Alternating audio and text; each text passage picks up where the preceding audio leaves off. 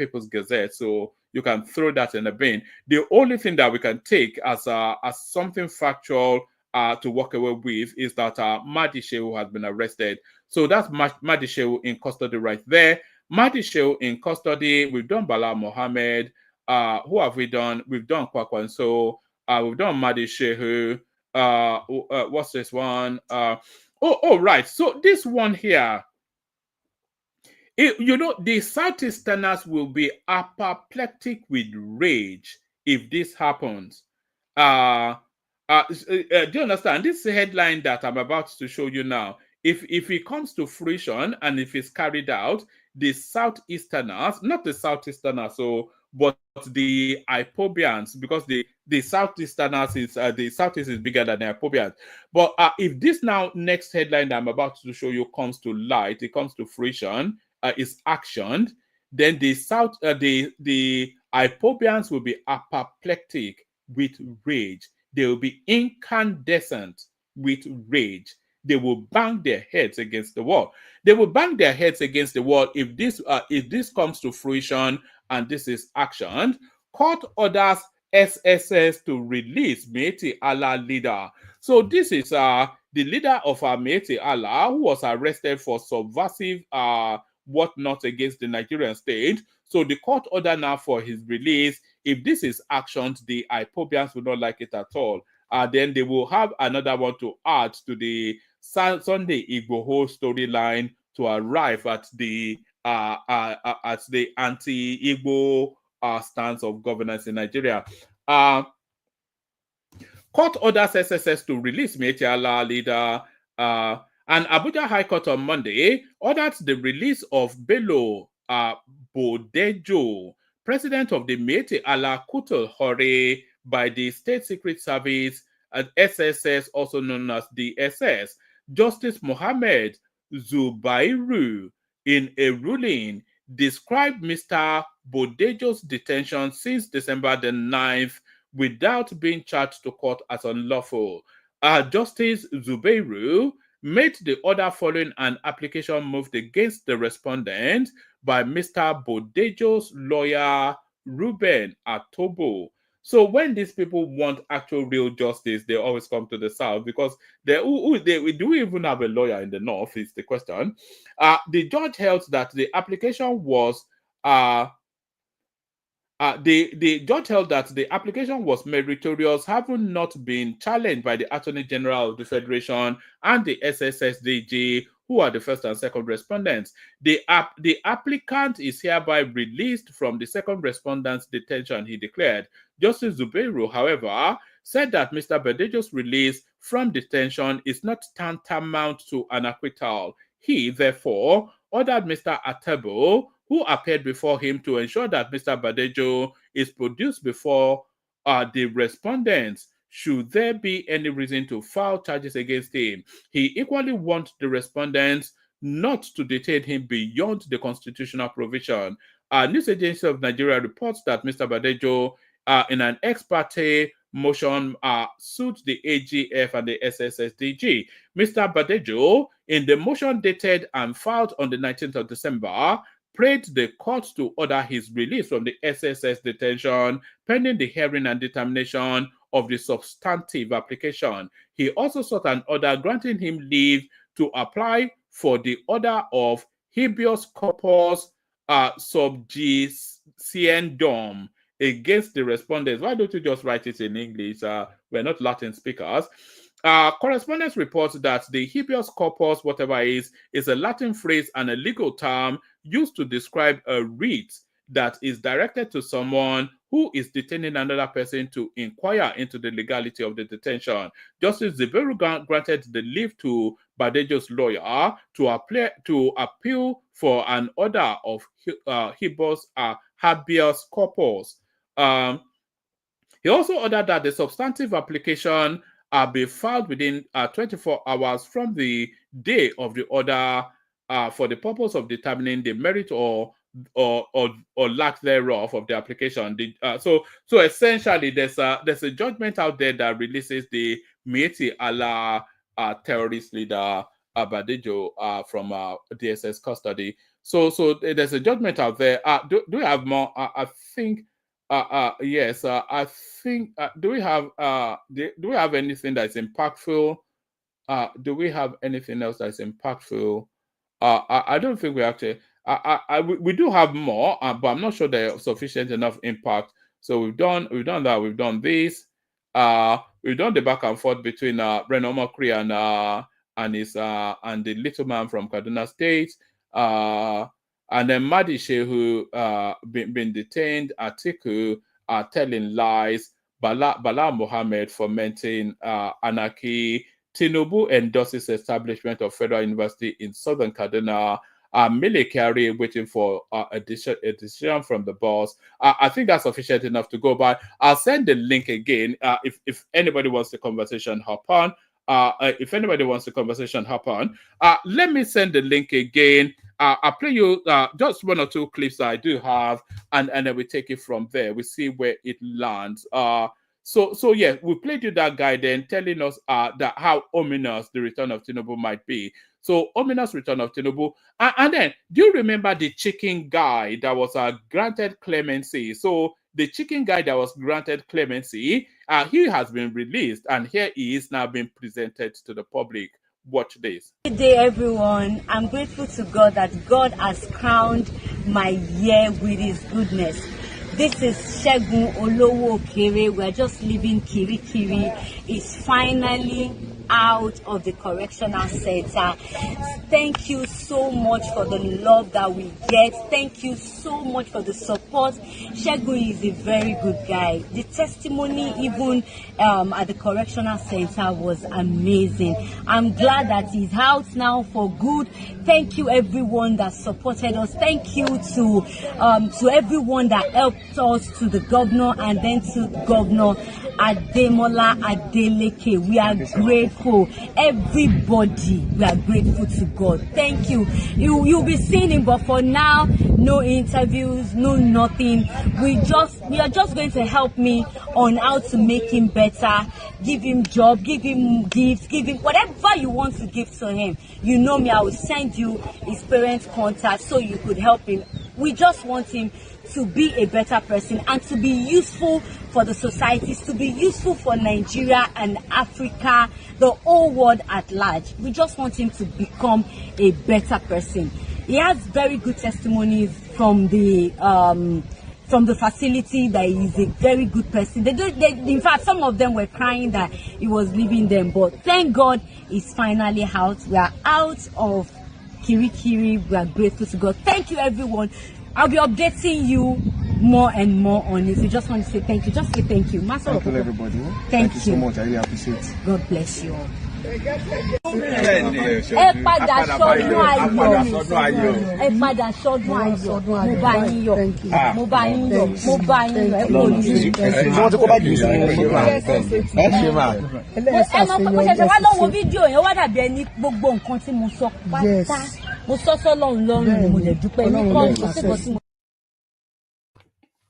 So there it is right there. The bit that particularly struck me was that the inmates were crying that he was leaving prison. I don't think they should be crying. I think they should be cheering. I don't think anybody should want anybody to, no matter. They say he was a good guy. Look how rosy-cheeked he was. He looked well fed. He looked in good health.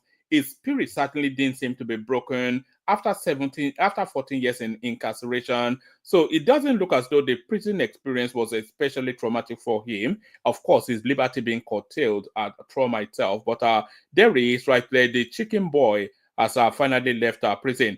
So now a lot of people wonder why El Rufai is so fervently at daggers drawn with Tinubu. You may say that wrong has been done to this guy. You may want to say that. So you may want to say that because if you look at the trajectory of that relationship, you may want to suggest that Tinubu actually stabbed El Rufai in the back. Let's pick it up from here. Is confused. No, it does not. First, let me say that this is a policy of the PDP. Emefiele was appointed central bank governor by the PDP originally. So let's not forget where he came from. And he's the one that put this policy together to to help the PDP win the 2023 general elections and deceive the president into thinking that it is possible to withdraw 2 trillion naira from circulation and reprint everything in 3 months. No country in world history has done it. He deceived the president. He gave the president wrong information.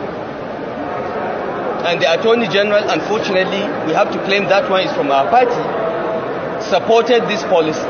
And we know why. Go and look at the antecedent. These are people that wanted to run for president or governor in our party and didn't make it. This is their revenge plan. But the Supreme Court justices today have shown that this is a policy against the people of Nigeria and is invalid. So let's not go back to what has happened last week. The election is over. Our candidate has won in spite of the obstacles. But for us, what is important is that ordinary Nigerians, traders, farmers, and businessmen can now move on with their lives. Go to your bank and collect all your money today. You have the right to do so by the order of the Supreme Court of Nigeria. How optimistic are you that the federal government will obey this directive by the court? Whether the federal government obeys the order or not is up to the federal government. But I know President Muhammad Buhari very well. So that was El Rufai. I mean, the memory is so short within the Nigerian space. That was El Rufai then at the front line of the throes of the battle to win that presidential ticket for Tinubu. So there was he there at the forefront taking on Emefiele, who was the final joker to stop the Tinubu trajectory towards that ticket. He fought. We all saw it now. He fought tooth and nail. He went against tribe. He went against the oligarch. He went against the mafia. He went against all of the things that were structured for his own comfort to fight for that ticket for Tinubu. He fought with everything that he had and he won that fight. That was what El Rufai did for Tinubu. It was at the front line of every battle, and that was when the court judgment. It took the federal government, and you know that it was essentially Buhari's first son, and we also know that Buhari was fervently against Tinubu succeeding him. It took the federal government to the Supreme Court and won that judgment to stop Emefiele from using that naira to undermine the Tinubu trajectory. So he fought tooth and nail. And Tinubu acknowledged that fight. Watch this. Dear brother Nasir,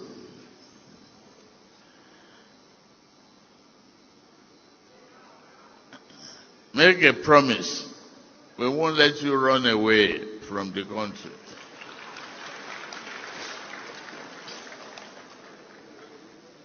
That's the only way I will leave this podium.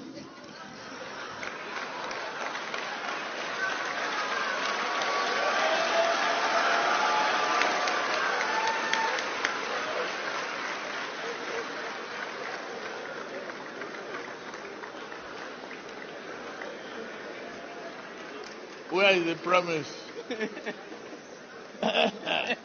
You make the promise. I promise. Okay. Thank you.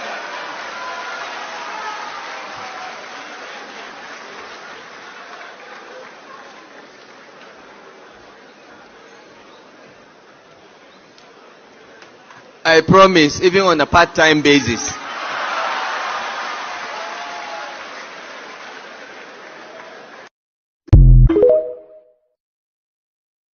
Okay, so that was the show of appreciation and love right there, public. You don't get clearer than that. And what Tinubu was indicating then, because if you read anything, you read clearly what was being said there. That I appreciate what you did to bring me to this position, and as soon as the administration starts, just point to the seat you want in the administration outside of the presidency and the vice, and that seat is yours. That was essentially what that told us. That was essentially what that told us. And when El Rufai was pushing for Tinubu to be president, he wasn't even pushing it from a self-serving point of view. Because what El Rufai told us in the build-up to all of that push was that he feels as though he's done with governance. He needed to take a bit like Fashola, which we have seen played out. He needed to take a break from governance, which he had been in for 3 decades running concurrently. So whether you are saying he's stealing money or not, or whatever it is, if he was stealing money, having been the minister of the FCT under Obasanjo 2 times, I think, a governor all the way through, this, that, and the other, I think whatever money he needs to steal would have been stolen already. So he told us quite clearly then that he wanted no role in governance. He wants to take a break. And that was Tinubu then publicly forcing him back into governance, essentially saying, take your pick of whatever position in my administration. That was the reading of that. So El Rufai acquiesced because, of course, it was a public forcing of the hand.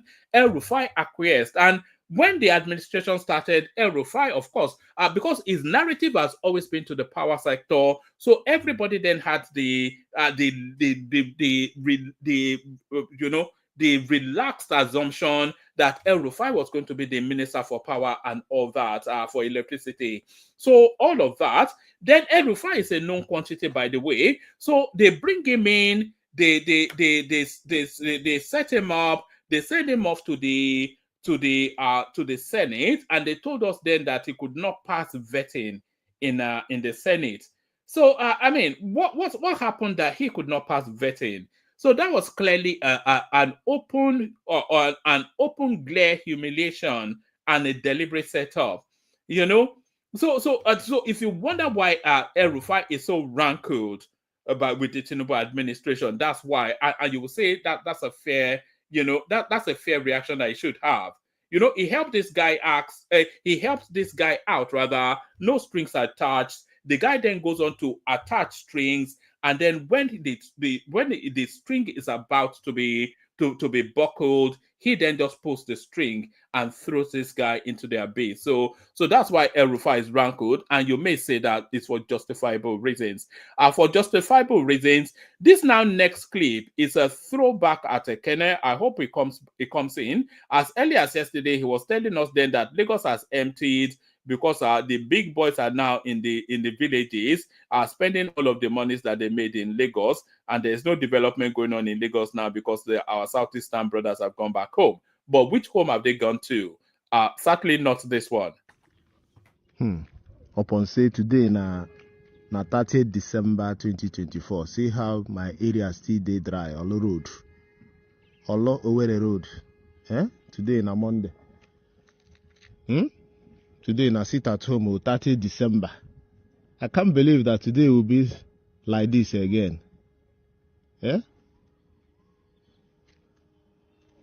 No be small thing though. Now work I dey go.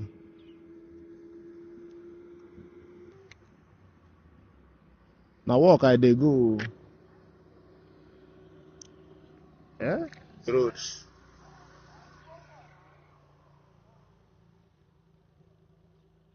No be small thing though.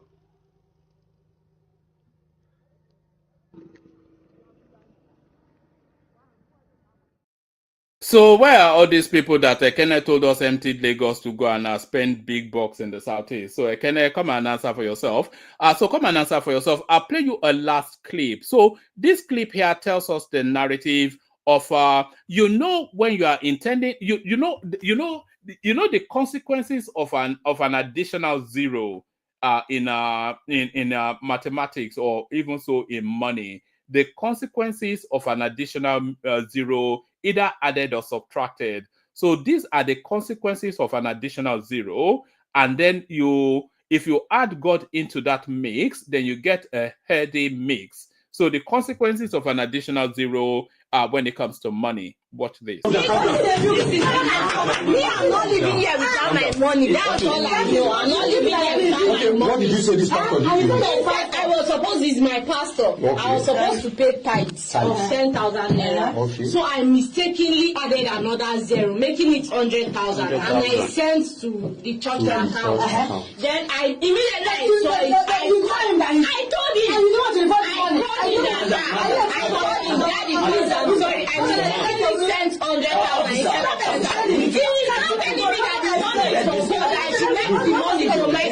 Money, can you imagine? That's theft. Yes. Honestly, that's theft. See,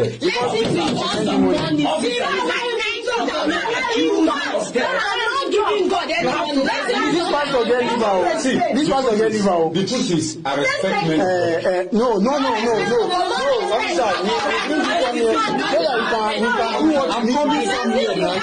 Okay, look. I'm giving my 100,000. I'm not paying for God. I'm not paying for pastor. Must you pay? No, I know you are angry, right? Come on, 10,000. Give her 90,000. Now your problem. My money, right? 90,000. Give us. I don't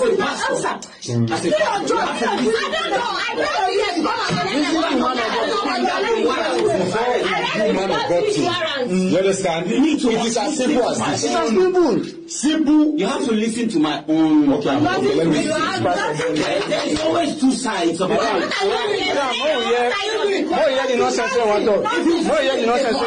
are two sides. Say your own side of the coin. Listen, Okay. in the book of John. No. You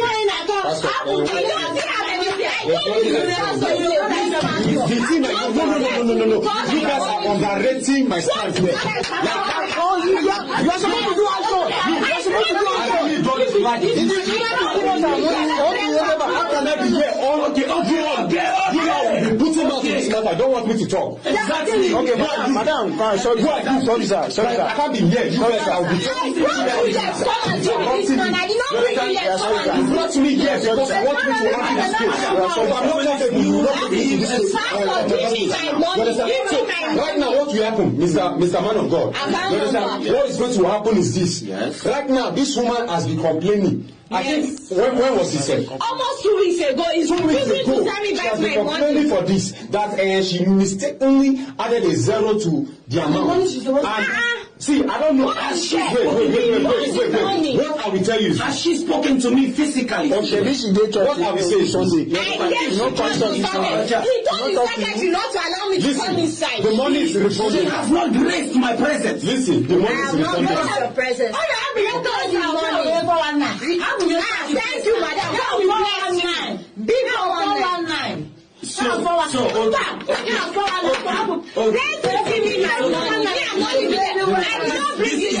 This is the failed transaction. So I will forward the rest of it. I don't want. No, make me transfer. Did you send this money to me? I did not send it to him. No, let's do what. Madam, don't worry. See. So there it is right there. What did Fela Kuti tell us? He says, Archbishop na Meliki, Pope na enjoyment, Imam na Gbaladun, everything na GBT. You know, it's a scam. And they say, even the book tells you that a fool and his money are about to be parted. So it's just unfortunate. It's an easily made error and an easily corrected one as well. I know that there are administrative processes and accounting balancing that needs to take place to keep the church's records pure and true. But this lady, she tithes. Tithe is 10%, isn't it? And she's tithing 10% of 100,000, which is 10,000, isn't it? But then silly of her, too much of her eggnog during the festive season. She mistakenly types in an additional zero. Oh, pastor, I typed in an additional zero. Please, can I have my 90,000 naira back? And that is where it starts. According to the book of John, your money belongs to me. According to the Matthew 7.7, now your money number. This is what they do. I'll send the link again. The room completely empty. Anybody that wants to conversation, you have to hop on. Otherwise, we round it up, call it a day. We play the K-Guide music, see what happens next.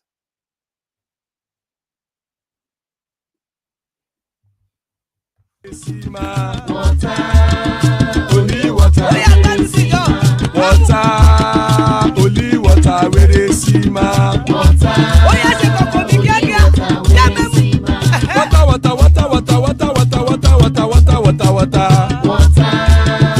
Only water, where they see my.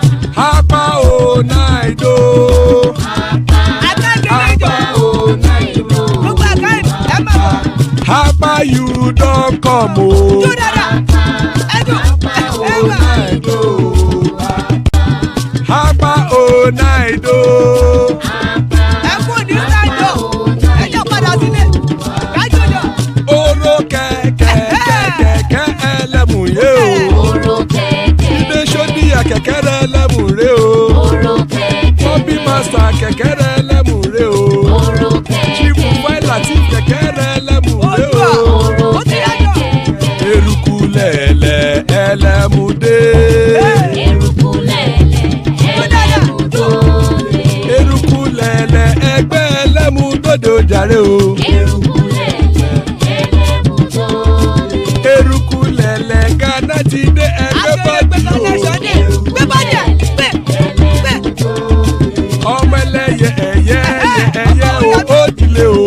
ìrẹsílẹ̀ yàjọ. Olúyẹ̀lá ẹyẹ o ó dilé o. Ọmọ ẹlẹ́yẹ. Petrosonama ẹyẹ o ó dilé o. Ìkẹlẹ̀ ìrèké. Ọmọ ẹlẹ́yẹ. Petrosodunke ẹyẹ rẹ̀ ó dilé o. Ọmọ ẹlẹ́yẹ. Ẹlẹ́kọ̀ ọ̀run mú ìní o. Ìgbàlà tí ó lè jò. bẹ́ẹ̀ jò jò dáadáa. Àkùkọ ọ̀run méjìkọ. òtí ya omi òtí lọ wọ́n ta káàdà èmi. ayé ìlú. Ikú kò ní ríwà gbéṣe o. àmì o.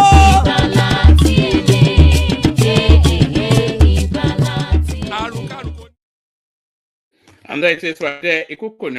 May death have nothing to do with us. So may death have nothing to do with us. It looks as though it's a session of the hosts today. Joining us are two Niger, the mighty man himself. So that guarantees a banging session. Guaranteeing an elegant session. There's Mike right there. Joining us somewhere from Lagos, there's Thomas right there. And Ogweni makes up the list. So still plenty of room. Anybody that wants to join us, please join us. So the session starts off. We go in the order that people came in.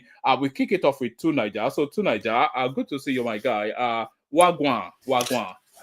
Yeah, thank you for having me, one man. I appreciate it. Yeah, it's interesting, isn't it? Some of the headlines you were reading. Which one do you want to start with? Whichever one tickles you. Atiku playing his usual tequila politics. Bala Mohammed playing mischievous politics. Sule Badejo being released from custody. Mahdi Shehu being taken into custody. And the pastor that considers anything that comes into his purse never to be returned. He tried to quote John, didn't he? Yeah, according to John. According to John, Jesus Christ. People were not having it now. Where's my money? Stop telling me according to John. John doesn't own an account. No be John send the money, no be John receive give my money, Johnny. You see, the thing about, I wanted to talk about Erufai a bit. Yeah. Erufai is a fascinating character, actually, in Nigerian politics. There are very few people with the kind of stone that guy has got. That is, I think you can maybe Wike can be described as that, but I'm not sure Wike is as ruthless as Erufai can be. Erufai he's been very ruthless for a long time. I think, was he not the one that was threatening to form a separate government if Jonathan didn't hand over power? So that guy somehow has been empowered by whatever, I don't know what it is. So he's an exceptional character in the Nigerian politics. It's a shame. It's not. You would rather have him as an ally than an enemy, that's for sure. Oh, definitely. He is a man of conviction somehow. Somewhere he has gained a lot of influence somehow. I don't know how, because I have not been following his rise. I don't know how he gained so much power, but he has done things that people don't do. You don't do it. This guy has defied rules. And he's still standing. He is the guy that went and contradicted the president in terms of the monetary policy when the currency was being changed. He was the one that went to his state and said, no, don't bother. Do as I said. Don't do as the government, the president said. So you can see that the guy is something else. And Tinubu would be wise to worry about that guy. If there's anybody that can be dangerous in this country, that guy is one of them. He's ruthless. He's willing to take risks with anybody. And I think he's one of those people that sees clearly. And for some reason, within the Nigerian space, he seems to be assured of his protection. And one of the things I noticed, when they went to Chatham House, he was the one that represented Tinubu in terms of national security. And he's the only one yeah. He's the one that represented Tinubu for security. He's the one that talked about recruiting more into the security services.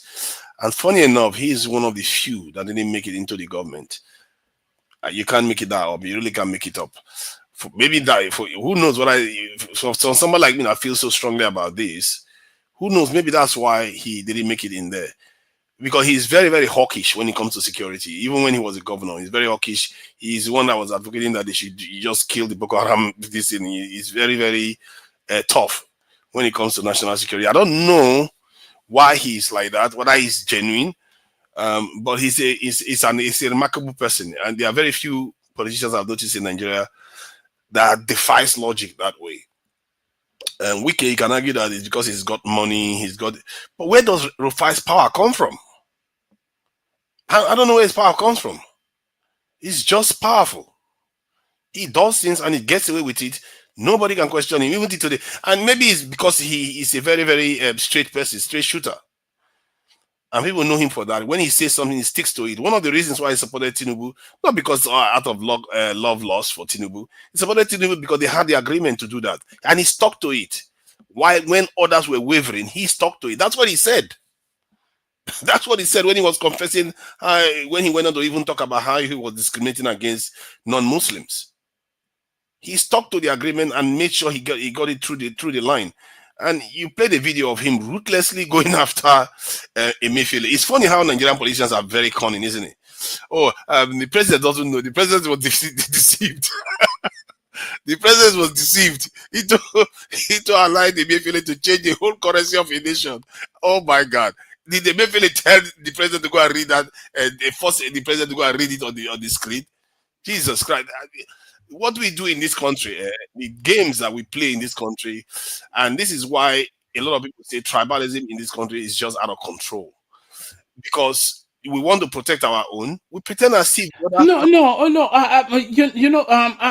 I've seen you often live to the defense of Emefiele in spite of the plethora, just the abundance of atrocities that he has committed against the Nigerian state. Do you remember when he changed that currency? That businesses were being wiped out, people were dying all over the place, people could not sell perishables, they were wiped out all of their business, and he came out and said anybody that dies can die, that this is the policy and we're sticking with it. They claim it's an anti-corruption measure in the tail end of an administration that was on there for that guy. Emefiele is an act of evil. Emefiele, an act of evil. You see now they want. You see that now. Can you shut that guy up? Emefiele is from Agbo. He wants to start this. That's why and he's the one coming talking about. They don't want to be challenged. Okay, so now it's not. He wants to start the tribal nonsense again that they always do. So the point I was making was that if he is part of a gang, why is he the only one? Why don't we ask those questions? And this is how we get shortchanged in this country. That is how somebody can go and steal a whole so much crude oil in Nigeria. Nobody's arrested. Sorry, have you been following what they've been recovering from Emefiele? I think I've been hearing. I've been following the news. But you see, this is supposed to be democracy, isn't it? They are saying all these things. Has anybody heard from Emefiele at all? Is this not the kind of treatment they gave to Abacha too? This is the kind of thing we do in Nigeria. We say we want justice. We say we want. I've never seen you say Emefiele done anything wrong at all. No, hold on. Who says he never did anything? You see, tell us one thing he did wrong.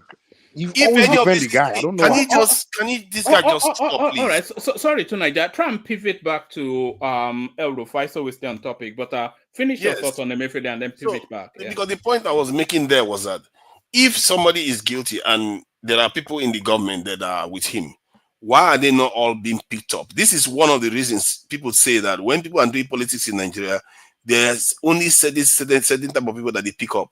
Like I was the one that was advocating that if you are in government office and you are found to have embezzled money, especially if you can link it to the fact that money that has been embezzled has cost somebody's life, that person should face capital punishment.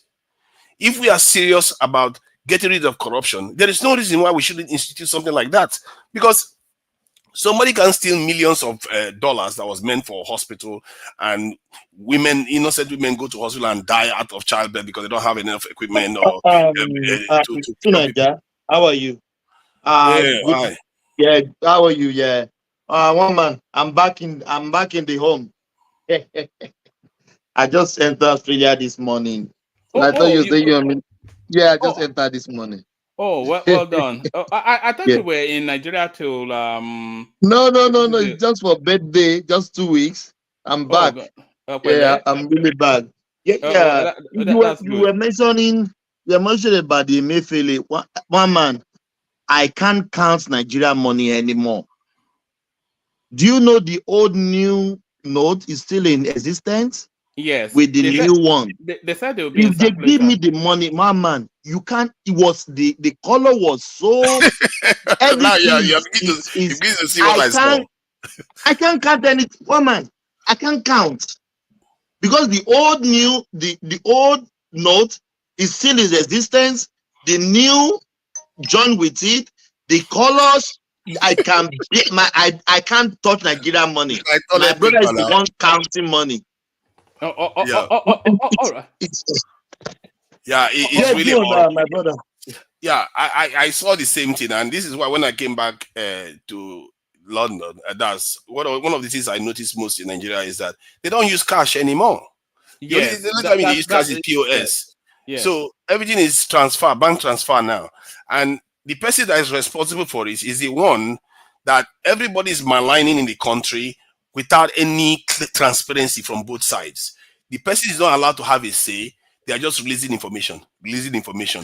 No, but while Bello is working free, and I'm sure his own boss is working free, the minister that works with the finance minister that works with him is working free. And this is why this country, people keep complaining. No, Emefiele is not responsible for the cashless thing. It's the banks. Of course, it's not. Other than when he changes money, then he's people that created the bank. Forget it. I know some people are just programmed with the tribe in their head. No, sorry. I think the cashless policy was actually a Sanusi initiative, unless I'm mistaken. But I think it might well have been a Sanusi. Yeah, those things, those banking systems. He was doing Sanusi now. I was in Nigeria. This Agbo man wants to give it to his Agbo brother. I was in Nigeria. Maybe the implementation of it was under Emefiele, but they didn't have to implement anything. Now, one man is the choice. No one is forcing anyone on to. You see how some people cannot think outside. People, hold on, people use the app rather than to be looking for cash because it's more convenient. Like when I'm in Nigeria, how would that be? Man, this is an evil.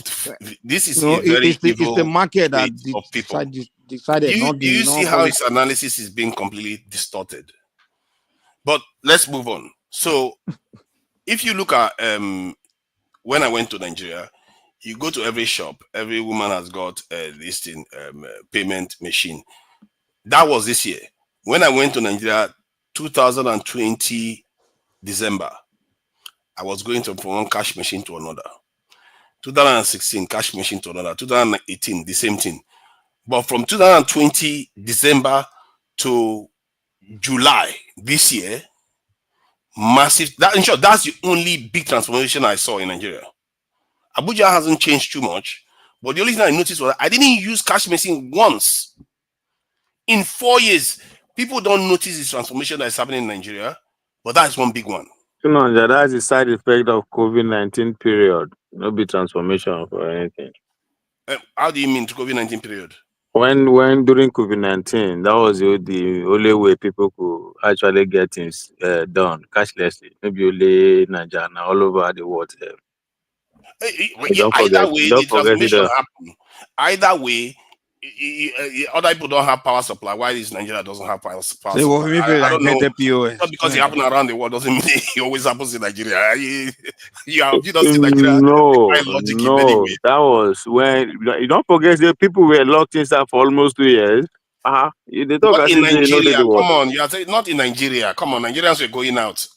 You know now. I was in Nigeria. It was like this thing. They said they were. Where you were in Nigeria during COVID? They said that. What are you talking about? I was in Nigeria during that period in December. Nigerians were walking around. Nigerians were walking Yes, around. I To was. Nigeria, you were on YouTube a lot during COVID, and we Oh know where my you were. God. You were in London. I was in Nigeria. Those states supposed to host a national sport festival. It was cancelled because of what are you talking about? I was in Nigeria. No, And I was in Nigeria twice. Did, but I was you in said Nigeria everybody twice was that moving year. around. There was no lockdown in Nigeria. That's what you are saying. There was no lockdown. There was none. All right, to Nigeria, let me play you this clip. Am I not even going to the cash machines? What are you talking about? There was none. All right, let's not get bogged down in that funk. Let me play you this clip to Nigeria and then give us a reaction, because this is the politics in Nigeria at the moment is like, you know when you spin a coin and then you're looking for heads or tail, that coin spun is still in the air on the future of the Nigerian politics. Is completely unpredictable, especially the sort of politics that the current administration is playing. So this guy here, it tries to assess it, and some of it aligns with what is going on. But let me play you this clip, give us a reaction to it, and then speak on one more topic, and then we move it around. You may have seen it before, but let me just play it for to refresh, and then you pivot off the back of it. Tinubu is the most strategic politician in Nigeria, if not Africa. But from what I am seeing, it will not be easy for him to return in 2027. What happened to Jonathan in 2015 will most likely happen to Tinubu, because Northern Nigeria is allergic to change. Northern Nigeria is allergic to reform. Northern Nigeria has taken a position against Tinubu because of his reforms, very important reforms. In one of my videos, I said that the North is pulling Nigeria back. The North is the reason why Nigeria cannot develop. And when I say Northern Nigeria, I mean the Northern political elite. They are misleading the youth. So, for my calculation, Northeast and Northwest is gone. Southwest and South-South belongs to Tinubu. The two battleground in 2027 is North Central and Southeast. And Tinubu has to start doing something about these two geopolitical zones now that is still very early. Let me talk about the North generally. Tinubu can continue dealing with the Northern political elite that have structures in the North, but he should not rely on them for vote in 2027. He should find a way to penetrate the grassroots. He should find a way to reach the youth, Northern youth themselves, directly. Some of these vibrant, politically conscious Northern youth. And the earlier he starts, the better for him. In the Southeast, we have a very serious problem. APC as a political party is not really functional in the Southeast, especially in Anambra State. Those occupying positions in the APC structure in the Southeast, they are the most useless set of people I've ever seen in my life. APC in the Southeast approach political meeting like kindred meeting more. Instead of winning more people, instead of opening their doors to accept more members, they are pushing people out so that they will have enough. Whatever comes in will be enough for them to share. 80% of this registered member of APC do not vote for APC during the election, because even the APC members have accepted that APC is a Yoruba and Hausa party, it's a Muslim party. So they are not working hard to bring in more members. Rather, they are sending people out. They don't want people to join them, so that whatever comes in will be enough for them to share. Tinubu must find a way to penetrate the Southeast, get to the grassroots. Just like in the North, he should work with the youth directly. Otherwise, I do not see him winning that 2027 election. All right, so there it is right there. So to Niger, the politics as it stands now, it doesn't permutate to Tinubu's return.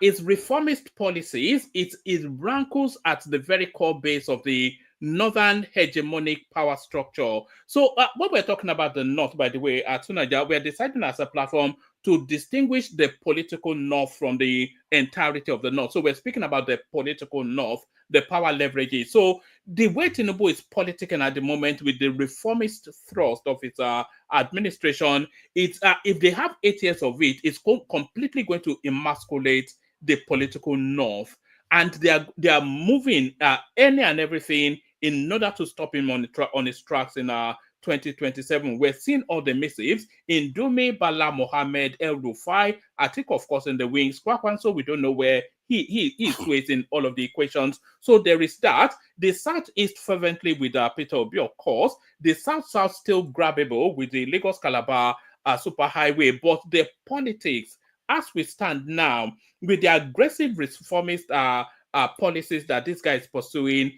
do you see anything that returns him into Aso Rock in 2027? I don't see the North. All this stuff we are talking about being the reason why Tinubu is going to be removed from, or is going to lose support from the North. But we have to also keep in mind that the peak of his support is 36% of the vote. And we know the reasons that was the case, because the other side was completely in disarray. If they fix that, then his challenges increases. However, the fact that he is now in office has that extra, 2-3% of vote that comes just by, being in office. However, what will decide his fate is what I said from the very beginning. That Tinubu, I don't even know why he's having all this problem. This guy is crazy. I don't know what's wrong with him. He should be the most popular president by now. If I was him in office, I'll be the most popular president.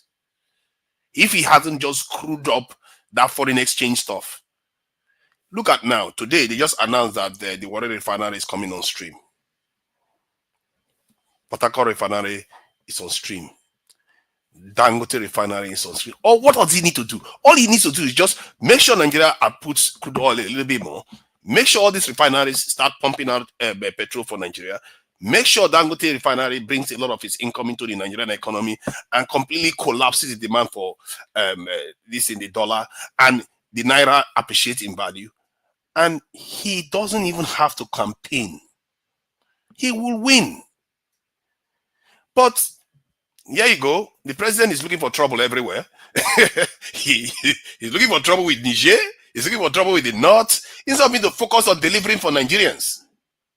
But maybe these refineries will be a saving grace if they don't find a way to screw it up. Like Kiari is saying that it's up to the president. Maybe he should remove that guy. Maybe the guy is responsible for why the refinery is working. We don't know the truth because they are not transparent. They don't talk to people. They don't really tell us what is going on behind the scenes. Why are our refineries coming on stream suddenly? Is it because somehow somebody has taken it seriously because Dangote is there now to make sure the refinery is working? How much are they pumping out? When are we going to start seeing the results on the ground? I already see that the Naira is appreciating gradually, but it should appreciate more for the petrol price to start coming down. If the petrol price start coming down to around up to 700 Naira per liter, I think Nigerians will give the current president the benefit of the doubt. Because they will see things changing. All right, let me take you to one more space and then we'll move it around a bit. So let me still stay you with the projections for 2027. So what's coming out now? So a somewhat irritated Kwakwanso came out today that Atiku has been spreading rumors in the North that they have come to some sort of agreement that Atiku replaces Tinubu in 2027. He serves one term and then he's subsequently replaced by Kwakwanso, who serves one term, and then they ultimately hand it over to Peter Obi, who serves an 8-year term. So they seem to have between them cobbled together the next 16 years for Nigeria, except, of course, Kwakwanso says he wasn't party to any of such arrangements, and this is Atiku again doing his tequila politics. So what are you making of what is going on there? Why do you think Atiku is playing these sort of games? What are the prospects of Atiku? You know, if Tinubu is ever going to be kicked out of Aso Rock in 2027, it's never going to be Peter Obi. So I think, and everybody knows that. So if he's ever going to be kicked out, it's either Goodluck Jonathan kicks him out or a Northerner. So, but this idea of this formula, what do you make of it? What do you make of it? I think to start with, it can be Peter Obi. Earlier on this year, I thought I heard, I saw a report of Atiku saying that he's willing to support Peter Obi being the front runner on the ticket. Whether he wants to be vice president or whether he wants to support some other person to do that, I don't know. However, Atiku, if I was to advise Atiku, I would say his legacy should be doing a kind of what Tinubu did for Buhari, or what El-Rufai did for Tinubu. It seems to be the pattern you see in Nigeria, where you have a powerful leader from one of the regions, form alliances with another region, and support them to get into office, and the favor is returned in due time. So, but Atiku, my God, I've never seen somebody so into himself. Atiku is one. I don't know, man. It's narcissism. That guy is a character. What is he doing in politics? The guy doesn't politic and he's in politics. He's just chaos machine. There's no organizing with that guy. He just comes in, throw money everywhere, and cause chaos in the process. Maybe that is his whole objective. Because if this guy was organized, he would have found one with... Because Tinubu saw the same patterns. He saw that Buhari was losing. He said, you know what? I'm going to give you a shot. You're going to make it into office. And when it's my turn, you are going to back me. Even when Buhari wavered, El-Rufai didn't waver. El-Rufai did the same thing for Tinubu. And in due time, somebody is going to have to support El-Rufai to become president if his time comes for APC. But on this side, I don't know why PDP, they don't have that. They don't seem to have that bone. Because if they have that bone in PDP, well, Wike wouldn't have been running. He would have allowed somebody in the Southeast to run instead. He was the one that kind of mangled the process in the first place. And Atiku capitalized on it. And the whole party flew apart. And then you have this current president in office. So, personally, anybody that wants to deal with Atiku, the only thing that I want to hear from Atiku is that he's going to support one southern candidate. That is all I want to hear from him. If he thinks he's going to make it into office with the support of other people, it's not going to happen. Atiku cannot command the loyalty of anybody. He can't. That is the problem. This guy goes to Dubai, come back to Nigeria, and he expects people to vote for him every 4 years. It's not going to happen. And I really wish somebody can talk to him, let him for once wake up and try to use that his power for something positive, somebody that is actually going to end up in office. That's my take on it. All right, brilliant, excellently put. That's Tunaija with his own peculiar brand of politics. So stay with us, Tunaija. I'm going to move it around fairly quickly so that our people are not kept waiting for too long. We do 5-7 minute monologues. Interjections allowed, but just a little, the interjection should not be, you know what an interjection is. We kick off these 5-7 minutes monologue. We kick it off with, let's go Thomas, Ogbeni, Mike, and then we land on Ovie. Hopefully the room continues to populate. Thomas is back from Nigeria, having gone to empty the content of his wallet there to celebrate Mommy's birthday. Thomas. All right, we don't appear to have Thomas. It's just come off. I wonder how long the flight is from Australia to Nigeria. That's a good 17 hours, isn't it? Back-breaking stuff. Okay, let's go to Ogbeni then, who hopefully is ready for us now. I know we're in the early hours, so Ogbeni. Oma. Okay, thank you for having me, Oma. Good to have you. Why are you not in bed? I'm actually in bed with my son sleeping there. Yes. Is he still at that stage of sleeping on daddy's chest? Are we still there? No, he's already 3 going to 4 is my last. No, that's still sleeping on daddy's chest. My son sleeps on my chest. Now he won't sleep unless he sleeps on my chest. Yes. Yeah.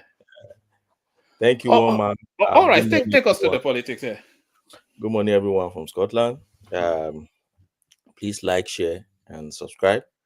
Let me start with this. I think the last speaker to Niger spoke on some things. Let me try to join some issues with him. And by the way, I wonder why Kenneth said that Lagos is empty because of festive period. I don't understand what what he was on when he was saying that. The special brew now. He's on special brew. Lagos is Lagos now the hotels are booked out, man. I couldn't even. I wanted to go. I couldn't even get a hotel. If you want to try it, we have to. Sorry, Ogweni, we have to do a session on what's going on in Lagos at the moment. You know, the whole world suddenly. But carry on. We'll do a session on that at some point. Just try to check. Just try to go to Airbnb and go to Lagos on Airbnb and try to book a room one day presently in Airbnb anywhere in Lagos. You see how much it costs because of the demand, the pressure on hotel, and somebody will just be here and say Lagos is empty. Sometimes I don't understand how they cook all these things and just bring it on social media. Benny, at this time, if I cannot tell me good morning, I have to look at my watch. That guy, sorry, Benny, I don't want to stop you, but just on that theme, what you're about to see now is a private. These are members of my family. So what you're seeing on the screen right here, apart from this is grandma right in the middle right there. This is my wife's mother. So every single person that you're seeing here, apart from him, all of these people, this is their first time in Nigeria, and they've gone for December. All of them, first time in Nigeria. This one is not even a Nigerian. It's the boyfriend of all of these people right here. Even one of them is from this house that I'm speaking to you from right here. Her right there, she left from here to go and do that. So I mean, it's unbelievable what's going on. But carry on. They all went for dirty December. Yes, a lot of them, a good 90% of them, that's their first, they're in their late 20s, early 30s, first time ever in Nigeria, dirty December. Yeah. Something is happening. But let me speak again on it. Okay, I will leave that space. Let me go to the space of whether Tinubu will win or not. I've seen many people commenting on this, and then they're talking of, they are blaming Tinubu. Why is Tinubu going against the North and blah, blah, blah. I don't understand what exactly we want in Nigeria. Is it good governance we want, or regular elections we want, and then we want somebody to win? Or is this coming from, I don't understand the angle people come from, particularly to Nigeria, for instance. What are you coming from? You said it has messed up the foreign exchange. Same you said foreign exchange is improving, and then you can see refineries and others. There are fundamentals to all these things. There is no way you want to see improvement in your foreign exchange without some policies, and those policies will take time to yield results. So if you are seeing them yielding results, and by the way, so many of them even never believed that we can stabilize the exchange rate.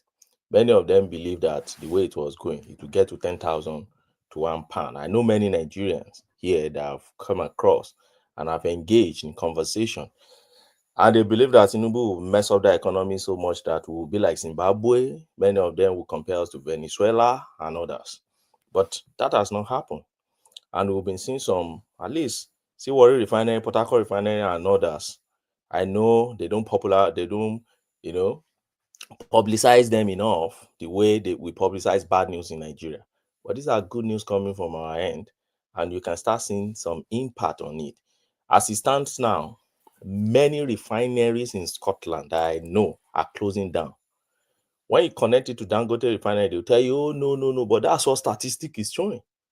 Many refineries in UK are closing down. They're winding up. Why? Because the major market in Africa is gone.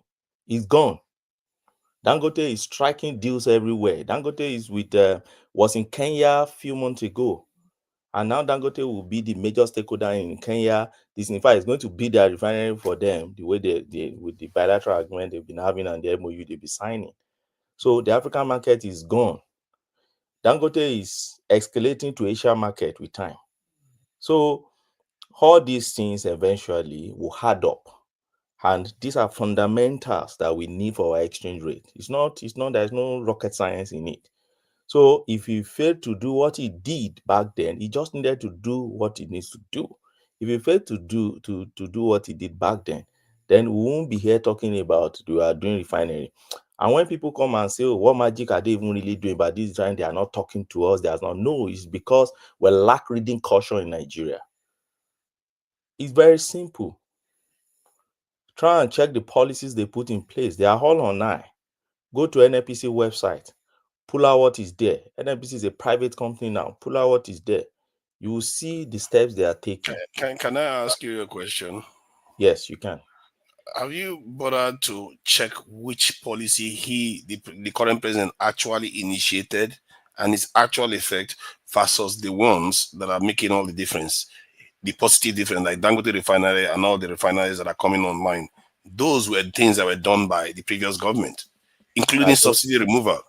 The only one he did himself before even CBN head got into office was the foreign exchange that caused so much damage.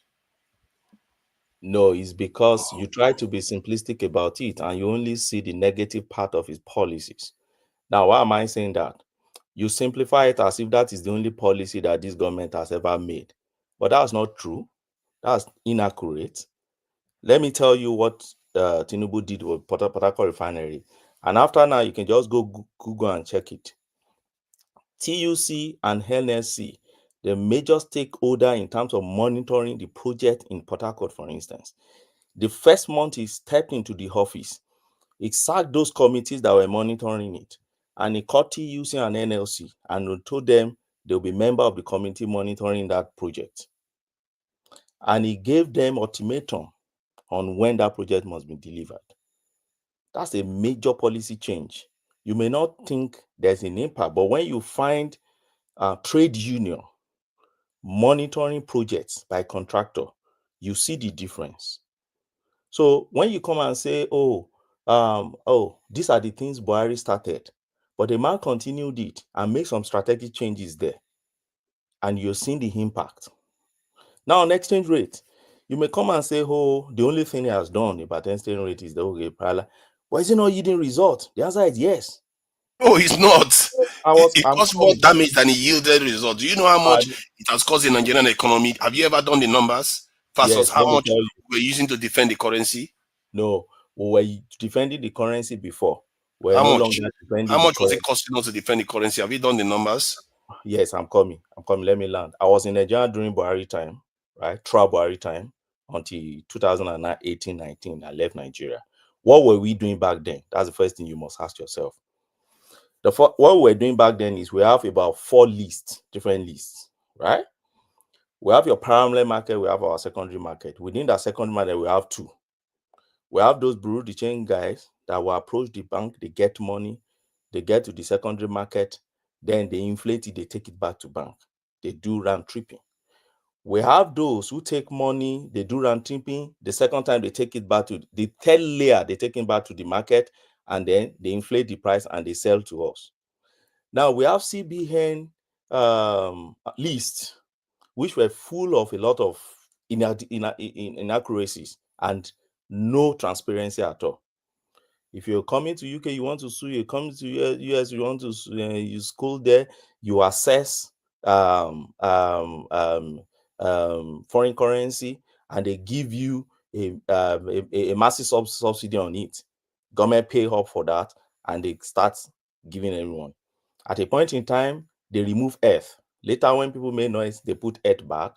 Now, people who were doing ordinary buy and sell, which you should allow the demand and supply of market of money market to pull the thing. They were also assessing our official this thing, and we were all playing. CBN was paying. So the market woman going to Turkey, going to Spain, going to Dubai, and everything, they will come, they assess it, and they go. That's the third layer. The last layer in the commercial bank. You could not even access our foreign forex in the commercial banks during Buhari time. I tried severally.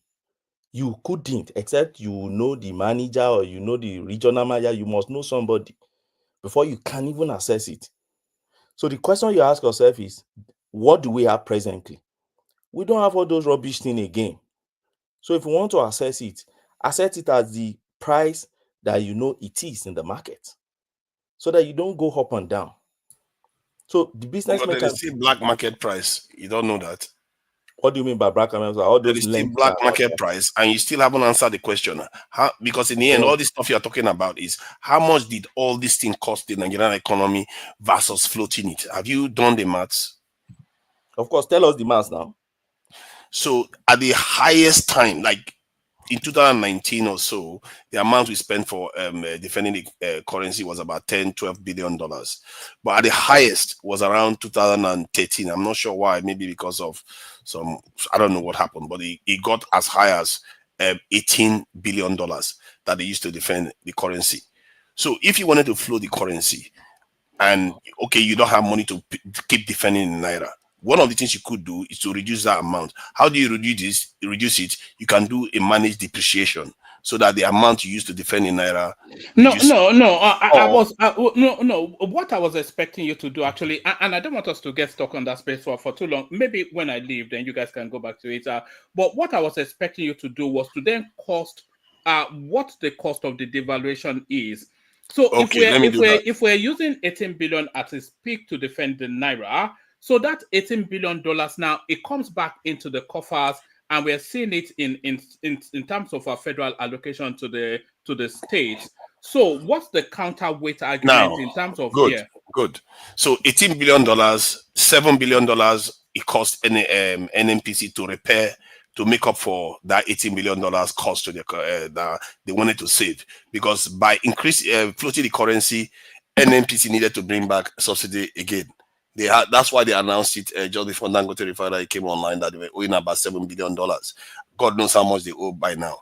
That is one. So that $18 billion. NNPC is no longer in that space, by the way. Yes, they stopped recently. They stopped recently, but a couple of months ago. Initially, what they did and that's the managed float that you were suggesting, was it not? They didn't manage float. He even did it before his CBN head came into office. So what was the hurry? He knew Dangote Refinery was coming on stream, but let me just cost it clearly. So $18 billion, first move he made, it cost $7 billion already, which he just removes $7 billion out of that 18. Then if you look at job losses, inflation, investment running out of Nigeria, if you compound everything, if you do the analysis, it costs the Nigerian economy about $60 billion. No, don't be ridiculous. The Nigerian economy is not even $60 billion in its own weight. It's obvious now, isn't it? One, what's the value of the Nigerian economy that is costing it 16 billion? That one single line item costs 60 billion. It's not one single line item. It's what the Nigerian GDP almost halved. Your GDP almost turned into half in 1 year. So that is a very, very powerful move that he made. And he didn't have to do it. That's why I keep going back to this point, that why did he do that?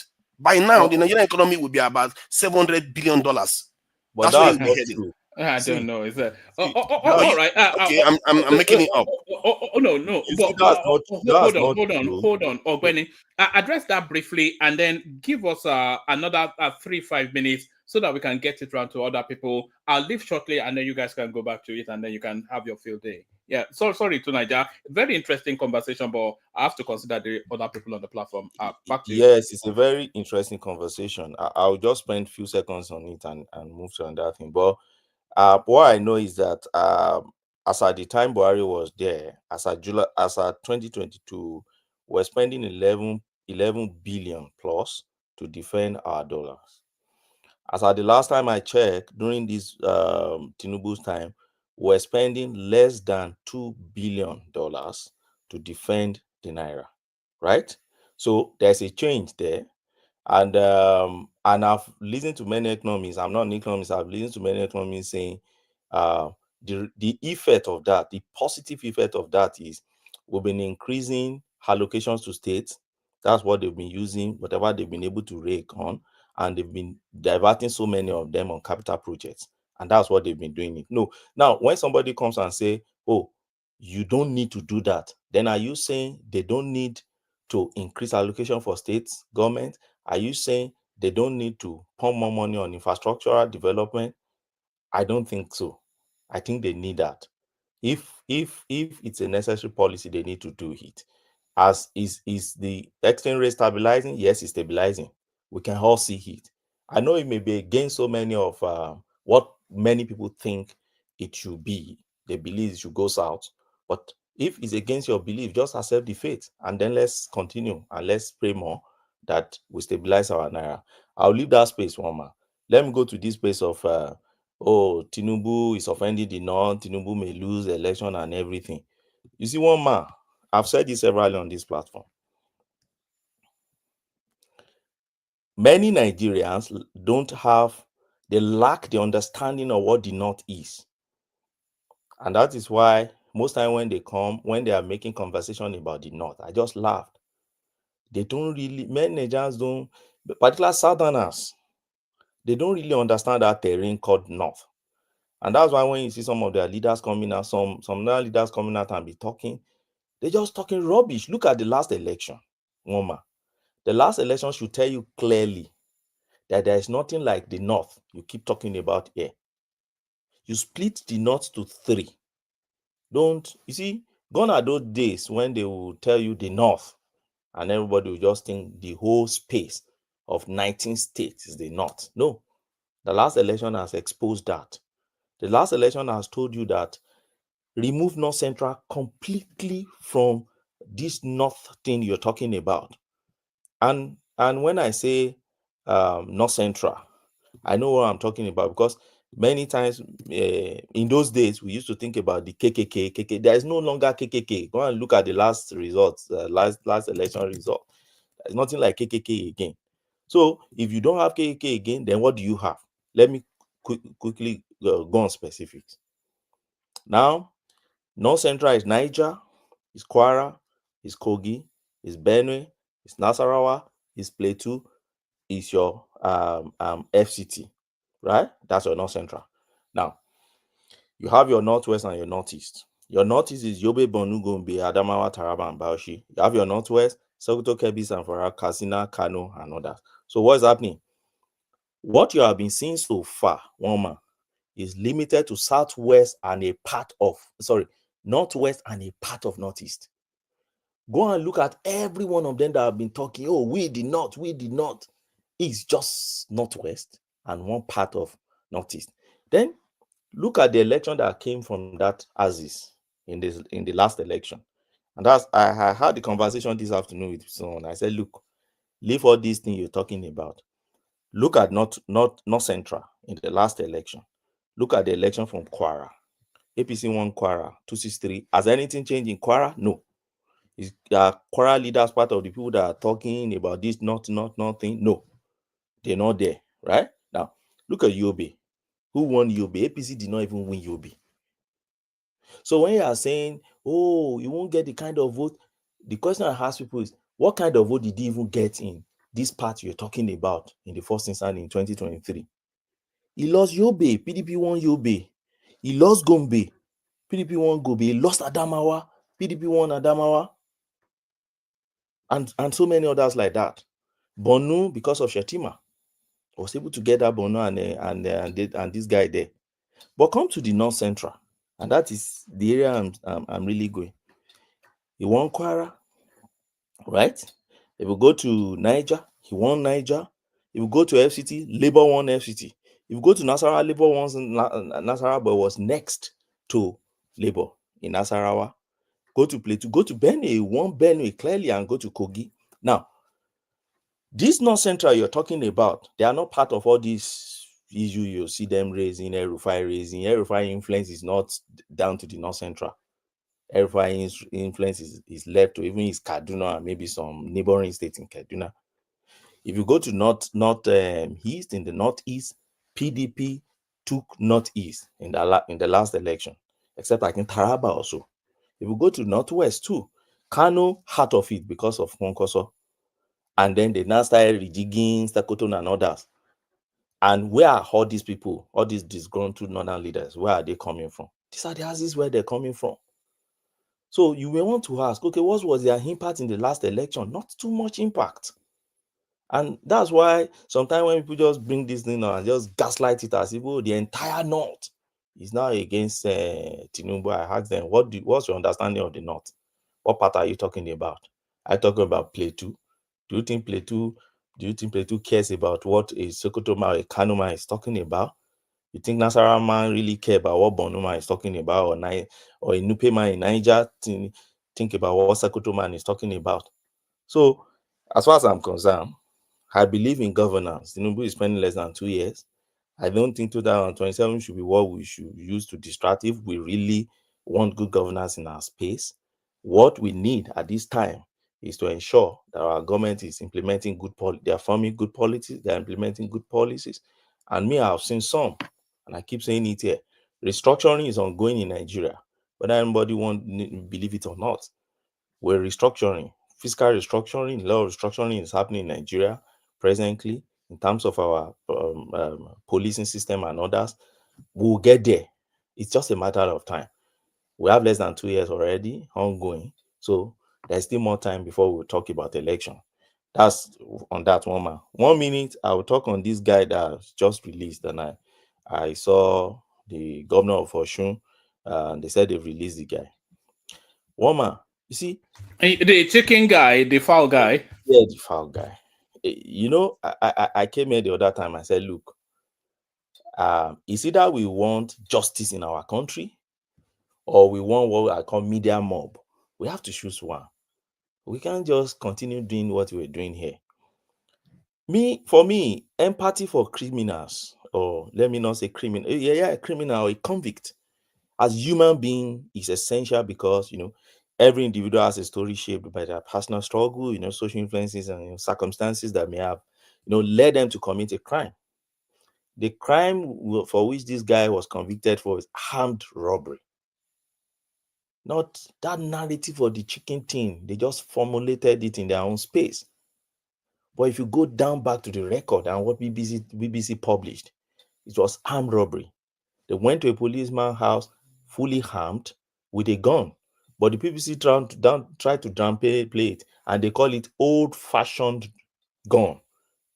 But old-fashioned gun is capable of killing human beings, can take human life. So they went with gun, and they were tried and convicted. So for me, recognizing a criminal, you know, an accused person, if you recognize their humanity, for me, does not mean condoning their action, but for me, rather understanding the context in which they occurred. And so the approach of the society, which a sane society should have, for me, is you punish crime for what it is, even when you sympathize with or empathize with the criminal or whoever is involved in it, because they must have their story to tell. But justice requires accountability. And that is why sometimes these things discourages, you know, judges or judiciary. You know, punishment, as far as I'm concerned, serves to uphold your societal rules and deter people away. And this is where I see injustice coming in. Apart from, I know the governor that is doing this, you know, when you have a state that is governed by someone lacking proper education and critical thinking skill, this is the kind of thing you'll be having. The governor said they have set up a committee, the committee to look at whether it should grant the guy prerogative of mercy or not. Have they submitted a report? Who is the head of the committee? What did they find out from the record? Did they publish what the guy was, you know, convicted for or not? Nothing. All we just heard next is they've released this guy. All these things are not putting us in a good shape, particularly in the international community. As it stands, Amnesty has spoken on that issue. I think there's another NGO, major NGO, that has spoken on that issue. Those two NGOs, by the end of maybe first quarter next year now, they will write a report about rule of law in Nigeria. And these are the things they will be published. They will tell you somebody who stole was convicted and sentenced to death. And that would affect our record again in the international community. Why? Because you have a governor who is half illiterate, half dancer somewhere, that should be partying around in US and leave Nigerian governors alone, but because they have money and everything, you became a governor, sentiment here and there, media mob, then you went to go and release. So what happened to all those people, the others that are in the prison? What happened to them? Because nobody is making noise for them. Then we should keep them there, but we should release one that media made noise for.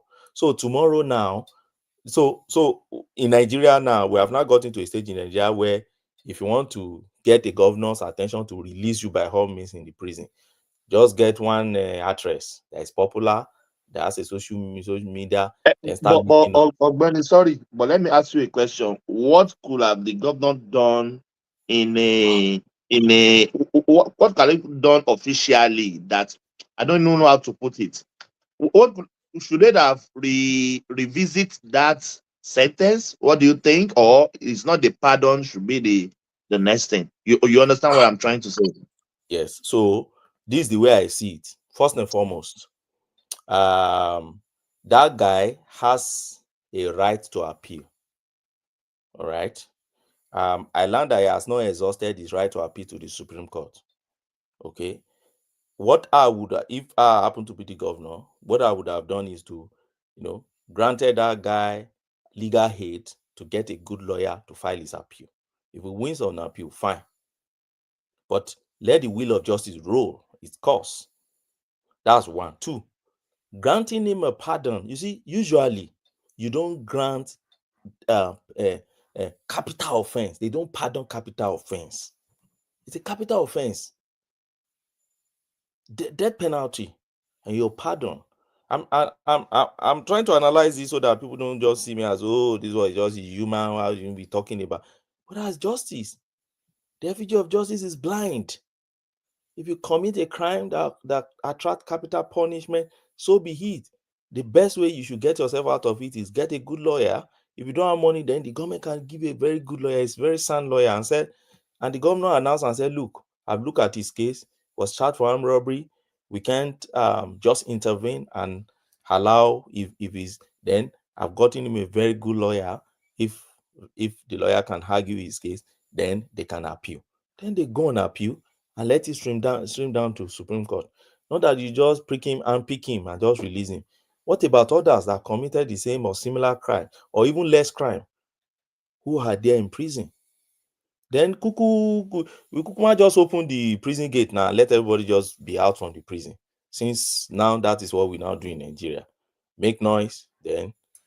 Are you saying the guy that stole fowl? Is it the one that stole fowl you are talking about? It's not foul. You see, that is the narrative they pull out. Have you taken your time to go and read what they said the guy do or did? You did. Because he brought a weapon to the fowl theft. That is it. If you bring a weapon, that's armed robbery under the Nigerian law. Yes, that is armed robbery. If whether he stole a fowl or $1 million or with a gun, then that's armed robbery, isn't it? That's armed robbery. Yeah. To be fair, it's a fair point. However, the mitigating factor is whether they pistol whip somebody, shot somebody, and what they made away with. If it's only chicken they made away with without anybody getting hurt. You see, that's not our law. Except we want to gather together and change the law. We can't, because of one person, change it.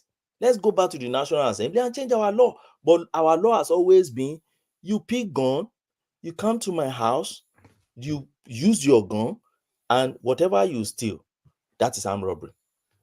You don't need to kill. If you kill, then it is now armed robbery and murder. 2 counts. Count on armed robbery, count on murder. And they will try you on each count.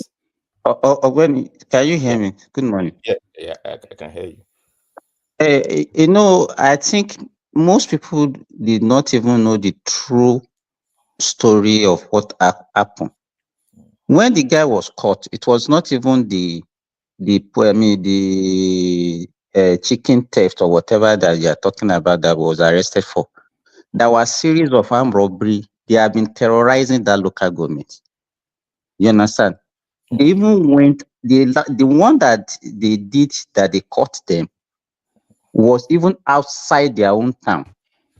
You understand? And they went and robbed a policeman in his house. You understand? Yeah. And let me tell you this. Apart from the social media, this thing is actually politically motivated, because the Speaker of the House of Assembly of Osun State is actually from that town, from the constituency of So everything was weapon. And the way you are talking, yes, I think I agree with you, because there are so many people in that situation. So what would they do to those ones that doesn't have a voice? Exactly. For the fact that this one has a voice now. I don't even know. The way things run in Nigeria sometimes. You can continue what you're saying. Ogbeni Simba, I think if you even kill somebody now and you come on social media to shout, social media will use their power to release you. What is going on here? Of course. I think I sympathize with what you are saying. If he to be fair, it's a robbery, and if you carry weapons, you know the law, and that is the law. Did you say they just released him? They released him now. When they made noise, social media made noise. Then okay, I think I'm on your side on that one. You can't just release somebody that participated in robbery, brought weapons to rob somebody with that weapon. Then even if it was chicken that the person gets away with, it's still a robbery, like you said. So this social media noise is a real menace. Even a more egregious one. Look, they released Dele Faro to me, who should be cooling his heels in prison now. You know, why would they release somebody like that? You know, because of social that's media selective noise. justice. I still keep saying it. I think the reason why they are doing that, Nigeria has always been selective. Let's face it. I think we were discussing it earlier on how they are selective, who they punish and who they don't punish. Is because the reason why they are susceptible to it is because they know so many big people are stealing and getting away with it. And then this guy, chicken, they don't care whether I carry his gun or not. It's chicken. Then he goes. No, forget about chicken to Nigeria. Forget about chicken. We are telling you now, it's not about chicken. That's the problem. That's all people hear. That is not the true story. That's not what you are telling you. No, people know that the guy used weapons, but they don't care. They care that all he stole was chicken, but the other people that are stealing billions upon billions and crude oil and everything. What you are telling, forget about chicken. There are so many other robbery attacks that these people have done. You understand? Not only this poultry thing is just one of the many. Yes, now they've been terrorizing the local governments. That's bad. You know what? You know what annoys me most about this kind of thing, and there was a piece I wrote on when Buhari released those two governors that Justice Banjoko convicted.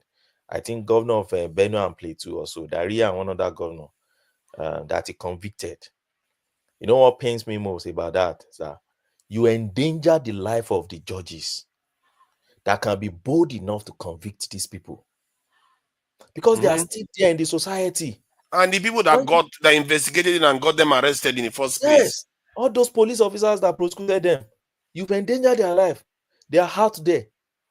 Now they be seeing them.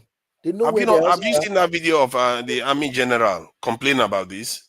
That they will arrest people and they will send them to the police. And within months, then or a few years, they will see them on the street again. Yes. And then they will endanger their own life. Yes. If that person is Boko Haram, they've already caught them. And then suddenly they find the people on the street again. Yes. How is that? So they don't have motivation to do their job. The Nigerian system is like a kind of circling door, and they need to stop it. It's really needs to stop. Need to stop. They need to stop listening to social media and be persuaded or swayed by social media. And foreigners, Nigerian government, they listen to social media and foreigners too much. Like I think 3,000 something people are supposed to be executed in Nigeria, but no capital punishment because Nigeria. We are so scared. It's like because you are afraid of criticism. Let me tell you, governors. You see, recently we were discussing something in the Law and Justice forum, and I was made to understand some attorney generals of Nigerian government, attorney generals in some of the states in Nigeria were in that meeting. I was made to understand that the reason why some governors don't sign death warrant, because the procedure is that after an accused person is convicted, then the next thing is the accused person will be moved to the gallows, and not all prisoners have gallows, so don't few prisoners that have gallows to awaiting their death. But before they can execute them, you will need the final death warrant from the governors. That's the governor of the state where they've been convicted. Many of the governors don't sign it, okay, except some few ones that's because they are afraid of criticism from international organizations. In fact, they said many of them. What one of the attorney generals told me that many of them are afraid of Amnesty International report and then visas to travel out. So the moment how stupid is that? You see the useless. But Benny, sorry. So why are we convicting people to death and they are not killing them? So maybe we could change our law. Now maybe to life imprisonment Let's just change it. Life It imprisonment doesn't then make is any free for sense. all now. When you now do life imprisonment, It's free you for now, all. life imprisonment will You not should be deter making sure an average. they carry out the sentences. Like Singapore, one of the greatest country, is carrying out they have one of the highest education. Saudi Arabia, China, Vietnam, they convicted a billionaire to death in Vietnam. Tunaja, you know what For I corruption. think? Once the final court of the land has convicted someone to death, I don't think it should be subject to any death warrant signed by any governor again. Exactly. The only thing the governor can do is intervene to stop it, but not be able to this thing have to sign for it to take place. All these laws were made during military era, and those military guys still want to hold the final, the final say. And civilian has come for them to change it. They fail to change the law. That is what we've been battling with, because I don't know why a governor should hold when the final court of the land has already spoken. Then you are waiting the governor to come and say whether they should kill the person or not. If the person happens to be his relative, he will release the person. When this case that we're even talking about, I think that was what actually led to the activation of this social media, whatever they did, because they said the judge, when he was making that pronouncement in 2013, the guy was caught in 2010 and he was sentenced in 2013. He said that after 10 years, the governor can release him or do whatever they want to do to him. So that was why they activated this, whatever they did after 10 years of being in prison. So if a judge is making that, you made the judgment and you said that, okay, after 10 years, governor can do this and that. I think he gave room for that also. But you know, the reason there is a procedure for that. So the procedure is this: if you convict somebody who happen to be underage, okay, for capital offense, maybe not underage, as exactly somebody committed a capital offense but is underage, that's less than 18. I think it's either 21 or 18. Then the person stands at I think it was 17 at the time he committed the offense. It was an underage. So you, as a judge, sorry, guys. Let me bill out hand over to Naija. Ogweni still has the floor. As ever, Ayo, the only super chatter. So there he is right there with the two super chats. We must do better.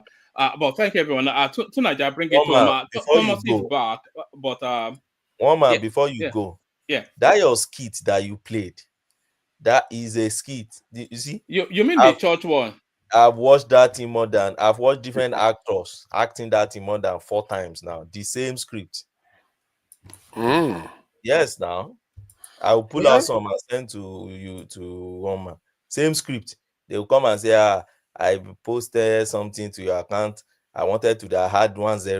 You will now be quoting John. Shut up. What John? Police arrest him now. That skit they played it more than how many times, and it's just going viral. You know. All right, that's the first time I saw it, but it struck me as something these churches will do. It's possible, that's for sure. It's something that can happen, of course. But you know, Nigerians are very creative, so they create all these things. You know, sometimes you just get traffic and they make money. And after they make money, they start costing the country like Ayo. After they get 1 million subscribers, they start abusing the country. Of course, now. All right, yeah, praise be to home. You may want to go to your Naira versus dollar or something or whatever. Just that would be interesting. Thank everyone. Thank you. Okay, that's fine. I think I've exhausted one man's list. My take on that knot is just that we should stop saying the knot and just use one big brush to just paint the entire knot. It's not west really that is kicking presently, and then a part of northeast they are the one kicking. Like that Bauchi now. PDP won Bauchi the last time and they won landslide. So if the same Bauchi is kicking now, so it's PDP that is still kicking. No, even PDP won Sokoto last time now. Yes, now they won Adamawa, Sokoto, those spaces. So then what his name? The NNPC won Jigawa, Kano and Jigawa. So So those are the spaces really that Tinubu was not even popular in the last Even election. a Labour, I think Labour won Kaduna now. Labour won Nasarawa. Oh no, Labour didn't win anywhere. No, Labour didn't win anywhere that far north. No.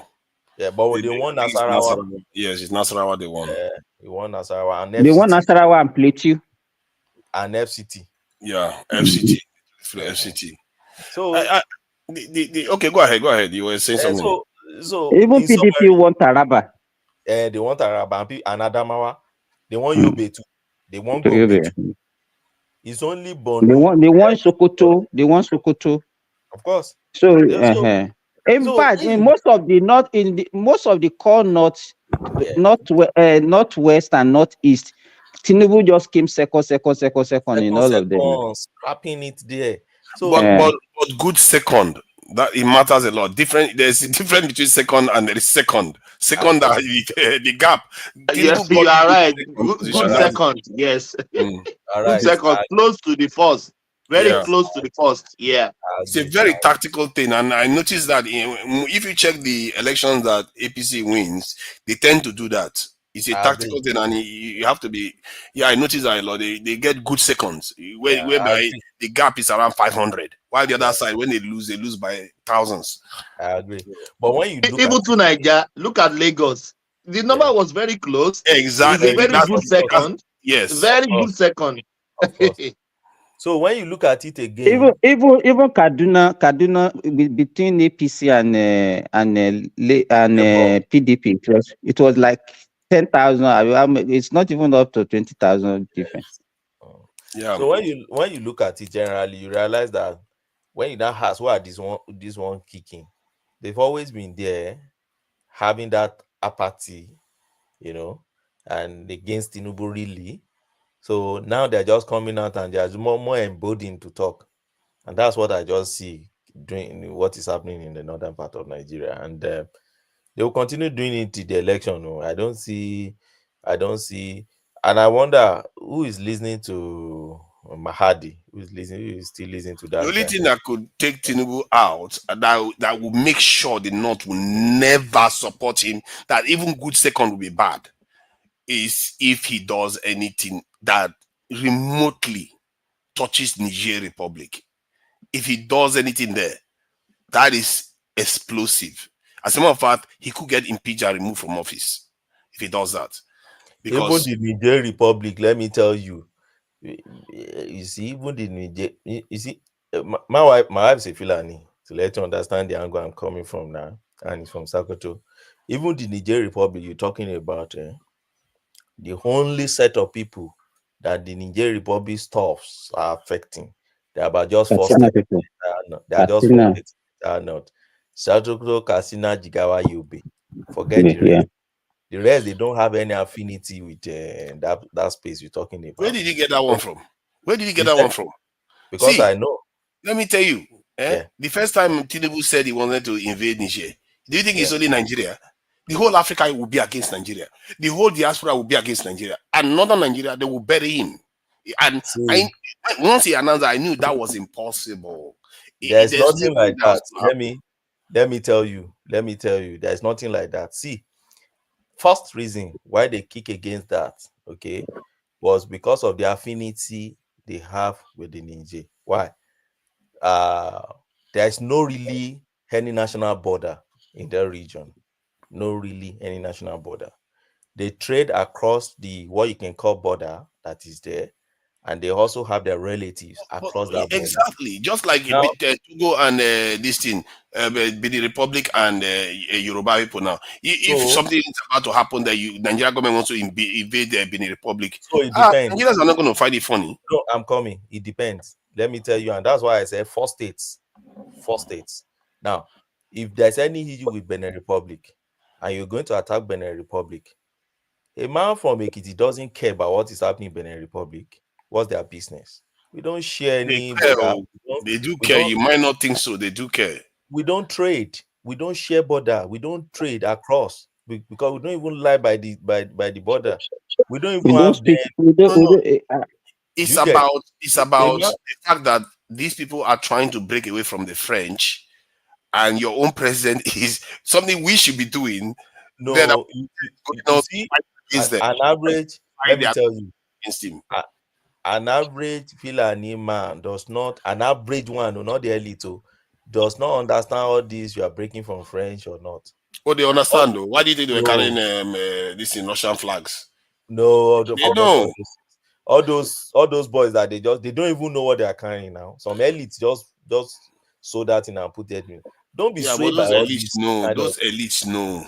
They know what they are it's doing. The elite, and that's why I'm telling you, it's the elite. And average Fulani doesn't know what you're talking about. Or what matters. Is it not the elites that control society? That's my point. You see, the way people describe this North, I don't get. See, I've told you, I just today now, I've analyzed a part of the North that you must first cut out when you're making this thing. Okay, when you cut it out, now when you're talking about this Niger thing, you talk about why I singled out all those 3 states is because those are the states where you have them mixing. Those are the states where they have this affinity and the consanguinity relationship. But let me ask you then, since it looks like you're arguing against this, are you saying there is any world that Tinubu will work with the French to attack Niger Republic, and Tinubu should why are people meeting that idea? What would Nigeria? What is Nigeria interest in attacking Niger Republic? You tell me, because the president seems to be chummy too much with the French. No, but if they are chummy and they are having business, so what are you talking about? It's not business. This is how they've always undermined African countries, and Nigeria is helping them. Just wait. The Niger Republic the Russia that they are now dining and whining with, what is the advantage? You leave one master to go and look for another one. The Russians are not oppressing them the same way. See, don't say that. You are asking me. You ask the question. Hold on, you ask the question now. Let me answer. Okay. You say, what is the advantage? Do you know that in those countries, when they want to buy weapons, France will not even give to them, and yet France won't let them buy from other people. Like Burkina Faso leader was saying that even when we want to buy a gun, they will say they will not sell us any gun that can kill any weapon that can kill anybody. Like, they are treating them like children. And these people say they can't live like this anymore. Their money, they have to put it in the French banks. Let me ask you this: is it not the same French colony that colonized Cote d'Ivoire? Yes. Is Cote d'Ivoire like all these countries that you are talking about? Cote d'Ivoire is just as poor. No African country is doing well. Maybe they might not be at war right now. None of them are doing. No African country is doing well. So is it a French? The one that are not colonized by French, are they doing well? They are not now. The one that what is the point about the French? Even Portuguese colonies, even the Italian colony, everybody, are they doing well? So it should not. You are the one that said we should face our problem. We should not be blaming others. You understand what I'm saying? If somebody is trying to throw them out, you don't bring them back in, and that is a problem. We are trying to shake all these people off, replacement by bring them back in.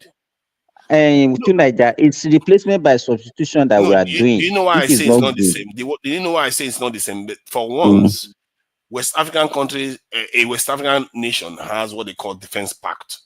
That is a powerful thing. In other words, if you attack Niger now, you have to confront Benin Republic, Burkina Faso, and Mali. Them for what? That is the question I'm asking. For what? For the French. Do you know that Tinubu wanted to do it in the first place? Nigeria will attack them based on what is are they threatening Nigeria? What is the reason why Nigeria will attack Niger? Because the Nigeria will use the excuse that they are not a democracy. That they are military regime, they have to remove them. That's the rationale. Nigeria don't fall for that kind of gimmick now. Why should Nigeria attack Niger? That is the question. It's David Dudain narrative. It's David Dudain. And I think I've noticed too Nigeria, he likes eating all those media junks. He's just eating it. It's David Dudain who brought all those things out. So, they're about to attack. And then the question I asked, in fact, Zimba, is that same question I had back then. That so what's the reason why we're attacking? Tinubu was just leading that just because he's chairman of ECOWAS. That's all. That's the only reason why he's leading. And they have to make their point known and make their stance known, and reject whatever they want to reject. But what is Niger? If Nigeria attacks Niger, Nigeria will just overrun Niger now. It's like two Nigeria is no longer here. Maybe we will rejoin. Simba, can you hear me? I can hear you, Benny. Yeah. So, and I think in one of our engagement here, I've said it here that we've always been transacting business with France. I don't know now. When they mention France now, everybody think about Niger. Tinubu Maybe our people, maybe they don't, maybe they know, they just would pretend as if they don't know. If you look at the major oil companies that were in Nigeria, even right from before our independence, yes, are they not French? They are. And all those. You understand?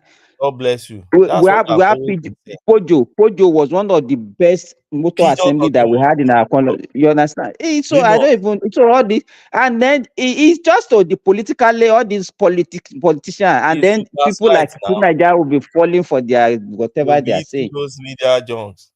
I've said it before. Total, right? Look at Lafarge. It's French. Society Generale Bank of back then that are now packed up is French. Here, France is still flying Nigeria almost every day, right? Michelin, they've left Nigeria, but they were here for a very long time. That's French. Peugeot Automobile in Kaduna that were assembling Peugeot, almost Renault, all of them. A lot of multinational companies that are French based that have always been in Nigeria. Nigeria has always transacting business with France. But today now, because there is this narrative outside there, once they mention France, now everybody talk about Niger. Do we really think in that country? Do we really? I don't understand. So you believe that the French, do you think that the French are like, they do fair trade with us? To Niger, maybe before you join, I've just rolled out few names of big companies that are French that have been in Nigeria since our independence. I mentioned but the question I asked was, do you think they do fair trade with us? What do they you mean allow us to. What do you mean by fair trade? No, just mention one country that do fair trade with us. Why are we singling out even the French? No, you have to try to understand. I'm saying, do they enable us to be able to function like the way we can sell them stuff? They sell us back. They don't push. What do you mean? We mentioned most multinational companies, French companies that are in Nigeria. You mentioned Pan, for instance. Let's start with Pan. Peugeot Automobile Nigeria. Do you remember that it's of French origin? That's a French company, and has been in Nigeria since our independence. Yeah, but what you are not seeing is that they are harvesting. They are not giving you back anything. Oh God! Oh the God! Peugeot they're giving us, they are just harvesting. They are no, not. The Peugeot one is the only one that What about Total? Total Fina Health. What about Total? Total Energy. Is it not crude oil that they are taking? Is it crude oil? Just taking crude oil. They are not adding to your income, national income. What are they doing? They operated both upstream and the downstream sector. Not only because most of the filling stations that we used to stop that now. They have not stopped. Total is still existing in Nigeria up to today, even in downstream. Hold on, calm down. What they are doing downstream is basically selling petrol that others have manufactured. They are not manufacturing it for us. They are not doing value-added manufacturing in Nigeria, period. What do you mean by manufacturing? They are not refining the products. They didn't create a refinery in Nigeria, did they? They don't have refinery. Is there any other country that has refinery in Nigeria? Yeah, my point is that you know that the federal government has gone to these people. Obasanjo went to them and said, "Can you help us run the refineries?" They said no. They themselves. Why can't Obasanjo go to Shell? The same thing. He said multinationals. He went to all of them. See, one thing I want to tell you is that these people, if they wanted to do business that were going to profit us, they will build a refinery here. Why do you think they don't want to build it here?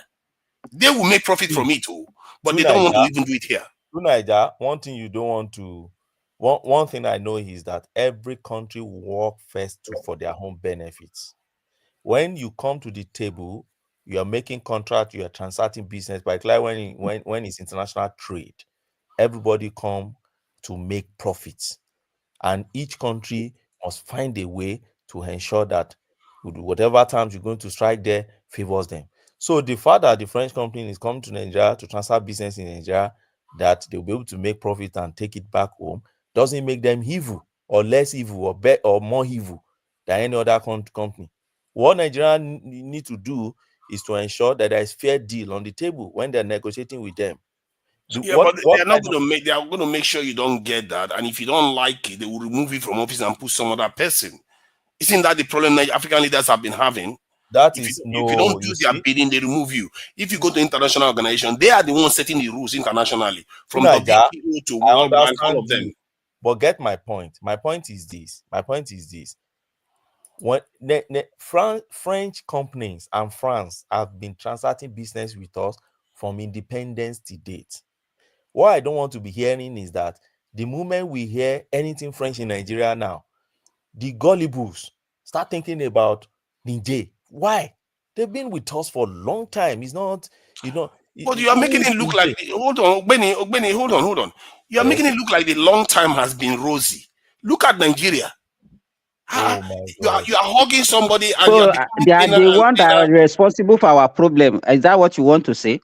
Because they are the greatest power. So now it's France that we are blaming for Nigeria's problem. No. They are a part of the problem. They are not the ultimate. So America is not part of our problem. America is not part of our problem. No. This is not part of our problem. Let me say this. Now you need to stop blaming Oyibo. You become black American. Hold on. Let me explain. If you ask a question, let me give you the answer. There are different layers of problems. So ultimately, you are responsible to deal with your own problems. But the second layer of the problem is if some other thing is posing a challenge to you, you are supposed to address it. Like if you see a snake in your surrounding, it's your job to take care of it. But that snake is still a problem. You need to address it, and you need to tell your children that snake is a problem. So that is the layer of problem. We are not saying, the French is responsible for all our problems. We are tell us specifically now what the problem is. The problem is the coups. We know the coups that have been sponsored by the French. You want me to go and search for the amount of coups that have been sponsored? No. The Nigerian one, if anybody is sponsoring them, it's going to be generally from the other Western nation, not necessarily the French. So we are contradicting. You are telling us that France is not Nigerian problem. France is part of NATO. Oh God! Okay, so if that's the case, then all the NATO countries in Nigeria should be the people you're talking about, and not single out France.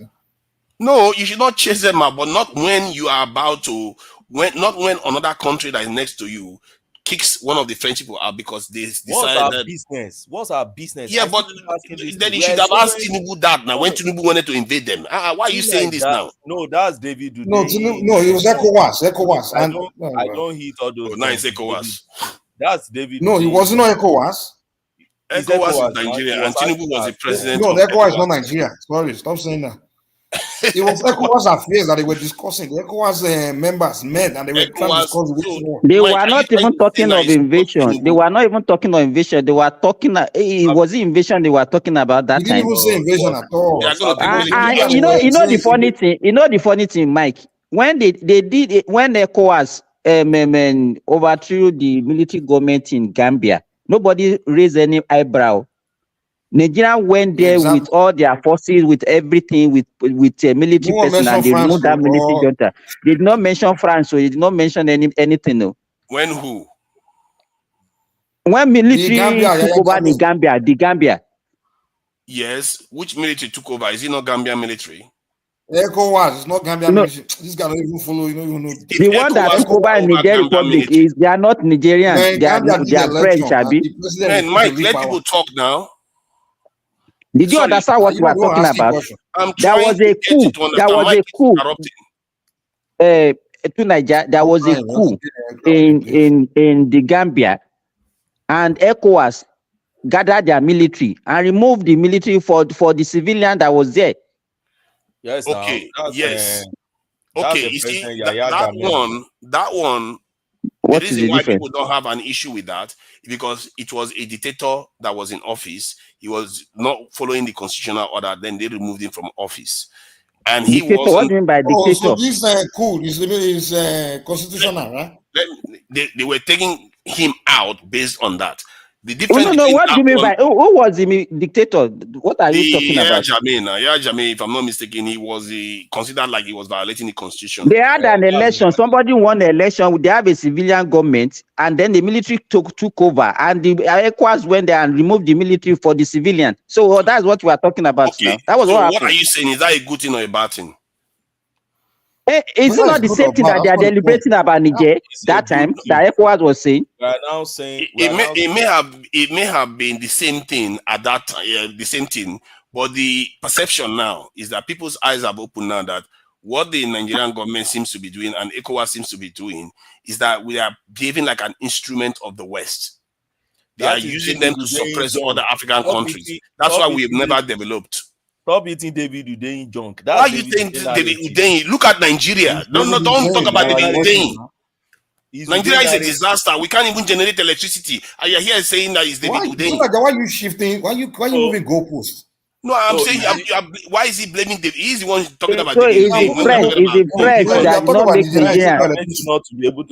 Is it France that not make Nigeria to generate electricity? Yes.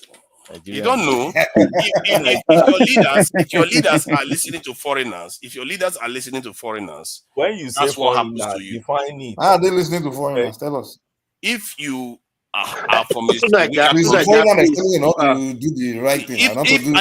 if I was British, if I was an American, and I come to Nigeria, I see this weak country. Yes, whoever they put in that office has to listen to me. If they don't, I'll remove that one and put the one that listens to me. Okay, so is that what they are doing? That's exactly what they are doing. Can I speak, please? Yeah. I just came back from Nigeria this morning. Just landed in Australia this morning. This light of 18. There is light in Nigeria now. Very improved. What did I say? Improved. I was in Okwebi for 1 week. The light, they didn't took the light. So all this, I think the diasporas are the problems of Nigeria, because they will just Simba. I was so crazy, and people will come here tell us there is no light anywhere. I was in Ibadan, there was light. I was in Abeokuta, there was light. I was in Lagos, there was light everywhere. Thomas. You know. Let me tell you, we are some people in Nigeria that what makes them happy is when they hear negativity about Nigeria, and that's what they spread. Okay, you know it what? Makes them happy. You guys are, you know how you are coming across. You know, like this guy in this is say you guys are so colonized. You are like colonized minds, and I must say in Nigeria, I've always felt that there are some people in Nigeria that are so susceptible to being ruled by foreigners. They are very, very susceptible in Nigeria to being ruled. But if we want to talk about past generation, what does that mean? What does that mean? That doesn't even make sense. Because like the way you are sounding now, some of you you don't know when you are being cheated. Even you are like fine. You are being ruled by foreigners. Yeah, you didn't know that. Okay. Yeah. You see that's the problem. But you see about the power. This is that when he mentioned. It might be true there is an improvement. As a matter of fact, I can also attest to that because somebody in Abuja told me that recently the power improved. No. Tunaja, don't say it might be true. If you are saying that, you are annoying me. Look at that. You see that? Are you living in Nigeria? Hold on. My problem with you will not let people talk. I just came back from Nigeria this morning. I spent 2 weeks. I was in Okwebi in my hotel room. They didn't took the light. I stayed in my sister's house for 3 days. In Bagada, they didn't took the light for seconds for 4 days straight. And you are saying they might might improve. You cannot even. It has improved. Thomas, you cannot even. What are you talking about? July. Let me tell you. Even what those ones they might say that they are highbrow area. You understand? My last vacation in July, August in Nigeria. I stay 1 week with my brother in Alakuko. When you say Alakuko, that is the area somewhere close to Abulegba. You understand? When they took light, you know what my brother said? I said, okay, are you not going to on your generator? He said, just wait, they will bring it. They will bring it back. Yeah. Believe me, within 5 minutes, they brought the light. It's not in a Keja, it's not in What is the Okpebi. total power generation? Okay, let me ask you, does anyone know the total power generation? We have to go back to the topic. Don't shift Look at that. Look at that. We said it has been improved. Now. Let's hear from them. Let's hear from them. Yeah. Good morning, everyone. And happily, today is the last day of 2034. May it bring us more blessing. Amino. Look forward to again now. I said amen. Amino is amen. Why are you just being riled up? You keep using random languages. No, it's amen now. Thomas, you can see the mentality now. If Tunaja does not understand what Amina means, it shows that when they are not talking about Islam or talking about what does he order? You understand what I'm saying? I'm saying amen to the prayer to me, ordinary Amina, you don't understand. You don't even know. Are you in Nigeria? Tunaja, are you in Nigeria? No, guy is British, man. Are you in Nigeria?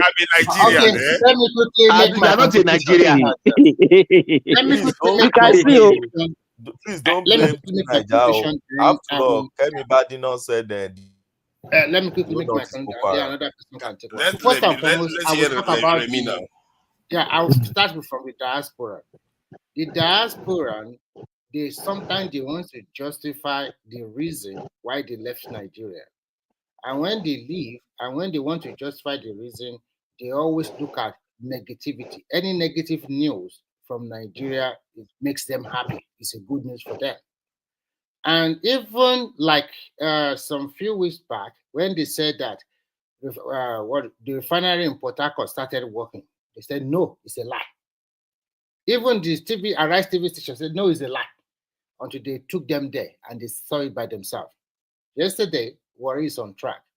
The diasporans always look for something negative. And and the people at home, they will also say, you are in abroad or you are in diaspora. You don't know what is happening. They never do well diaspora. That's what they do, Remy. They never do well. The people at home will now say Nigeria is mixed up or something like that. Fine, we all agree that we don't generate enough electricity. But let's be objective. If there's improvement, there's improvement. Everybody here, we have people at home. We have relatives. We have so many people we can talk to. And when I can always come here and tell all these things, I always laugh. Because we also have people who would be telling you, are you in Nigeria? Come on. It doesn't mean if I'm here, I don't have people in Nigeria. Everybody will have grandfather, grandma, cousins, and so many things like that. Okay, I leave it at that. I go to the Nigerian one. I cannot do those. Lagos is empty. I don't mind. I was just laughing when he was saying that. Yes, it's that they're enjoying that guy, man. You got village boy. You know, we know about even all over the world. All over the world. Even Rihanna was in Lagos. Rihanna went to Lagos. In this Tyler was there. A bunch of everyone was there. They were just enjoying. In fact, the people that are not there, they were thinking about saving up money for the next 20. Anthony Joshua was in Lagos. Yes, he was there. It was in Nigeria. What are you? I wanted to go this December now, last minute. We are the problem of this country. Diaspora. We are the main problem of this country. Sorry, Thomas. I want to talk about Niger. I did my research some few days ago. I really want to know what is going on. And I discovered that their General Tichani took over.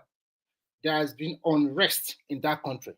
There have been more than 2 million people displaced, even with the Russian support. There have been a lot of insurgency, fighting among themselves. Since that time to today, they have not known any peace. And the people started to agitate. And he himself, talking about going back to democratic elected government, he's confused. He doesn't know what to do. When he want to do interview, he did interview in 3 or 4 languages, in French, in Hausa, in English, and one of their local dialects. The people are up against him. So sometimes they want to divert their attention. How can Nigeria or Tinubu just go and invade the country? That's nothing like that. And when we are talking about democracy, what they have done in Niger is not a good thing. They overthrew a democratically elected government. That's what happened there. If we want to follow the tenets of what all of them agreed upon, they're supposed to kick them out, all of them, including Burkina Faso. But because this is Africa, and one thing I realize is this, I look at Europe, I look at America, every country they are fighting for themselves. They stop what we call blaming game in Nigeria. Come on, this is 2024. We should stop blaming other countries. Today, Dangote refinery is in Nigeria. A lot of refineries are closing down in Europe. Is it the French that stopped Dangote? Who stopped him? The Warri or the Port Harcourt refinery that started working. Is it the French or the German or the American that stopped it? A lot of investment that are local people, or the divestment that all these countries are going away and Nigerians are taking over. Is it America that stopped them? Or you if I told you yes, no, let me conclude. Let me quickly conclude. If you want to invest in Nigeria, as any Oyinbo man stop you from building your country or developing your country? Tell me which country in this world, no, relax. Tell me which country in this world have had it so easy. Because whatever you produce in your country, you still want to export it to the other countries.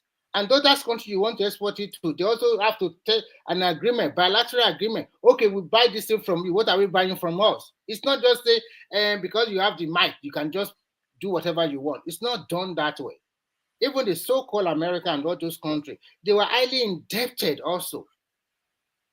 And if their people, they do not continue to work hard for their own country, why does America does not continue to blame? Okay, it's UK that does not let us develop, or it's this that don't. That is at this century or this age. We should stop talking this way. We should be talking objectively. And when you talk about the Hausa people, blah blah blah, I just laugh, because when you look at the election, it's not like that. You look at, when you want to look at election, look at the ruling party. Are they losing most of their governors to the opposition?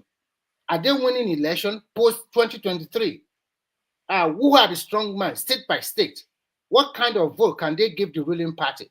What are the people that are lining up to take over from Tinubu, probably maybe in the next 8 years, maybe in 2031? A lot of people have a game. They won't talk, but they work on the ground. All those ones that are making noise. Look at, do you think Atiku will drop for Obi? That is a lie. It won't drop. This is the person that have been fixated on becoming your president. Even if it's 100 years, he will continue to contest. Are you kidding yourself? So that is not the point. No. To be fair, let me finish what I'm saying. I will allow you to have your say. Relax, you are the moderator. Just relax yourself.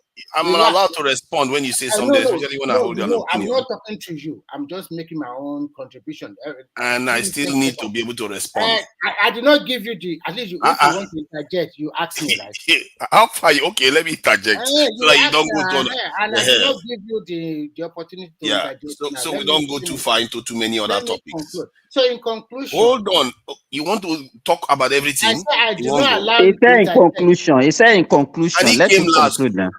I say in conclusion, and then you still want to interject. In conclusion, as a Nigerian, or as we are Nigerian, we should be able to fight for our country, develop our country by ourselves, stop blaming the game, put our feet and start working for the development of that country.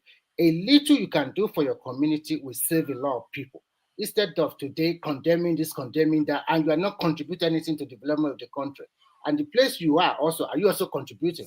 So the little you can get from where you are living now, and you put a little into Nigeria, it will save a lot of people, create a lot of employment opportunity for people.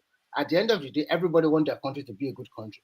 But marketing them or talking some unnecessary trash, it does not really matter to me. See, I think you rescued yourself with that last comment. Don't comment. Let me ask you a question. Let me say something, please. He's rescued himself with that comment And I really wish I was around when Buhari was full-fledged president, so that I would hear. Maybe the video will be there. If one man has got it, I will check it to see the tone that you guys take during those conversations versus now. I will research that.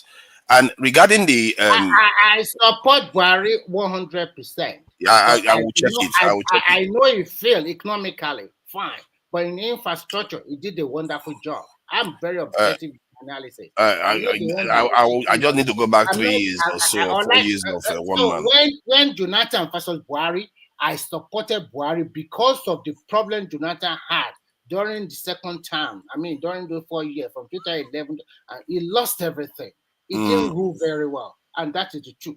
So you rescue yourself with the last comment, but the earlier comment you were making about don't tell me I rescue myself. This is my opinion. You rescue yourself by saying because can I finish? We let you finish your statement. You wouldn't even let me say one word. Can you just let me talk? Do this here. The guy hasn't said anything. Can you just let me talk? Don't forget the guy. Can you just let me talk? Change it. Change that. You just finished talking. Let me say my own piece. I said, don't judge me. Just say your own. I'm not judging you. I'm using my own opinion. So the statement you made basically kind of redress the earlier comments. Because if one was to go by your earlier comments, one would say this guy is not ready to take over his country. But you went on to the end to say, you know what, we should take care of ourselves and all the rest, which seems to contradict the earlier comments you made, because the reasons why Nigeria has not progressed so far is because of the power of these people that are around us. These Western powers, they are making sure that we don't develop. And the fact that you don't see that, or some people don't understand that. I think you do not listen to me carefully. No, let me finish your point. Let me finish my point. Okay. How I hear you when you said we should take responsibility for our country and do everything, develop our country, which is the perfect thing to say. Exactly, yes. But to do that, if you don't understand that you still have to confront those people that you were defending earlier on, saying they are not responsible for anything. You want making sure you embezzle your money for yes. They tell you to go and embezzle your money for project. Let me finish now. Let me finish my comment. So if you don't, you have to make sure. The point I'm making is that if you are saying we have to take care of ourselves, you have to realize that the people you're defending earlier on, you also have to confront them. Like I said, if you see a snake, you have to tell your children that is a snake. Next time, if you are emerging, you need to deal with that snake. So to stop Nigeria from embezzling, you have to go and tackle the white man. What we are trying to tell you to Nigeria is very simple. What we are saying is you have to cultivate your land by yourself. You don't say that you don't give excuses. China and the rest, they put their feet into work. They work hard. And when they say they are okay, then the rest of the world came to them and they learned from them. And they were now good at what they but they push back against the people you are defending. I'm not defending them. I'm trying to tell you that that is why you are wrong. It's not defending, it's only telling you to take responsibility. We as Nigeria, we must work hard by ourselves first. That I agree with you. Excuses. Okay, I agree with you on that. Let's say we all agree that we have to work for ourselves. We have to defy anybody. It doesn't matter whether it's the West or the East or anybody. Burkina Faso, are they Nigerian? What concerns me with them? They are your people. No, they are not my people. Forget it. That is why you are getting it wrong. Even let me ask you a very good question. United States of America, do you think they care about Canadians or Mexicans? Do you think they care about them? They don't. Yes. America cares about Canadians more than they care about Mexicans. When they talk about economy and the rest, they care about their own force. Make their country great first. Who cares about Canada or Mexico? Of course they care about them. Why do you think all of them are doing so well? The same mistake. That is the mistake we Nigerians always think. We thought that we are Pan-Africanism. Those people you are helping, when your country have a picture, did they come to help you? Forget it. They don't. Do you think I think your understanding of these things seems to be colored by your own. See. Let me say this. Okay, generally, the world is divided in different structures. See, we have. You guys have a lot of people coming too. Two of you are just Abdullah. That's fine. Let the man talk to you. He never interrupt you when he's the one talking. It's when I'm. No, I'm not interrupting. I'm just saying 2 of you should have do enter at one point. So he's going to come in now. See, the thing is, you have to understand that the way the world is structured is, one, the top layer is based on race, and next layer is ethnicity, and you go down maybe tribe, clan, religion, and all the rest. But at the top is race. Because if you look at the world right now, based on race, you will see how the prosperity filters down. So And you are wherever there are saying black, that this wherever is there the are black whole- people, let me finish now. Wherever there are black people, you see poverty. the whole rhetoric. I'm tired of listening. Can to you the can you just rhetoric. stop and listen? It's just not yesterday, taking. hold on now. Not Just yesterday, we were talking about this same topic. Do you know France has many territories outside France that they own? So I said, you know what? Go to those territories, look for the ones that are black, and look for the ones that are white. And you find out that the ones that are white are far more developed. Okay, and that's exactly people there are more productive. That's right. What I want to say to Nigeria is very simple. Oh God, believe what you want. Nigeria is very simple. Forget the old rhetorics. Lagos State today, Lagos State 24 years ago, they don't have blue line, they don't have red line. Today they have it. They're even planning to start building purple and green line. Who stopped them? China like 40 years ago, they were not like that. All the Asian tigers, they were not like that. Who stopped them?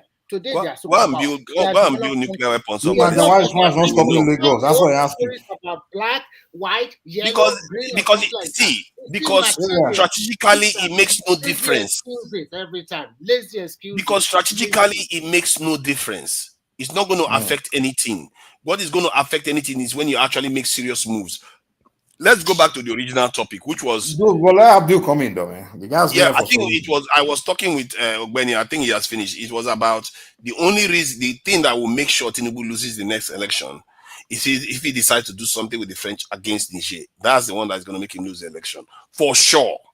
But the economic the things that are happening economically right now, which are the refineries especially, could mean that I've told you that. No, you know my position on that. I've told you that all this Niger issue, when you look at it, it doesn't affect the North generally. And I've told you why you shouldn't see the North as just the North the way everybody see it. We are all enlightened. We should reason differently from the general people outside there. I've told you first, all this Niger issue doesn't affect North Central. It's not their business. They don't care about what is happening over there. A Plateau man because you don't care. A Plateau man even believe that they are the one coming to kill their people. Benue believe they are the one migrating to kill their people. They don't care. That's one thing you should know. So don't just say not, and like the way other people look at it, or many illiterates outside there just say not or not. No. It's different. Yeah, but okay. So let me ask: do you care? Do I care about what? Nigeria is a sovereign nation. I don't care about what happens. If this president goes and supports attack against Niger, what do you mean by attack? If ECOWAS, you see, first, let me tell you, Nigeria is a sovereign nation. I care more about what happened in Nigeria. My loyalty doesn't go to Niger. I don't care about what happened there. Okay, that's the first thing we should have. We should know. That's first thing that's paramount. Nigeria is a sovereign nation. So whatever happened to Niger, if it is at the level of ECOWAS, Nigeria is not making it's not a Nigerian business. And that is why you see, whatever decision they want to make, Tinubu is the chairman of ECOWAS. ECOWAS make decision, and they all collectively follow it. When they said, place some embargoes on them, block this and that, you will expect neighboring nation that believe in democracy to do that. America does that always. They've not even lifted what is on Syria till now. That's why I think the problem with the way many of us think is that we actually think we are doing very well. That's the problem. That whether Nigeria is doing very well. Yes, you guys literally think what we have right now is okay. We appreciate the development, the little progress. We appreciate it. We appreciate. But that's a problem. That is definitely the problem. You people will kill us. I hope people like you don't never end up in office. You people will kill us. You are like these are our leaders we have now. You see, you don't have any ambition for your people at all. You are funny, man. You're like, oh, this one we have is good enough, master. Let 5 gigawatts of electricity is good enough. Let other people talk. Let us talk. Tonight, let me tell you. You are talking now just because I'm winning and beating you in the argument. You start crying. I have done 90% of the talking here today. Tonight, moderator should talk little. and allow panelists to talk. Oh no! I'm not a moderator. You I'm are a a moderator panelist. I'm a panelist moderator. You see me shutting you up, so please go ahead. It's a free conversation. It's a free conversation, really. Yes, but my point is this: you see, the way I see you, you come up, the way I see you are the kind of person who think the little gains we've been able to make over time now that we won't even make it. I think you're a bit surprised they were making that. No. I'm saying the gains we have made is nothing. But it's still something. No, it's nothing. Nothing is not something. Didn't you get it? Do you let me ask you a question. Have you ever occupied any public office at all? Both whether in Nigeria or outside? Have you? Never. I have not occupied public office. Okay, I understand now. Oh, you understand? That's why. Yes, I understand you now. Have you ever belonged to any movement or I understand you now. Okay. Never. Now, that's never even been a class prefect. The reason why I say we have not made any change to since 18 something or even 17 something, because the forces that are controlling us, the forces that are controlling us are even stronger than us now, even more than us now. God. So why would you say something has changed? Nothing has changed for us. Okay. A lot of things have changed in Nigeria. Today, I remember maybe 15 or 20 years ago, the technology we have in terms of financial services, they are not there. But now they are there. It's even more getting better. Some of the infrastructure that we have built 30 years ago, they were not there, but they were there now. I remember vividly, 10 years ago, we don't have a fast train from Lagos to Ibadan. Now we have it. 12 years ago, we don't have a light rail in Lagos. Now we have it. Most of the state capital, they are wearing new look. 25 years ago, we don't have it. A lot of things have changed in Nigeria, but people that stay in abroad, maybe they don't go home often, they always criticize the country. Fine, this country is going through a turbulent time now, but things are being turned around little by little. I remember 3 months ago, €1 to the naira was about 1,800. Today it's about 1,600 plus, and somebody just within some few months, and somebody will tell me there is no progress or there is no change. Let's be objective. Wow. And in terms of neighboring countries, you move to too many topics. Let me finish. You will come. You have to deal with one so that people can reply to you. Okay, like Abdul, are you ready? Abdul can go ahead. Are you scared? Abdul, please go ahead, because somebody needs to save him for what he just said. There is Mike is here. Thomas is here. Abdul, are you there? What is it? Yeah, I'm here. Please, can you help save us from these opinions? What do you think about what you've heard so far? Okay, yeah. Mike, I appreciate the recognition, and of course, Mike will appreciate anybody that shares his opinion, isn't it? And I'm happy Ogbeni is here. Ogbeni, I love listening to you. I'm a fan as well. Although I have one issue with you, but today and the topic of today is not suitable for that. So next time we meet on this space, I'll bring that up.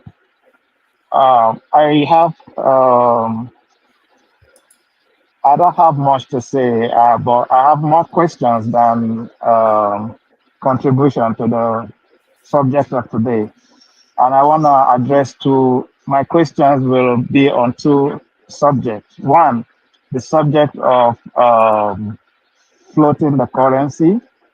I love the exchange between Ogbeni and Nigeria, and I want further clarification on that. The clarification I'm seeking is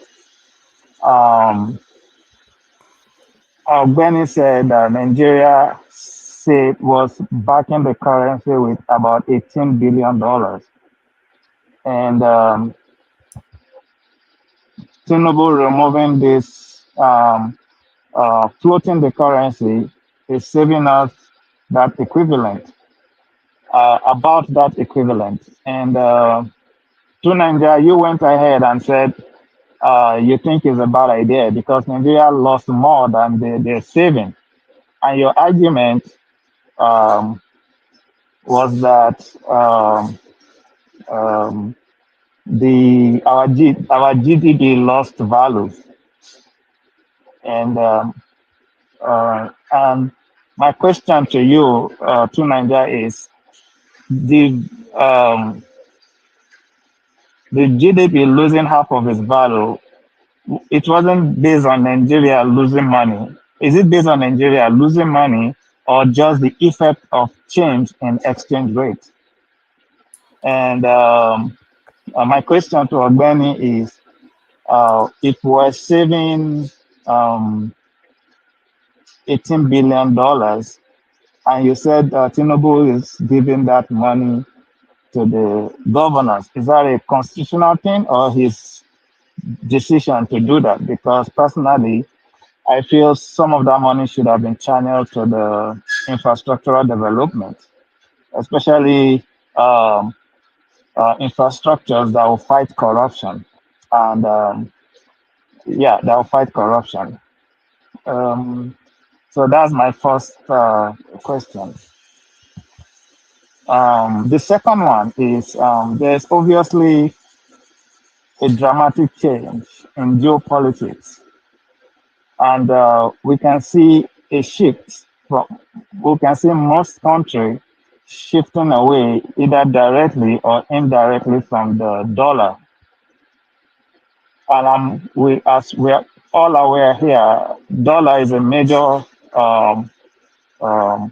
problem. Sourcing dollar is a major problem for Nigerians, and it's having a direct or indirect effect on our economy. So my question is, why is Nigeria not making effort to join the BRICS group? And the second question is, why have the BRICS group not extended an invitation to Nigeria to become a permanent member of that group? Thank you. Wow, that is very intellectual. Thank you for that. You are paying attention to the earlier discussions. Regarding the Forex exchange, the reason is because if you are spending at most, the highest year that they spend money on that was $18 billion. And the fact that the government has the power to reduce the demand for the dollar is nobody even factors that in. But let's say they don't want to do that. They just choose not to do that. Then they went and floated the currency instead. By doing that, they had to bring back subsidies again, because you can't go from 200 naira per liter petrol to 1,000 in Nigeria. That would have created upheaval in the country. So why would you just save money from the removal of subsidies and then throw the country into having to pay it again while going through pain on top of it? You see the double whammy. Now they also have to borrow money to stabilize the currency. So the currency that they are still defending it. I think somebody said about $2.something billion they spent defending it even this year. So they are still defending it even when they floated it this far.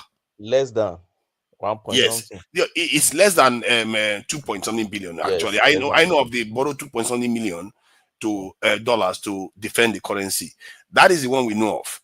And we know that they brought back fuel subsidy that cost about $7-8 billion. So we put that one together, that's just about $10 billion they've done.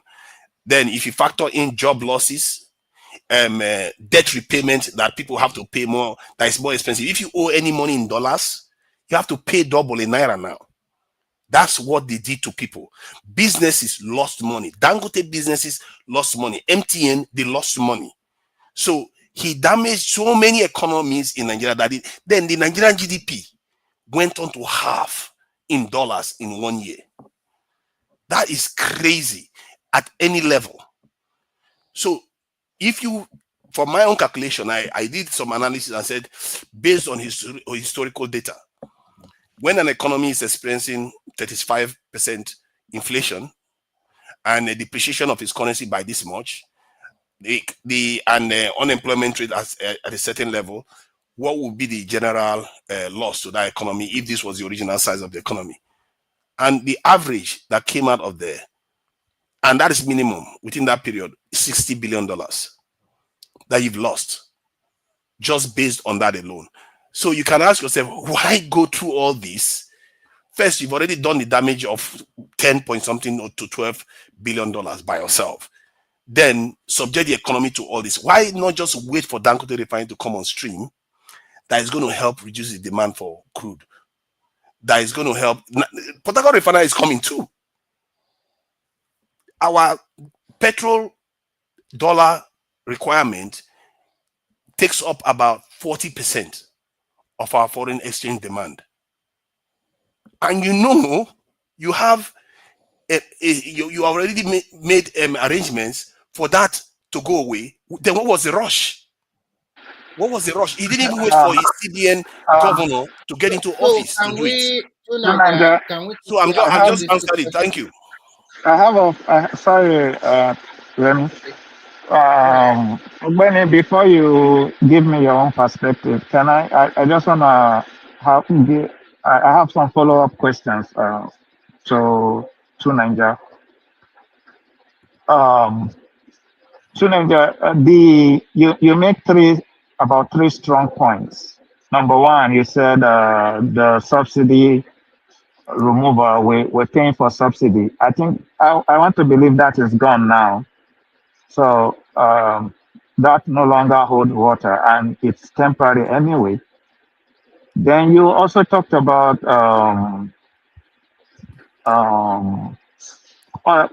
most of these our companies that have lost money and those that borrowed money that also lost money. I believe this is also temporary, and with time, everybody will adjust. So the question I have is why? What was the main reason why Tinubu? It's more of a rhetorical question though, because I believe Tinubu removed the floated the currency because he wanted to attract foreign investors. He wanted to make the country attractive to foreign investors.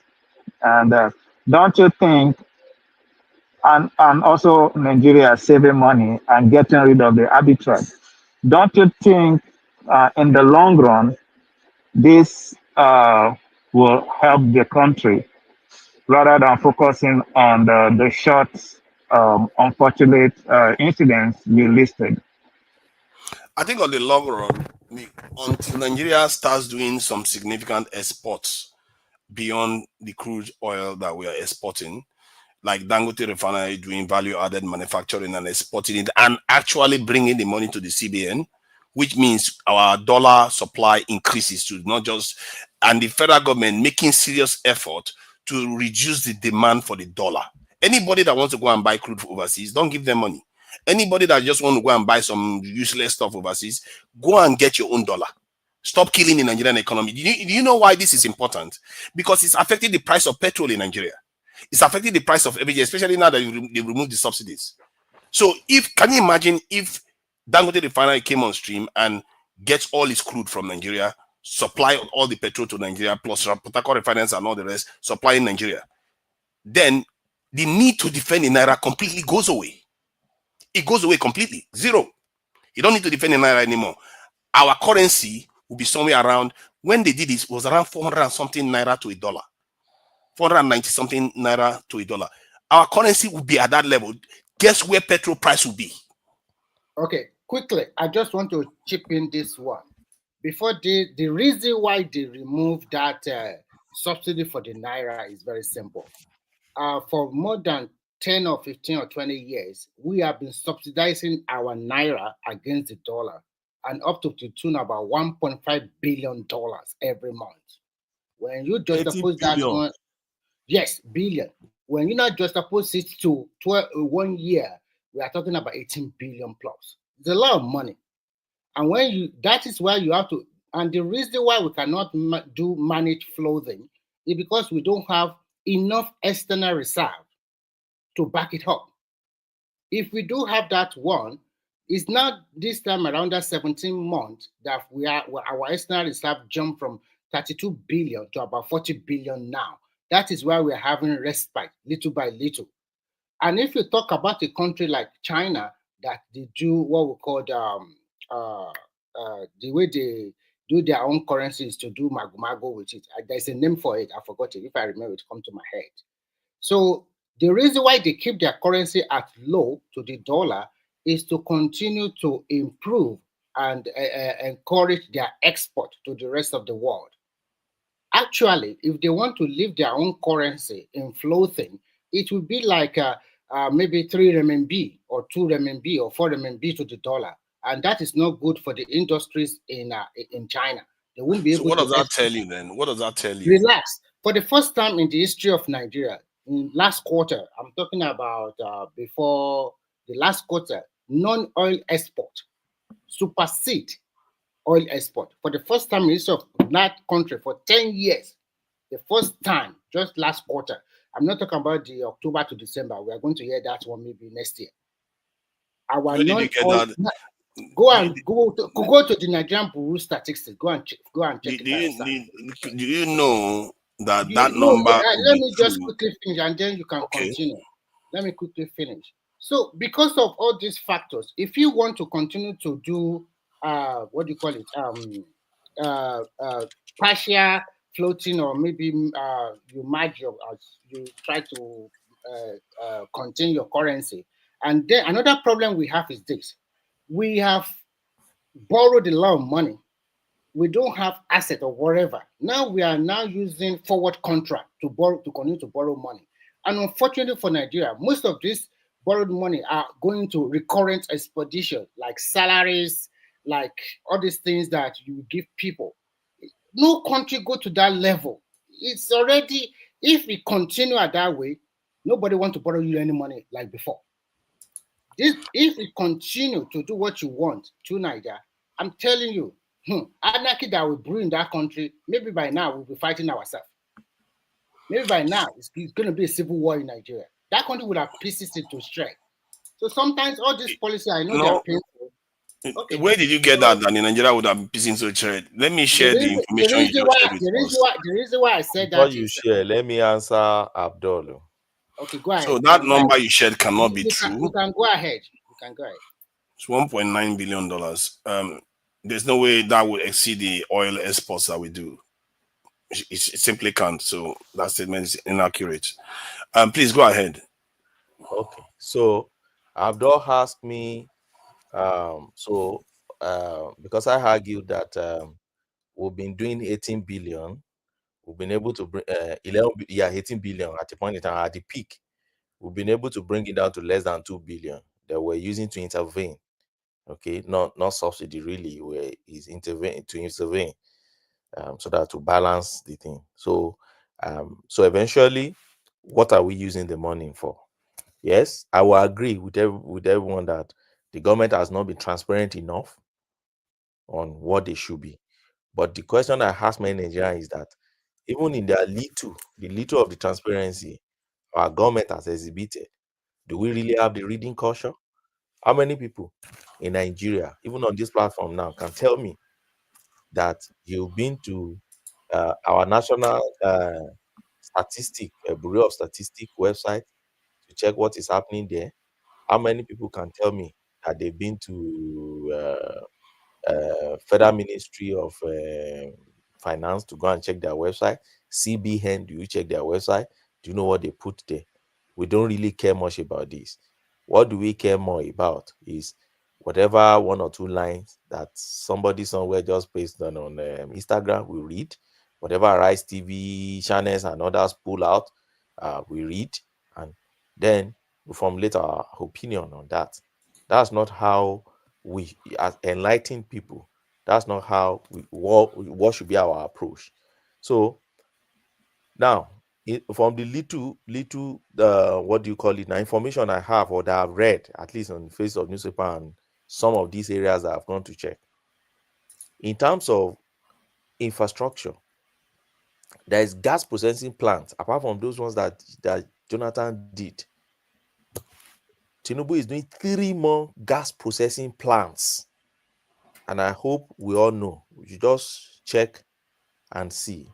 NNPC is having 3 major JVA that they have signed.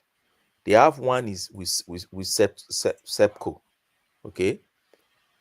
The one with SEPCO, they're going to produce, I think, about 100,000 butane and about 170 or 180,000 propane from that for our gas processing plant. There's another one they're having with Seplat. I know that one very well because I know somebody who participated in the drafting of those JVA. There's another one they're having, I think, with Shell, SPDC, and one other, maybe EPS. So 3 major gas processing plant that is being developed presently. That is one of the areas where your money is going to.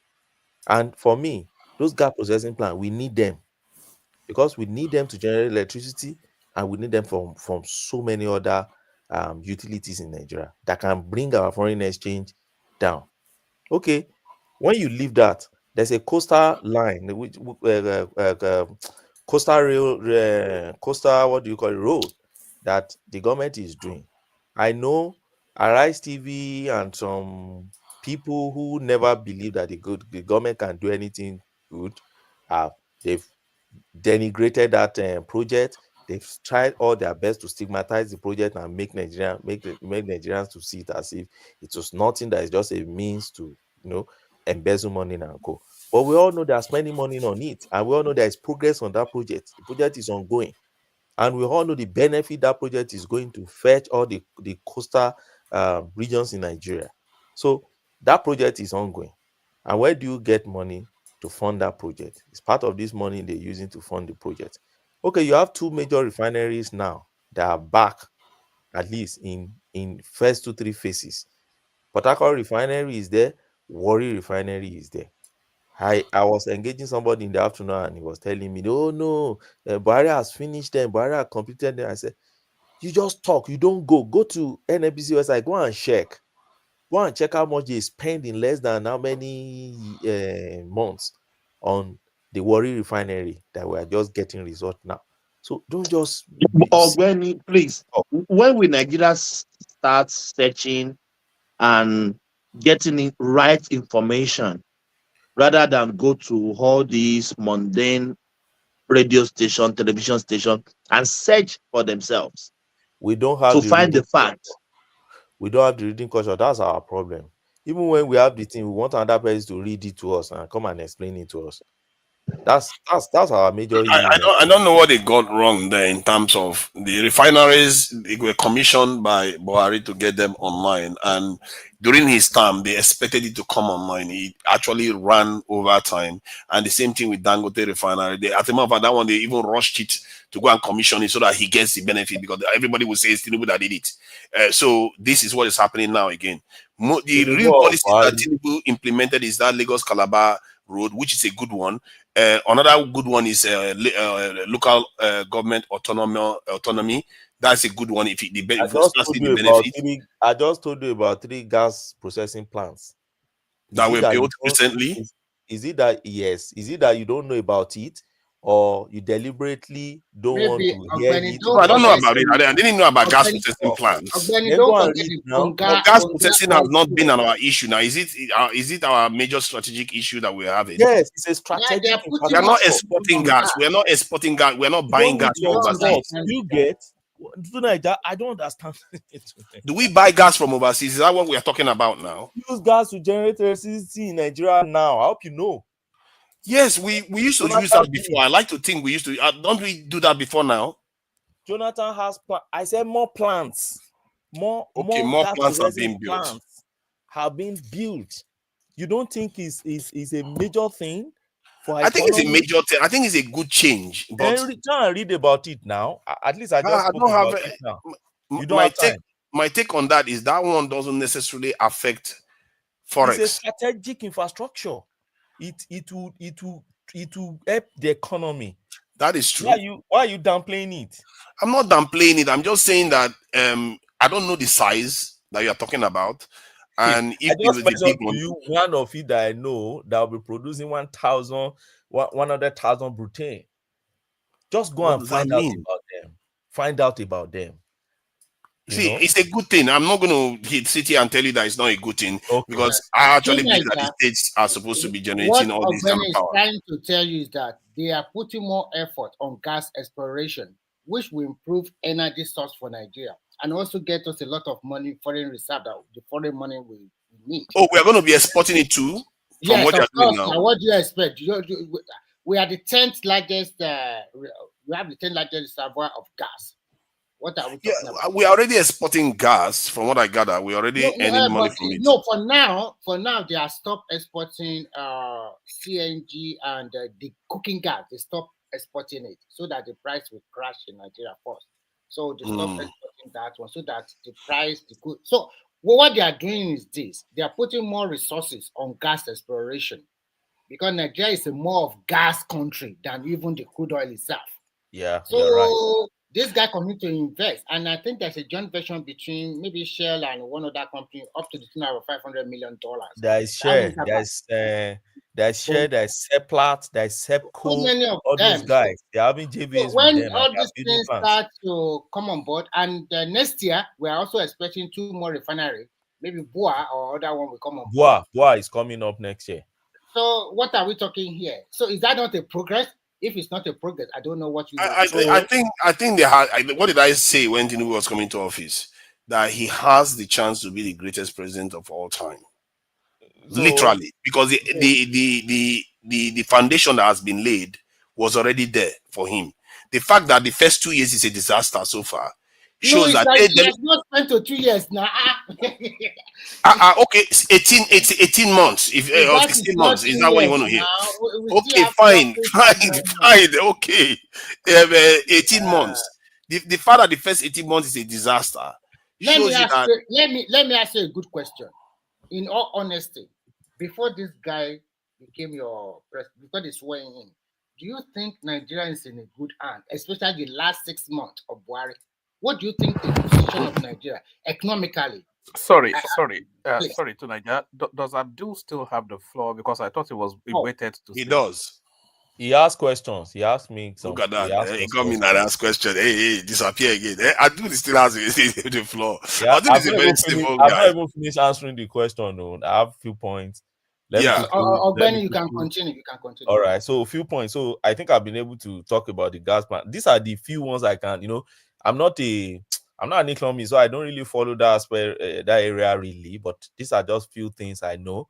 I know they've not been that transparent 100% to us on what they are spending the money on. But you could see one or two things. The AKK project now, the way they're rushing the AKK project to just get it to execution, and I think it's a big deal if we can have that AKK project. Which one ground. Is AKK? You don't know AKK project? You see all this. Remy, stop it. I'm trying to find out information. Not everybody knows AKK. Not all the viewers know AKK.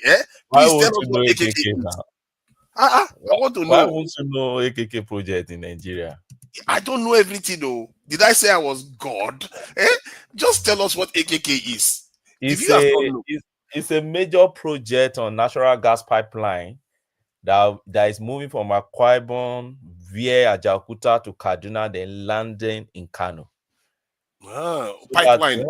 It's a natural gas pipeline. Go and find out about it. What about the other one that will ship gas from Nigeria to Europe via Morocco?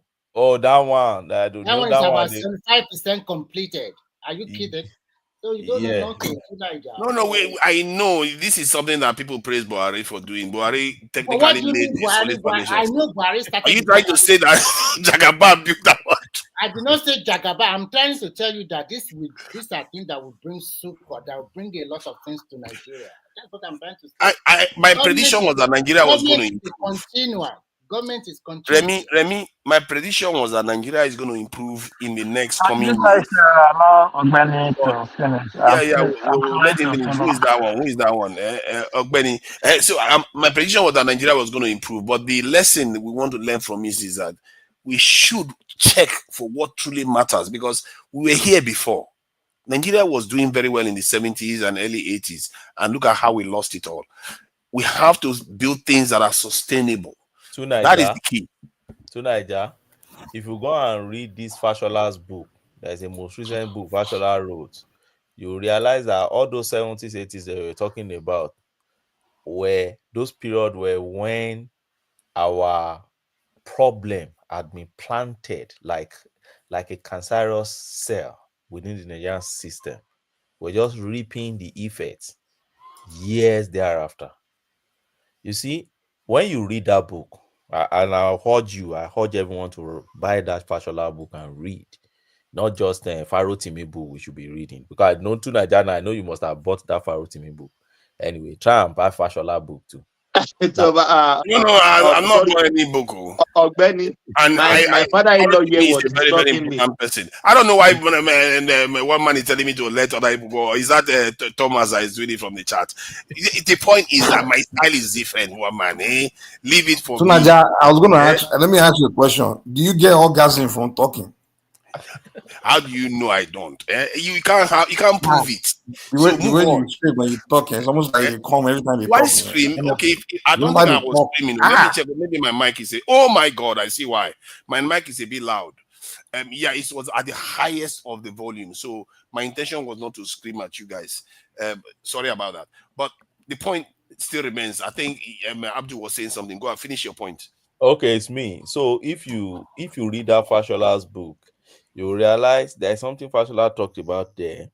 He talked about those when you compare Nigeria to countries that we were probably on the same footing before in terms of infrastructural development and economic development. Those ones that never had military intervening in their politics, you see them, they've been able to build enough infrastructure, okay, while they were test running their democracy for about 30 to 40 years that we were battling with military guys. And the best you can get from our civil societies and others back then was just to fight military to leave office. Nobody was fighting military to spend our money properly. Nobody was fighting military to say, give us infrastructure. We were only fighting military that they should quit and leave the office for like practically 30 to 40 years. So that practically paused our development. And don't forget, in all those years, our populations got increasing. So you have populations increasing, but you have infrastructural deficits. And you have military guys who remain in office and distracted us from fighting on things that we should fight for. While in other countries like India, for instance, they kept running their democracy, they kept building infrastructure, they had civil societies that were fighting for all those basic rights and infrastructural development, economic things, and a lot of things in their own society. So fortunately for us, we're able to get back on track 30 or 40 years after, but we can't compare ourselves with other economies that were never interrupted by the military guys. That's the summary of Fashola's, one of the chapters in Fashola's book. And I think he called it maybe comparative paralysis or something like that. That is, when you're comparing Nigeria, try to look at our history too, and try to look at the kind of havoc that those military guys actually did to our society. They were giving us peanuts, but we never knew we had more and we were expecting more, and our population get exploding. But let me go back to what the question Abdul asked me, and let me round it off there. So another major project I see where this money is going to is the National Loan Project. That National Loan Project may look like something that is not, is really working. Try and get your people at home, maybe those ones who are in the university, and ask them. They will tell you one or two of their friends that have assessed this thing. Students are assessing it. Yes, they may not be enough. Some were skeptical in the beginning. But now, Nigerian students are getting to realize that, okay, I can really get this thing. And they are making their trial. And the projection is they will be increasing those money as the time goes on. And as far as I'm concerned, this is a major project rather than subsidizing petrol for somewhere. People want to get education. Subsidize education fee for them. Give them money. Give them loan to go and study. So that's one of the things. And don't forget our minimum wage has increased. In most time, people will say, after all, the value of the currency has dropped. The question I ask is this: okay, demand has increased your minimum wages for like about 100 and something percent, right? Very unprecedented, 100 and something percent. Okay, if you work more on your economy and your currency now gets better, you will now know the value of that minimum wage that has increased. Because by then, nobody will be advocating for reduction in minimum wage. It remains the way it is. And even promise that I think the next 2 years they will renegotiate to increase it again. So if that is the case, then if it's making an effort to work on improving the economy and improving your exchange rate, then you should know that the more they are working on improving the exchange rate, the more the minimum wage you have in your hand get more value. And so many others. So that's the way I see this issue of where are they spending this money to. And in addition, the new tax reform bill, they are going to set some money aside, especially for that student loan fund. I heard so too. Proposal, which is good. Okay. And I think there's a lot of things that are going on, but most people don't know it because, unfortunately, I will say the truth. In terms of education, the standard is all-time low. The standards are falling a lot. Because I remember when I was in secondary school, I used to use some of my money to buy newspaper every day. I used to buy Guardian and Concord newspaper, and I used to read. But nowadays, what do people do? Even if they can access information through their phone, they don't go and read newspaper. They just go to something that entertainment or music. That is what they focus their attention on. So so when you look at all the things that has happened and just suppose see that, is it not the same Nigeria 2 or 3 or 4 years ago that we are in serious mess and things are falling into shape? And even this last Christmas, at least we can see that people are trooping the major market, buying stuff. Although we know we are not yet out, but it's a little progress has been made. So I'm just having a look at the videos from 3 years ago. I'm going to really investigate it, and one day when I will be hosting, I will juxtapose it with your positions today, and to see whether we are actually objective people. That'll be fine. The problem we have for a long time is this: not all of this president, they wanted to remove that oil subsidy, petroleum substitute, but they are afraid of the backlash. They are afraid. And if you call somebody a leader, if you are a leader, you should take a bold step and let history judge you in future. But if you cannot take that bold step and cannot take that risk, so why are you there? We know government is a continuum. Remy, sorry for interrupting you. The oil subsidy is gone. The petrol has filed its course in the market, but Nigeria is still buying it. I bought it. Even now, the petrol is going down. The last tank I filled on my car before leaving Nigeria, I bought it 935. 935. And it's still going to go down more. And it's still going down. When this president was in office, remember it was 200 and something naira. See, but that is subsidy now. But what I talk, you know why they are paying that ridiculous money for petrol. When you remove the subsidy, let's say they remove the subsidy, the price should be around 500 or 400. However, I'm not saying that these are not going to improve. Let the forces on demand and supply. But can you imagine if Dangote refinery wasn't there, Port Harcourt refinery wasn't there, and Warri refinery wasn't there, what would be happening to the Nigerian economy now? Can you imagine? But now they are there. So what can we do? Exactly. So stop giving credit to the president when it's another thing that is creating that effect. To Nigeria, for a long time in Nigeria, every Christmas and New Year is a terrible time for Nigeria to buy petrol. There will be scarcity. Even when they are selling at something you are calling it, every stations are selling at different price. Most of these people, they will take this petrol, they don't sell it to us. I live in Ibadan, and I can go to different stations. We don't have petrol. Where are the petrol? They're already taking it to the border to go and sell in Benin Republic and the rest.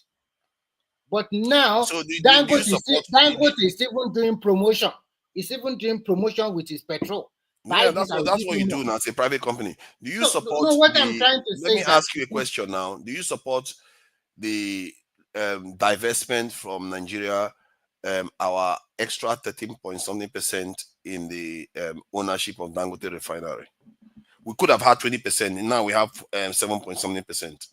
I think in business, first and foremost, they will have signed a contractual agreement to that effect. And what NNPC came us and tell us is not the real situation. Later, they were unable to pay up their own part of the agreement. They did not pay that actual money. They only pay about. But do you support them not paying I cannot totally no, I won't support them to invest now. That is a stupid thing, because Dangote now is exporting a lot of petroleum products to neighboring countries, and soon also will be selling to some countries in South America and Central America. So leave our investment there. We continue to get more. We get the reward of our investment. They shouldn't do that. Because but they've already done it. That's the thing. They've already done it without No, it's still there. They did not remove nothing. We are 7% from, according to Dangote anyway. I know. Nigeria owns 7% or 20%. It's still something, because that refinery is going to serve, at the end of the day, serve a lot of West African countries. Not only about petrol alone. Aviation. No, but that's not the point I'm making. I'm making a point that something that will enrich Nigeria. This president, hold on now, something that will enrich Nigeria. This president went and removed that lever from us. Like, when you know that Dangote refinery is going to be making profits and Nigeria is going to be getting that 20% profit, you take it away. We are past this two stage. I think you and Benny have discussed about it. We are still going back to it. I don't see any. No, I just wanted to get your opinion on it. That you don't my opinion already tally with what Benny said, because I don't see the rationale why we continue to subsidize petrol, and we are borrowing money to do that, and we don't even have assets or resources. We are borrowing money, and then we are now putting resources that are supposed to be good for the country. We are selling our crude forward contract. This is terrible news for a country. Something you have not even dig out from the ground. You have already stake it against the money you borrow. And what do you use the money for? To pay salary. That's all. It's not that you are using money for productivity or anything. So it just that is one of the. If I look at some of the areas in the last 1.5 years, those are the areas I feel like we have been shortchanged in Nigeria, downgrading Nigeria's position in Dangote refinery, floating the currency. If he hadn't done that, I'm telling you right now, this December you are hearing is going to be anarchy December. It seems you do not get it. The question is this: if you continue to manage the currency, do you continue to subsidize this $1.5 billion every month? And who is going to borrow you that money? You are borrowing the money. You are even not subsidize it again. That's my point. You are using your oil as for contract to borrow money against that kind of subsidy. Come on, who are you subsidizing? Yeah, but the point I'm making is that you will not have to. The reason why we're borrowing was because we're importing petrol. I know. Apart from not importing or no importing petrol, at that particular moment, you should put a stop to it, because if you do not put a stop to it, you have problem of meeting that expenditure again. You won't be able to pay your salary. They just remove subsidies, so you have a bit of wiggle room now. But what he did was go and take that wiggle room away by floating the currency. This is the issue I've been highlighting. You don't fully understand my point. That is probably why you're disagreeing with me. Your point. Your point was that it should have not removed the subsidy on Naira like that. Maybe just little by little. You are saying I think he should remove the subsidies. I don't care. To be fair, yes, whether he removes it the first day is not nice. The policy in itself, I support it. The one I don't support is floating the currency. He didn't have to. You are saying the same thing. So let me ask you one question. So you are trying to say floating of that currency, Tinubu should continue to borrow money to subsidize the Naira against the dollar. No, he wouldn't have to. Because how is he going to do it? Because now Nigeria is producing its own crude. The reason why we're borrowing because we have to import a lot of petrol. So how is he going to manage the first from May 2023 to this year, which is about September, October? That is over 1 year. What is he going to do? Borrow more money, 1.5 billion every month. Where is he going to get the money? Dangote refinery is coming on stream. The money you get from removing I just asked you a very good question. For that 1 year plus, what is he going to do? Use the money you get from the fuel subsidy to defend the Naira. It's borrowing. They are borrowing money, and according to the budget of 2023, by July they did not make provision for subsidy on petrol anymore. So you're asking him to breaking borrow money news. to Let me break the news for you. For that period, for that same period you are talking about, they borrowed money anyway because of the floating of the currency. But they are not borrowing money to subsidize the naira like that. But they borrowed money to subsidize the petrol that they claim to have removed. I don't know how they do that. It's but that's what I'm trying to highlight to you. It's not. Is it open to you? If you have, now NNPC came out and said they were owing almost $6-7 billion. So why are they not? The same NNPC that tell you that they are. Why are they not making profit this year? Because Dangote Refinery has now started supplying them crude. So petrol. The company they are owing 7 trillion or whatever naira last year. Magically, they are now making profit just some few months after. Don't you think they are lying? I don't think you understand me. So do you understand that? See, hold on. Do you understand that when you remove fuel subsidies, the petrol price went to around 500? But because that is a value in dollars, isn't it? It went to around 500. Can we just move ahead? Because I don't know how to explain anymore. I've already asked you. You don't want to admit. No. I cannot agree with you. I asked you a very good question. Then I asked you for 1 year, what do you expect him to do to continue to subsidize? For 1 year, you defend the naira. Listen first. Listen, the place you are borrowing this money, there are conditions attached to the money. They just don't borrow you money like that. You know, IMF and the World Bank and the rest of them, even China and the rest, there are always conditions with the borrow money that you are borrowing. We cannot just go to them. The reason why we are in that mess is because we printed a lot of ways and means, and then we also used a lot of forward contract to borrow money from abroad during the Buhari era. And if you want your Tinubu to continue to borrow money to subsidize your naira to the dollar, so that the exchange rate will still be like Buhari regime. And mind you, there still be the disparity. The exchange rate between black market and official rate is very huge. So where is he going to get that money for that kind of subsidy? Maybe nobody is willing to give him that kind of money. And it's not a good economic policy. You cannot continue to do something like that. But you are saying, where is he going to get the money? But they borrowed anyway. They did not borrow it for subsidizing the naira to the dollar. That's what we are telling you. They borrowed it for subsidizing the fuel. That's why they float it. Okay. The reason why when they float it, let me tell you what is happening there. When they float it, it gives you and I a lot of opportunity, diaspora, to continue sending money to Nigeria, because you send your $100, your people can get 200,000. I mean, sorry, 100 pounds. They can get 200,000. Everybody is chipping money. That's also a way to bring money from the diaspora, from Nigeria diaspora to the Nigeria economy. But as we continue and other economic analysis or indices continue to in play, things will continue to change. That is why you are seeing the appreciation of the dollar, of the naira against the dollar. Then you also see a lot of bond that Nigeria also raised that is oversubscribed. So many factors. Okay. Nigeria, see, even when they floated the currency, they still borrowed about this. You were tired. I don't like arguing too much about blah blah blah. Because you don't like to get to the truth because you don't want to discuss the truth.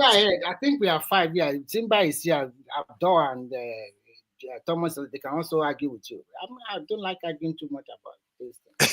See, you don't want to argue because it's not about you don't want to arrive at the truth of things. But if that is the case, that's fine. We don't have to. Then what is the point of any conversation? We're just being dishonest. We'll come here and talk surface stuff and go home. And what is the point? We're wasting our time. Personally, I want to understand the true things. Just because you like the person in office somehow doesn't mean you should not tell yourself the truth.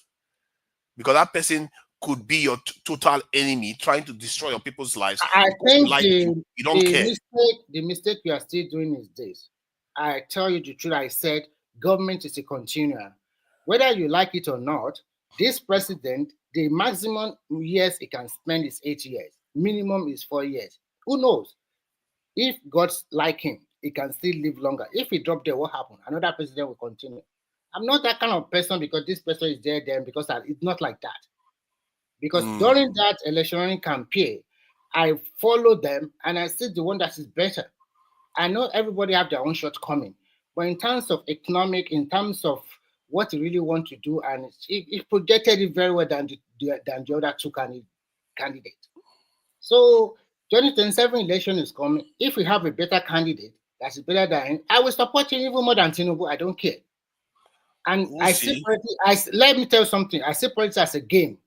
It's either you win or you lose. If I lose, I move on. If I win, I will be fine. So I do not. I'm not that I kind of didn't see person. him as the best candidate. This is somebody that removed subsidy. I said I see him as a better candidate than the rest. Better than the rest. I didn't see, even at that time, I didn't see him as the best, better candidate than the one you say as the best. Because he didn't even tell you what he was going to do with the fuel subsidy, and you supported him. It's like, why would you not get bad governance when you have people that are behaving like that? So Tunaida, your opinion is different from mine. Okay, you might not like removal of oil subsidy or whatever. No, he didn't tell you what he was going to do with it, and you voted him anyway. Because I've discovered that so many things you do not know now. So if you follow him, like I follow him during all those interview with the Nigeria Economic Summit group, go and watch it again. They call on the three candidates. They ask them questions. He articulated his vision.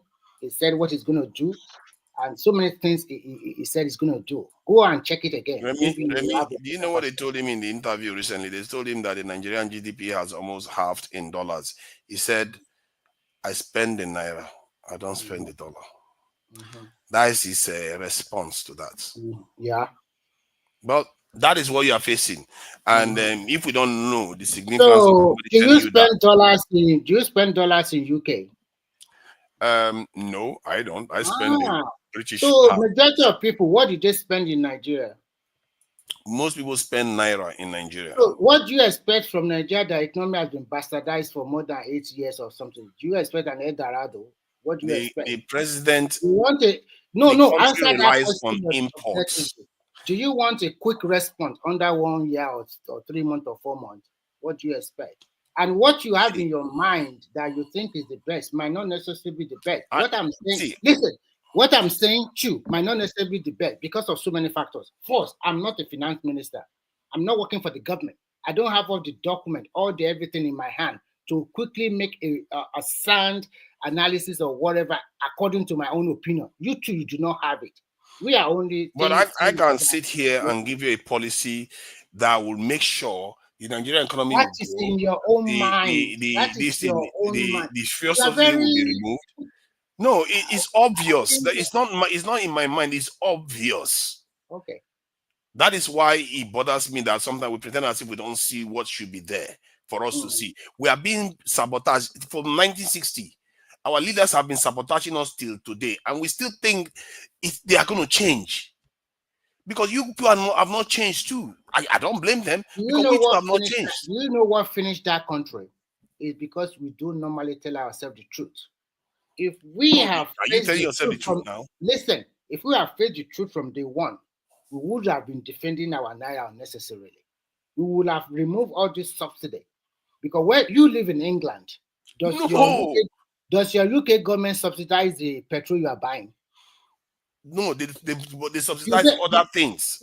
All the tax you are paying all over there, the tax ratio to the economy, you know the percentage. The UK government subsidizes airline, train lines, farmers, water supply. They subsidize their companies heavily.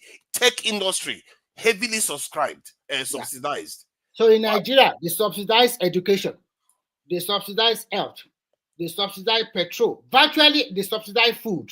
Everything about Nigeria, they subsidize it. Food is not subsidized in Nigeria. Are you kidding yourself?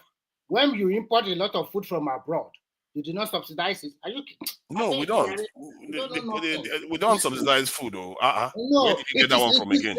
It is now. They remove most of them. Before, no, we never subsidize food. Stop making stuff up. What about farm produce?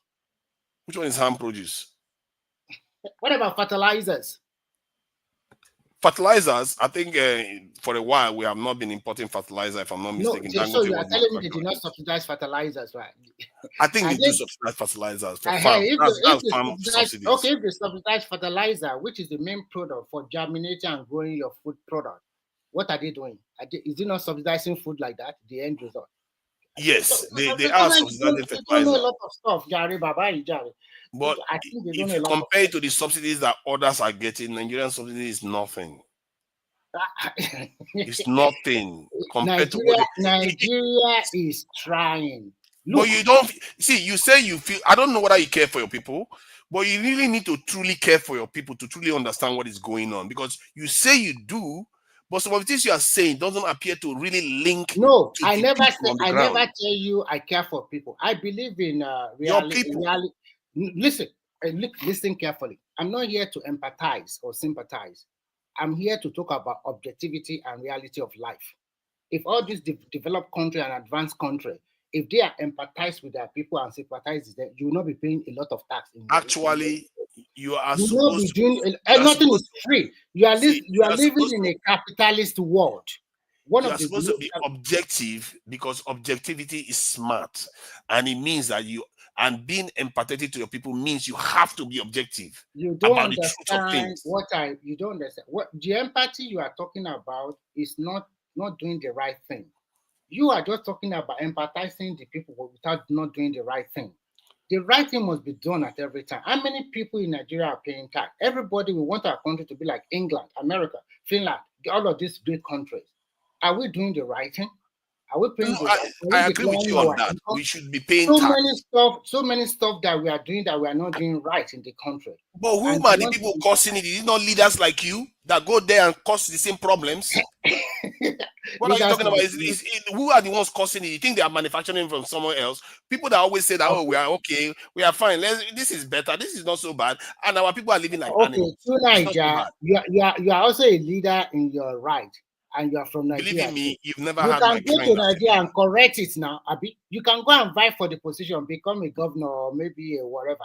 So don't just hold your hand. I tell you right now, you've never had my kind as a leader in Nigeria. If you did, that country will not be where it is. And then let us see and he will be dead, though. He will be dead, but that country would have changed. To Nigeria, if we cannot have you in Nigeria, became a governor in UK now. Let's see your performance. You want me to go and help the people that are helping knock our people down even further? Why would I want to? You don't like the people you are getting your source of income from them. You don't like. No, I don't hate them. No, you see, you have to be objective about these things. You don't hate them, but they don't need me as much as my people need me. But you are making a living there, right? Yes. And you are not comfortable with them. Pardon? You are not comfortable with them. I'm not gonna. I wouldn't say I'm not comfortable with them, but I would say because for most of your analysis, you thought they are the main architect of African problems, your country problem. Yes. So you don't like them. I do not. I think you are. I don't attach those type of labels because what they are doing is. I see somebody that is collecting money and enjoying the whatever and where you are living, and at the same time. You hate, it's like, I wouldn't say hate, you dislike them to the core, and then you are enjoying the money. Listen, you are getting the money, and we're also begging you, take the money to Nigeria, you refuse. Use the money in UK, you refuse. So what are you doing? No, you see, you are not helping Nigeria as a leader, and you are dislike to the core. That was funny. I dislike them to the core. Yes, so no, that is not the case. See, the thing is, you have to be objective about these things. I actually kind of envy and admire them. You can't begrudge a good mom for taking care of her children. Okay, so Nigeria, I think we should let others to talk. If they don't want to talk, if they want to talk, they will them. Simba, are you here? Simba is mending his chickens. You know, they are laying eggs. Simba is counting his chickens and all the rest of it. Maybe Thomas is about in China. It's early in the morning. It's already New Year in China. No. They don't do New Year now. What is wrong with you? You think the whole world in Australia? I know their time now. In Australia, look at that. They are also probably in the afternoon in Australia now. I don't know. Maybe afternoon or evening. Abdul, are you still there? Oh, Nigerian exports have declined. Yeah, that means you guys did not talk about BRICS. Why are we not making frantic effort to join BRICS because how are we going to make frantic effort to join BRICS now? The point about BRICS are so many wahala with BRICS. When your president is running around in No, France, France blockers and everything. I would suggest Nigeria should be a member of BRICS, but not a core member of BRICS, because at the end of the day, they have been talking about floating their currency for the last 6 or 8 years. They were unable to float a big currency. So they are also having problems. As we are talking today, the Chinese economy is all-time low. It's not good. They are even pushing, they are trying to lower their interest rates so that their country people can borrow money from their bank. Their people are refusing to borrow money from the bank. The economy is not good there. I'm telling you the truth. It's not good today. So as Nigeria stands now, Chinese economy not being good is about 3 to 5% growth rate, isn't it? Well, are you kidding me? Do you know their growth before? They are having double-digit growth. Yeah, but it's not easy that for 3-4 decades if we grow it. That's a miracle economy. No, what caused this wahala is their present president, because he wanted to take them back to the old time or wahala like this. So they are having property issues, and then coupled with the problem of a lot of multinational corporations that were used to be in China, they moved their things to Cambodia. Some went back to America. So many wahala. Okay, so now they're in deep economic mess. Most of their BRICS is not all about China. I know. One of the biggest advantage of joining BRICS is that it relieves your country of this dollar pressure we've been talking about. You can do trade in local currencies, bilateral trade with local currencies, totally boycotting the dollar. So it's not about China's economy doing well or not. It's about the strategic advantages. Nigerian government have a contract during Buhari, a currency swap deal with China. They just resuscitate it again, maybe some last week or something like that. So if you are importing something from China, instead of changing your money to the dollar, you can just use your local naira against the renminbi. They are doing that now. But what I'm trying to tell you is that most of these manufacturing plants, they have moved away, because most of the things we import from China are mostly household products, like or maybe fabrics or something like that. That's what we normally do. But most of these factories have moved to Indonesia. Even Chinese companies are moving their company to Cambodia, Vietnam, Indonesia, because they give them a tax break of 5 to 10 years. So a lot of these people that usually import this stuff, some of them are going to Indonesia to buy it now. So things have changed because China changed their economic policy toward technology and maybe construction. The West is basically freaking out that China is getting too strong for their boots. So and they're also fighting. They want to cut China down to size. But what they don't know about China is that China is an old man, and an old man is going to be patient until they are ready. It's difficult for the West to cut them to size because they cannot manufacture in large quantities at a very competitive price like China. Mm-hmm. So yeah, they are going to try. They are going to try. They don't care. They will still try to cut them to size. They won't succeed because the Chinese are quite smart. That's my belief. They will be patient because there was an estimate that came out last year or so that said if the world gets to around 2029, I think 2027, 2029, 2030, China will be the supreme power in the world by that time. I don't agree with that. So it made sense. It made sense for the. No, but look at it now. That report came out sometime last year, and tactically it made sense for the West to go now, to look for trouble now, because by that time it will be too late. Let me tell you, go and put this one in your left hand. Don't eat with it. China, I repeat, they will never fight with any country. They are smart people.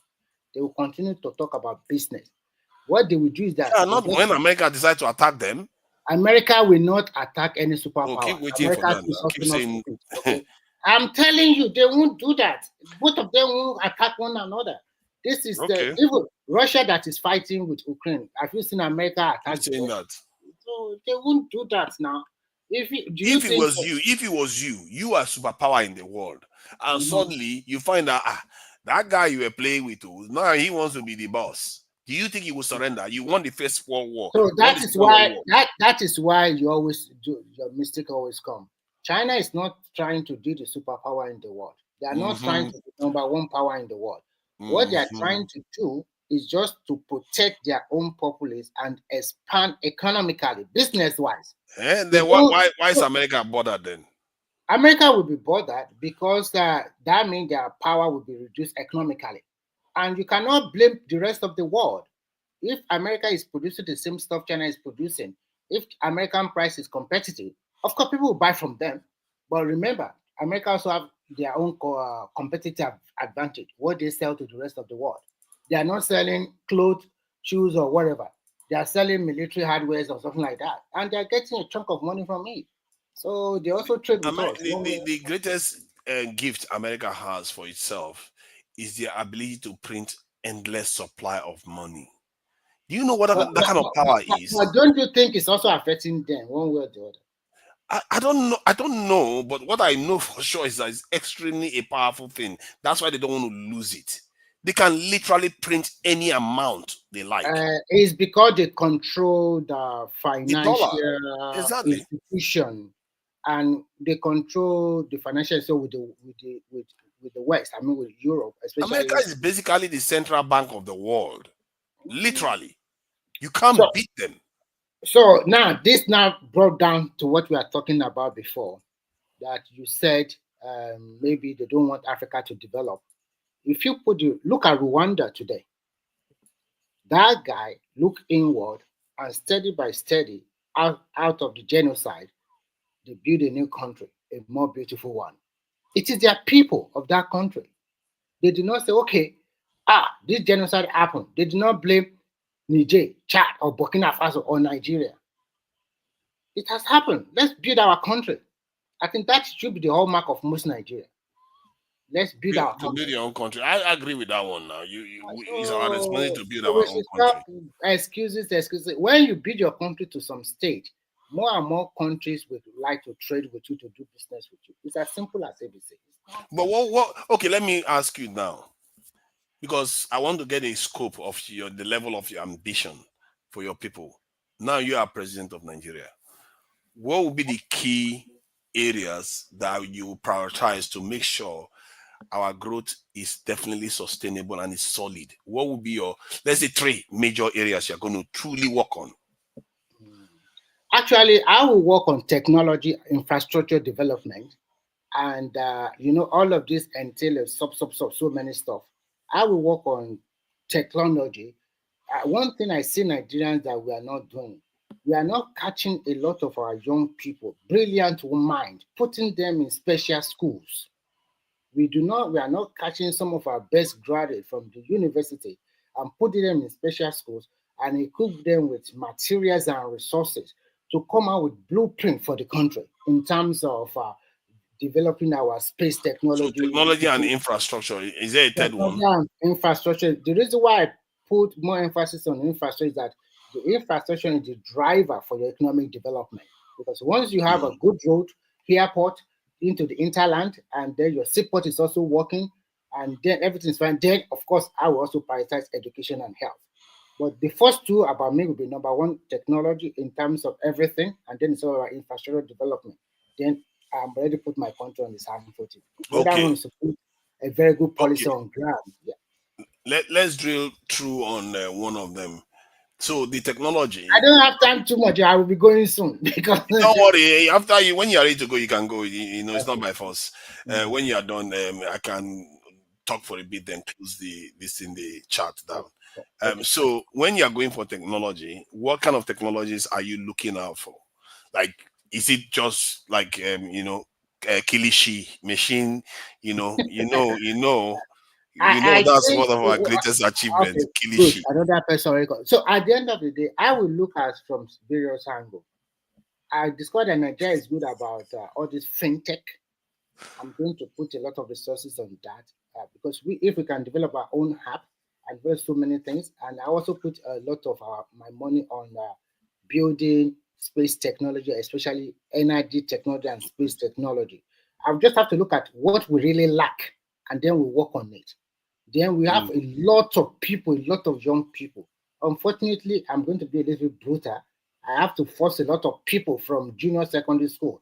If your result is not good enough, I'm pushing you directly to vocational school. And then, yes, yeah, because there's no need everybody go to university. It's a waste of time. Okay, so I'm pushing them to that to learn the necessary skill. Then I will now support a lot of medium scale industry and even larger SMEs to acquire these people once they graduate. So that is what most countries are doing. There's only one strategic thing you mentioned there: space technology. Yeah. That's one strategic thing you mentioned there. If you can pull that one off without them knocking off all your But you know that one I mentioned now is very tough call, because if I can do that, I don't know whether the rest of the world will allow Nigeria to also have our own, because there'll be fight to have that kind of what I'm. Because if you can go to space, you can build ballistic missiles, you can do all kinds of. I'm not talking about ballistic missile. What concerns me is what I'm doing something to make my country better. Look at this one. Look at this one. You don't be so naive. I'm not naive. Why do you think they want to stop you from doing that? I'm telling you what I'm talking about. Energy. Give me energy. I want to improve my country. I'm not going to any stupid war. I'm not interested in fighting with anybody. It's Nigeria. Rulership is preparing for war. Don't you get that? No. I'm sorry. Nigeria. Yes, go ahead. Yeah. How you doing? Welcome. Long time. Yeah. So, Remy, are you familiar with Noam Chomsky? No, sorry. Okay. Okay. That will explain your stance on a lot of these things. I think you're right. We need to develop our youth. We need to improve how we develop stuff within our country. We need to handle things. There's a book that I'm going to recommend for you, written by Noam Chomsky. He's an MIT linguist, one of the foremost minds in geopolitics, in at least in the last 30 years. It's called Hegemony or Survival: America's Quest for World Dominance. He's an American, a Jewish American. I would suggest you go take a look at that book, because you seem to be dismissing the impact of these imperialist nations on developing countries such as ours. For some reason, you seem to think that, we are blaming people, but not taking a look at the larger picture of what's happening and how we are being puppets in a larger game. Also, did you ever, I know to Nigeria you did, listen to the interview that was given with Dele Ogun when he went on Dr. Damages? Yeah. To Nigeria is that, not to me. I don't always go to that place. Yeah, but it's a powerful interview. But wait. There are a couple of books he has written about this same thing. I just want to wait.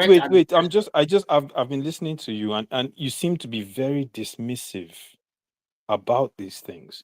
And this goes back to the reasons why our Sahelian brothers have decided to totally get the French out of their country. All this ties back to it. And sometimes, if people don't know, and I'm not saying this, I mean, nobody knows everything. So I'm suggesting these books because, Dele Ogun's book, at least the one I just started looking at, is The Ostrich Nation, Golden Jubilee. And I didn't know about his stuff before until I saw his interview, which I thought was very powerful. And there's are you familiar with the happenings of what occurred during the proxy wars as a result of the Cold Wars on the soil? Wait, on the soil of Africa and South America. And I'm saying this. To blow Remy's mind, though. No, what I'm trying to do tonight is because I have this one sentence. I have these conversations with Nigerians, right? And they seem to wait. Remy, you've been talking. I've been listening to you for a couple of hours, and they seem to want to say, "Oh, at some point we need to stop blaming the white man," right? But the blame is not that we're blaming the white man. The blame is historical facts of how these imperialist nations have influenced our politics, our economy, our people. It is dumbfounding. During the proxy wars, there were over 27 African leaders that were assassinated as a result of foreign intelligence agencies. Did you know that? This is our this is part of our history. So when you see Sahelian countries saying they've had enough of the French, they're not saying it because some military guys just wanted to take over their country. Do you know how many times they've tried to assassinate Ibrahim Traore? I mean, we tend to dismiss these things, but not understanding that by doing so, we are putting ourselves at risk. And as much as there are some things I disagree with Nigeria on, but the one thing I agree with him on is that you have to protect your nation, even when as you're creating economic policies and growing, you still have to be able to protect yourself. Look at Syria; they've carved up Syria like a cake. Turkey on one end, America on another end, and Israel has taken another part of the country. That country is done; it's finished for the next 50 years. The Syrians are done. 20 years ago, if you told Syrians this was going to happen, they would call you crazy. So we can't dismiss these things. These are serious things. So when the Nigerian president or military junta comes out and says, Nigeria is colluding with France to destabilize their country, we don't know whether or not it's true. I'm not going to sit here and say it's true. But given the history of what has happened in our continent, you cannot outright dismiss that kind of accusation. At the very least, it should be seriously investigated because we know our president goes to France for medical treatment. And because of that, you can't tell me the French intelligence don't have his whole medical records on their desk. They know more about Bola Tinubu's health history than we do. This is fact, given the history of what has happened on our planet. Now, you might say, oh, this is BS. Okay, go and tell Assange it's BS because he leaked their information. Or go and tell Edward Snowden is BS. He's sitting in Russia. He can't go back to his country because he leaked their information. We live in a global world where everything is open. And there's economic espionage, there's political espionage. These people are looking for resources to prop up their economies, and they will stop at nothing to do that.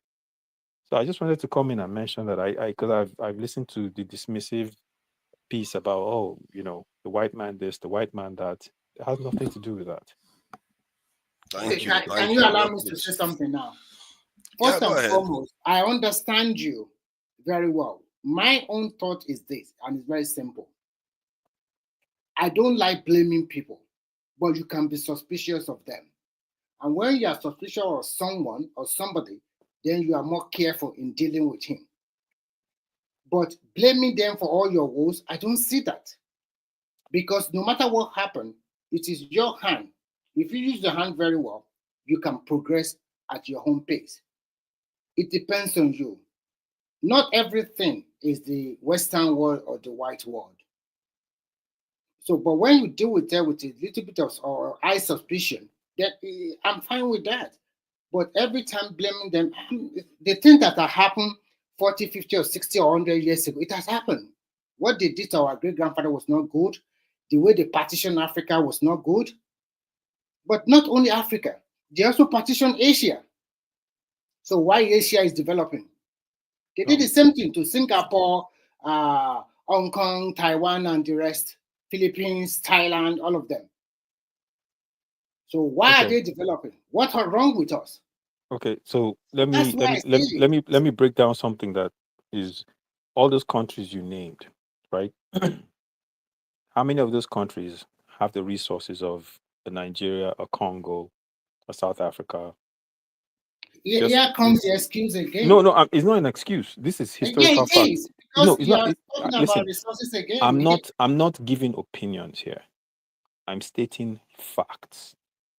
Right? I'm not giving, okay, let me give you a little fact. This is recent history. You're saying 40, 50 years ago. I'm not talking 40, 50 years ago. I'm talking about recently. Was the invasion of Libya 40, 50 years ago? They sat and invaded, and NATO invaded a sovereign African nation, put a no-fly zone over his country, and the leader was assassinated on the streets. Was that 40, 50 years ago? No. When Jonathan was running for the 2015 elections, the Secretary of State of the United States came into Nigeria and went to the north and met with northern leaders. So wait. And went to northern leaders and didn't see our president. Jonathan wrote about it in wait. Remy, you've been talking. Let me talk. Jonathan wrote about it in his book. That was not 40 or 50 years ago. the northern leaders went to DC and met high officials in United States to take him out of office. That was not 40, 50 years ago. So when we talk about these things, you want to dismiss it as something that's in I guess in the dustbin of history. That's not what it is. Let me talk for 20 seconds. You understand what I'm saying? I so understand. Wait, Just 20 seconds. Listen, And then there are groups that let fund me wait. Oh, there are God. groups You that won't fund let me- intelligence before I forgot, agencies. I just want Listen, to and quickly that's why one of the reasons. Let me say this to you. Oh my God, I'm laughing. What- You are seeing your opposite here. One of the I reasons. just want to quickly chip in something for him. Remy, this is what you do. You don't want someone else to talk. No. What I'm trying to do is I'm trying to, and I suggested some books for But you. you are I think doing something, and no, I want to chip in something, and then you continue. You don't want to give me 20 okay, seconds. go ahead. Okay, fine. What happened to Libya? I don't really like it, and I think the Americans or the West did a terrible job. But I will also blame majority of the populace of that country because they are not together also. And secondly, they are not together, although that man performed a lot of wonders in that country, which is good. But when you stay in a place too long, the people will also rise against you. That is for that. For Jonathan, remember, Jonathan continued the other 2 years of Yaradua. And in 2011, we voted for him again. In 2015, one of the major reasons the northern people rise against him, whether they use insecurity or whatever, is because if he continue under democratic elected, it will spend 10 years. That's one of the major reasons. And no matter what happens, they don't want to allow him to continue. Please factor that into your consideration. Okay. Well, what I would say is I don't want to speculate on the reasons why the Northerners didn't want him to stay because we don't know that for a fact. We know that they wanted him out by all means, regardless of the fact that to now I have said on this platform, and I'm someone from his ethnicity, and I've said on this platform that I think he failed because he catered to them so much, and at the end of the day, they were sponsoring of terrorism. And this is not me saying it. The president himself said it at the time that Boko Haram has people in his government. This is the president of Nigeria saying it. America put an embargo on us where we could not buy weapons to defend ourselves from terrorist groups. This is not me saying it, right? They had to send cash to South Africa to procure ammunition so they can fight Boko Haram. They said because of the Leahy law, they prevented us from doing that. This is fact. I'm not saying it. Now, does that sound like a nation that wanted to see us put down insurgents? This is fact, right? People were saying comments. Buhari himself said an attack on Boko Haram is an attack on the North. I'm not the one saying this. These are factual incidents. We seem to have amnesia or short-term memory loss. But these are things that no. Yes, he said that. Go and look at the history. Listen, people forget. Maybe you can give us the source, okay? Because sometimes people just cook some words that doesn't come from that person. Yes, I've been hearing that. I'm not disputing Thomas, let me quote. Just Buhari saying, said, he didn't really say that. He did. Buhari said, if Jonathan won that election, the dog and the baboon will be dipped in blood.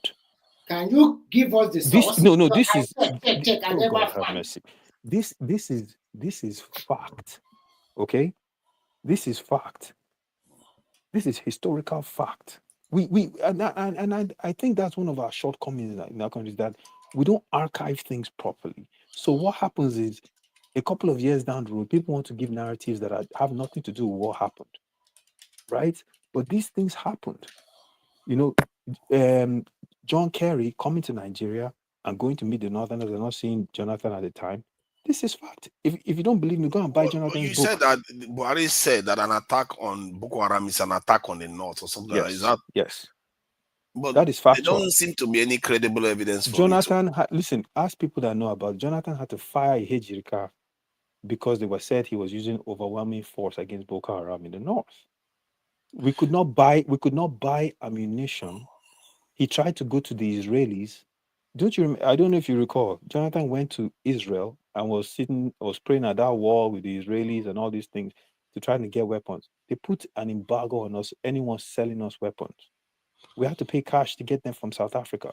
Yeah, but okay, I agree with you on that. But yes, but I don't think Buhari said that an attack on, because I'm looking at a report where he said July 2015. I don't think he's in office in 2015, where he was saying Boko Haram attack was heinous atrocity.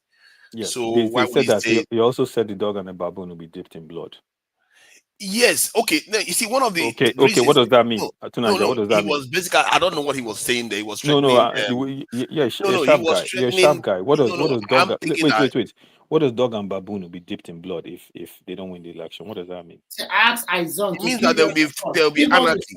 We never find something like that. But my point is that, like, even El-Rufai was one of the ones saying that if they don't declare the result for them, they are going to said. Let me tell you what El-Rufai said. El-Rufai said all these people bringing foreigners to come and monitor your election, they'll be taken out in body bags. He said it. Yes, but okay. So what you are does missing that mean? The point. You are missing the scenario. No. Let's not talk like we don't have brains here. What does that mean when a guy who has that kind of position says people will be taken out in body bags? What does that mean? He's telling you that they are wits and they are going to attack. They are going to cause trouble. Is that not violence against the state? Exactly. See, if that happened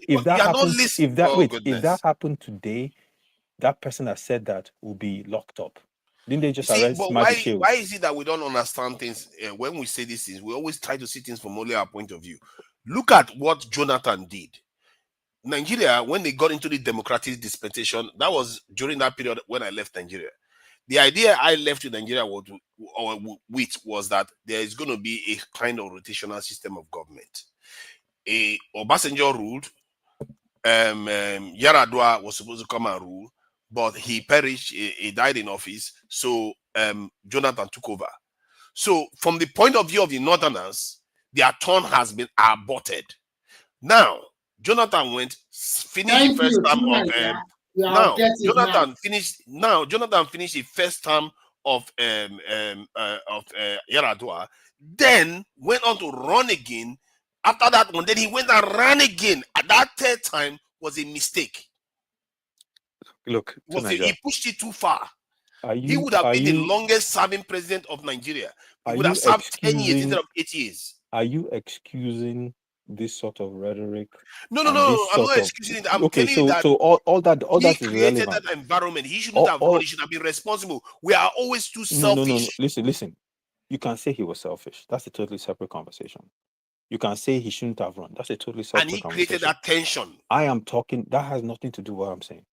I am talking about the rhetoric, the influence, the foreign interference with our politics. I am talking about. Wait, my friend, please. I am talking about the things that were said and done at the time to remove a sitting president, internal and external. Okay, that's what I'm talking. I don't. Right now, you think Yoruba and Igbo is not going to be losing their mind? As far as the law was concerned in that country, it was not against the law for Jonathan to run again. He decided to do it. Even if he offended them, people should not threaten to burn the country down just because he offended them. And if that happened today, all these guys here that support Tinubu will be up in arms. If that happened today, if people made those same comments today, if a Secretary of State came into our country and went to see Northerners today and didn't stop in Abuja, okay, put it in perspective. So before you start saying, wait. Before you start saying, I don't listen. The reasons you are giving don't factor into the conversation at all. No. You can't see what you are doing. So the reasons you are giving, are those reasons justifiable for them not to sell him weapons to fight Boko Haram? No, I'm not justifying that. Okay, so what are you talking about? That's irrelevant. That's what I'm saying. What I'm saying is that you have to try to imagine now. Let's say Atiku went on to win the last election. To Nigeria, it's an irrelevant point you are bringing in. It has nothing to do with the conversation. Hold on. Let me make my point. If Atiku had gone on to win the last election, it's another Fulani after Buhari Fulani 8 years. As a matter of fact, the entire South will be boiling. Already the Igbo movement was already very upset. You can be upset. But you don't have to threaten the nation. Oh, they will threaten the nation. They were already doing it. Yeah, and part of the leverage Tinubu had against them was that he is going to start supporting those movements if they don't allow him. So that is his leverage. I don't even. This has no point whatsoever. What you just said, 0 point. It has a point. It means that people want power to come to their side. Even and if people, Jonathan started it. Again, you don't seem to understand anything about the context here. It has no point.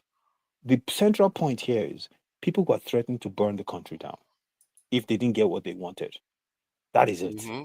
The reason behind it is irrelevant. You should not have any grounds to do that whatsoever. And on top of that, back to the main point that led to it, though. It does. So that you can prevent it from happening next time. Listen, people can come up with all kinds of circumstances, and they can threaten. No, we are talking about objective Anybody can be slighted, and that person can use that slight as an excuse to say, "I'm going to do X, Y, and Z." It doesn't justify that. That is true, but this one is not anybody can be slighted. About? This is somebody bending the rules. When this is a rotational system of against government. The law? Was it against the law? See, technically, it wasn't against the law. Was it illegal? It's not everything that the law can account for. Okay, was it illegal? Was he violating a constitutional right? No, you see, this is the pretense we do. I don't like when we pretend. It's not fair. My point is, you can't. Because we're not helping ourselves when we pretend that we say, "Oh yeah," because the law doesn't violate it. But you know, it's morally not the right. To Nigeria, you think Jonathan didn't violate a handshake? God bless you. My point is, people were threatening to burn the country. Whatever you think about what Jonathan did is irrelevant to the main point, which is people were threatening to burn the country. Whatever you think about what Jonathan did is irrelevant to the main point, which is a foreign nation was coming in here to interfere with our internal politics. And if you are with that, no, I'm not okay with it. Okay. So that's what I'm saying. It has nothing to do with the central point. All right, that has nothing to do with it whatsoever. Right? People, listen. Let me paint a picture for you right now. People can say right now that Tinubu is filling his government up with his Lagos bodies. Therefore, they're going to overthrow him. And if they don't win, they're going to burn the country down. That is not a justification for that action. If it's not objective, but if you're okay, let me ask you. If objective is not the word. Objective is not the word. You're using the wrong word there. It's not objective. What is the word then? Objective is not the word you should be saying. What is the word you want to use? All right. It is a crime to threaten your country because you don't get. Oh, you look at that. Look at that. You now let me ask you now. Objectivity has nothing to do with it. You don't want me to. What if you are part of a club and you are being treated unfairly? What is the way to handle it? Unfairly. Yes. If the person is not violating the law, listen. Let me explain something to you. If the person is not violating the law, and I have no recourse in court, unfairly is not a justification for anything. Unfairly you getting dicked over is you getting dicked over.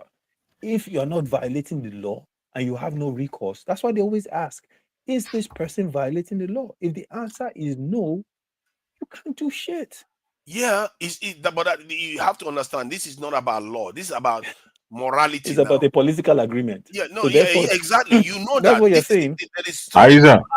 And this is why I think that the Nigerian politicians just tell Nigeria not to be the enemy of the state. Look at this one. That's all. Calm down, Adewale. See, our people, they should have encoded it into the constitution so that things will be stable.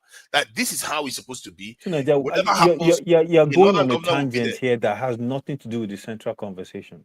No, actually, I want to bring you back home. You are trying to excuse. You are trying to say that it's always going on a tangent. Always. Look at this one. Look at this one.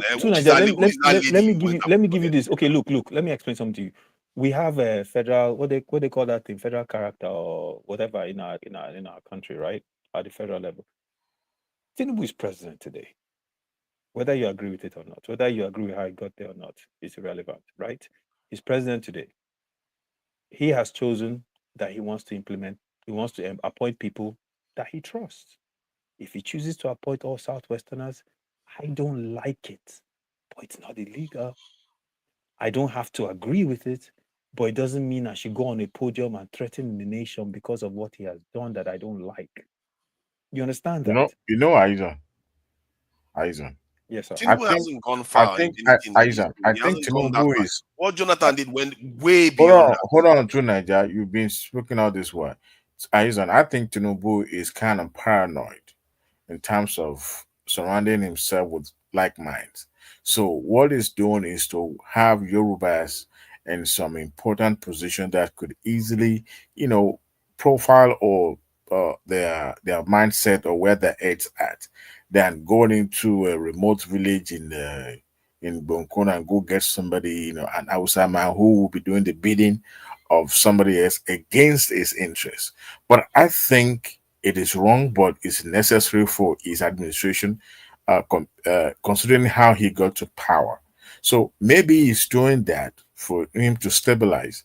And then maybe when he comes back for second time, and if he doesn't make second time, maybe a second half of this first time, he will now decided to maybe sample some people from other region and then bring them to the mainstream. Maybe that's what he's doing. But politically, it's not working well for him because it's so apparent that he surrounded himself with the Southwesterner, a lot of them. Listen, Adewale, my thing is, I don't agree with it, right? But the one thing I agree, I think Barack Obama said it.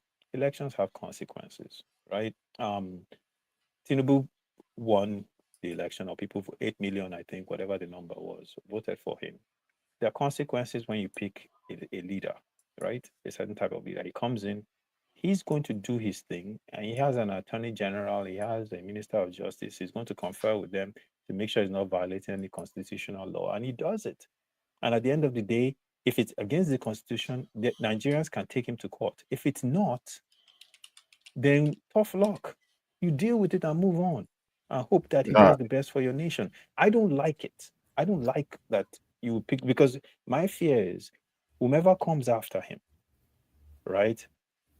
Whether it's a northerner, whomever, that person will reference this particular period. If the person is not someone of high moral character, will reference this period and say, you know what? After all, he did it, so I'm going to do it too. The last two administrations did it though. I mean, Jonathan didn't. I can count. I can count the amount of. Wait. This is the nature of Adewale, I can count the amount of. Wait. To Nigeria, I've heard this argument before. I can count the amount of Ijaw people that were in Jonathan's government. Jonathan is an Ijaw man. He's not an Igbo man. It's not really about the Ijaw. It's about the South. Jonathan is South. Yeah, how many South people? If anything, there were more Southeasterners. He's not a Southeasterner. The thing about a minority president is this.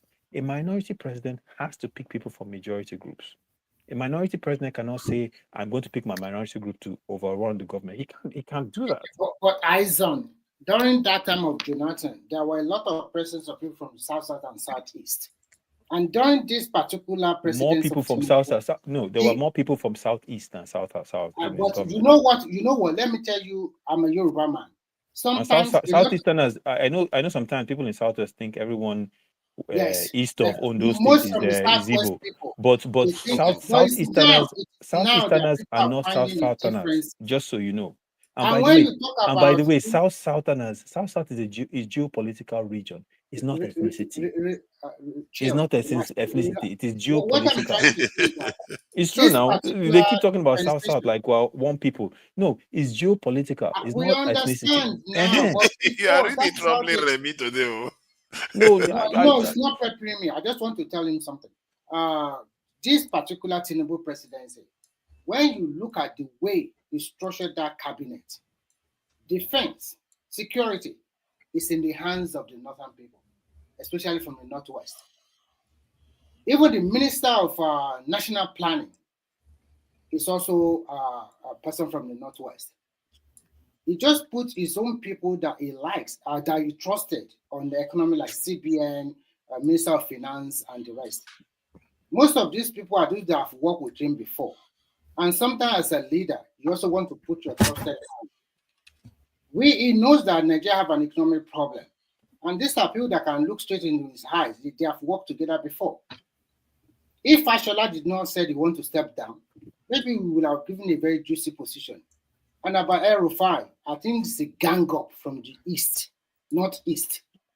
That is not wanting to be. You see what you are saying there. I don't have any serious issue with it, but my issue is that if, say, an Igbo man becomes president now, wants to do the same thing now. No. Let's say he wants to do the same thing. You will be here saying no.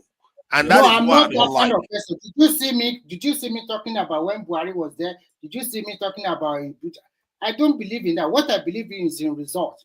Unfortunately for him, he did not perform very well economically. In terms of infrastructure, he did a wonderful job.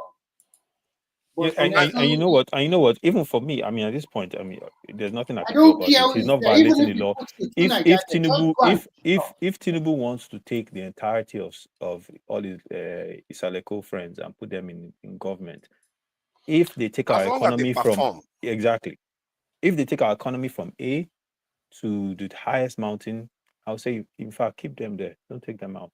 You know, I don't. To be honest with you, I can really not care. You know, Jonathan is my ethnicity. He was in office for how many years? The Port Harcourt Yenagoa Road was still a dump. Nothing happened there. So as far as I'm concerned, that whole thing doesn't really make a difference. The thing about it that makes an issue is because I know our environment is highly ethnic, right? So it sets a trend down the wrong path.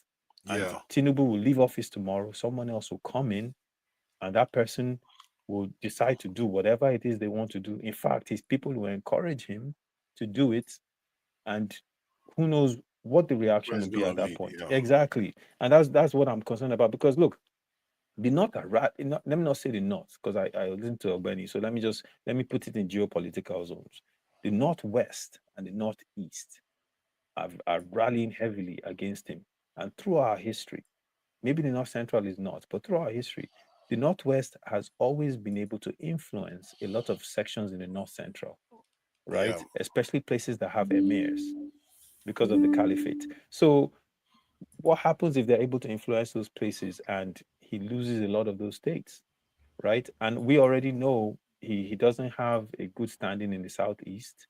In the South, there, I can tell you this as someone from there, there are a lot of places in the South that are unhappy with him. If he doesn't unite those areas, I think it also depends on we might see Tinubu be a one-term president, and it's not a big deal. Yeah, but I'm saying, right? Yeah, but I don't see him. To be frank with you, it will be very difficult because it depends who is the opposition. What will ensure that is if he does anything about it. See, economy, I don't think economy will damage him enough. But that Niger Republic one, if he does something about that one, that's the one the Northerners will never forgive. They will forgive economic thing and all this appointment. They will forgive it. I believe they will forgive it if the economy does well. Just like we said just now. If the economy is doing well, Nigerians will forgive him. Kunaja, with every scheming, everything going on, I do not say the Northeast, North Central, or what do you call them, supporting any other candidate other than the Tinubu candidates in 2027. You know why? Because majorly because APC has considered that presidency to the South. And I don't see APC in the northern part of the country going for any other candidate other than a southerner. And who else is going to come from the south to compete with the incumbent? I mean, we understand Obi is probably going to come out. They even fought for Tinubu. So, and if you look at our national security as well, you know, because Nigeria is always at the precipice of disintegrating. One leg in, one leg out. It has always been like that. However, out of necessity or out of saying, you know what, you remember when what's his name, the current vice president was interviewed on the Shehu Kimbaloye show before the election, actually before the primary. He said, and I quote, "There's nobody else. We have no option. It's the only Tinubu that they can bank on and they can trust." Now, all this appointment has nothing to do with what goes to the North. What belongs to them goes to them. He has not denied. As a matter of fact, a lot of people are not actually seeking for public office, but the fact that as long as that pipeline that supports that supply them the goodies of the government is now stopped, they have no qualms about it. But most of the political players are the one agitating for public office or the other. So I haven't seen that huge or should I say a politician who is equal or up to the task that can wrestle that that presidency from Tinubu coming from the south. Now, if they not now decided they are going to checkmate Tinubu by propping up another candidate apart from Buhari, what's her name? Atiku, that is going to create a lot of wahala. Reason being is this. Adewale, let me just make an announcement. Let me make an announcement. Let me make an announcement. Let me make an announcement to Nigeria. To Nigeria, I just sent a video on channels from 10 years ago, 10 years ago, of doing Okupe quoting Buhari, making that comment about attack on Boko Haram. If one man can send the video to you, then you can play it on this platform as well. Adewale, sorry, I just want to put this assumption that you guys are forgotten. You guys, you always forgot that there's so many big players in APC that are eyeing 2031. These players, they are going to be who is going to determine, because they are coming from the north. Do you think they are stupid? They will lose their own thing they want to plan for in the next 8 years and give it to Atiku on platter of gold. You will see a different Nigeria. You will see you will see so many things that you won't believe your eyes. Even Atiku cannot even get PDP ticket. Talk less of putting him on that. He won't get it because okay, I don't want to talk too much now. The only option PDP has is to feature somebody that is other than Atiku and is younger than Tinubu and is also progressive. That is the only option PDP has. If they decided they will need more than that. Especially I'm just saying. I mean, considering what is going on in the South, where Wike and Fubara are going head to head, except they want to. Well, I haven't seen that person up to this moment that can match pound for pound, dollar for dollar, power for power to compete with the Tinubu as far as the political terrain is concerned. I was influence, popularity. People think what's obtainable today is going to dictate what will happen in 2037. I bet you scenario will change. People will start singing a different tone. Look, I wanted to bring something up earlier, Aizon. Since the emergence of what's his called, Jonathan, apart from because it seems Yaradua and Obasanjo kind of have the same chief of army staff. Since Jonathan took over, he changed. He couldn't find any senior military official, especially army, to become the chief of army staff. So he went to the southeast. Most of his principal officials, or most of his kitchen cabinet, are majority of southeastern, because he actually got vote from them as well. So what I'm trying to say in essence is this: every single administration has been trying to bring people from their own region to be the chief of army staff, because chief of army staff have a lot of power in their hand. That was the reason why Tinubu chose a Yoruba man. And the replacement of the deceased person, he chose another Yoruba man that he could confide and trust. This man would not, even though he chose a Kanuri man Fulani man to be his chief national security advisor. He purposely remember, people were saying, well, he's a policeman. How could a policeman now command, security apparatus in Nigeria and all those chiefs, service chiefs and all that? But he purposely kept him there because where else will he find? He still has to defer to the north, and that was the reason he purposely went for what is it called? Former AFCC Ribadu. So if you look at the way things are set up, he surrounded himself with the people that he could trust, because as at the time, if not because of Nigeria, honestly, we've gone really, really, really long. Because if you look at what has happened in the past, honestly, by now, maybe military would have taken over. The way people were agitating for that, when he became a president-elect. But considering that, if not because he has a Yoruba man at the helm of affair, as somebody who has in command, because, if coup is going to take place, is the army, because they have all the weapons in the arsenal. So having a Yoruba man in charge of command is a guarantee for him to go to bed and wake up. So if you look at the way things are set up, where did you get that as a guarantee? It's a guarantee, my brother, because he's the one in charge of command of army. If you look at the history of Nigeria, most of the chief of army, you should have asked him one question. When most of the coup has been perpetrated by the army chief of staff. All the coup, they have always been perpetrated by the army chief of staff. Even the last coup, which was Bama Ye, the one of failed coup of the year, it was the chief of army staff. And if you look at Abacha was one the chief of army staff, Babangida was one chief of army staff, and they were the one. And Buhari was chief of army staff. Buhari was They choose the leader, but majorly supported by the chief of army staff. They are in command, not the other military apparatus like Navy and Air. For those people that have no say. But army is always in command, and chief of army staff has always been in command. So you have to get those things set up so that at least you can go to bed with your eyes shut, and then you can face politics. That has nothing to do with it. I think to just say that would mean that Sankara, the person that killed him. I'm talking about Nigeria history. I'm not talking about Africa in general. Yeah. But Nigeria history, because we don't have too many cases. Every coup in Nigeria has always been perpetrated by the chief of army staff. You mean the Agui Rosie one was chief of army staff too? Agui Rosie was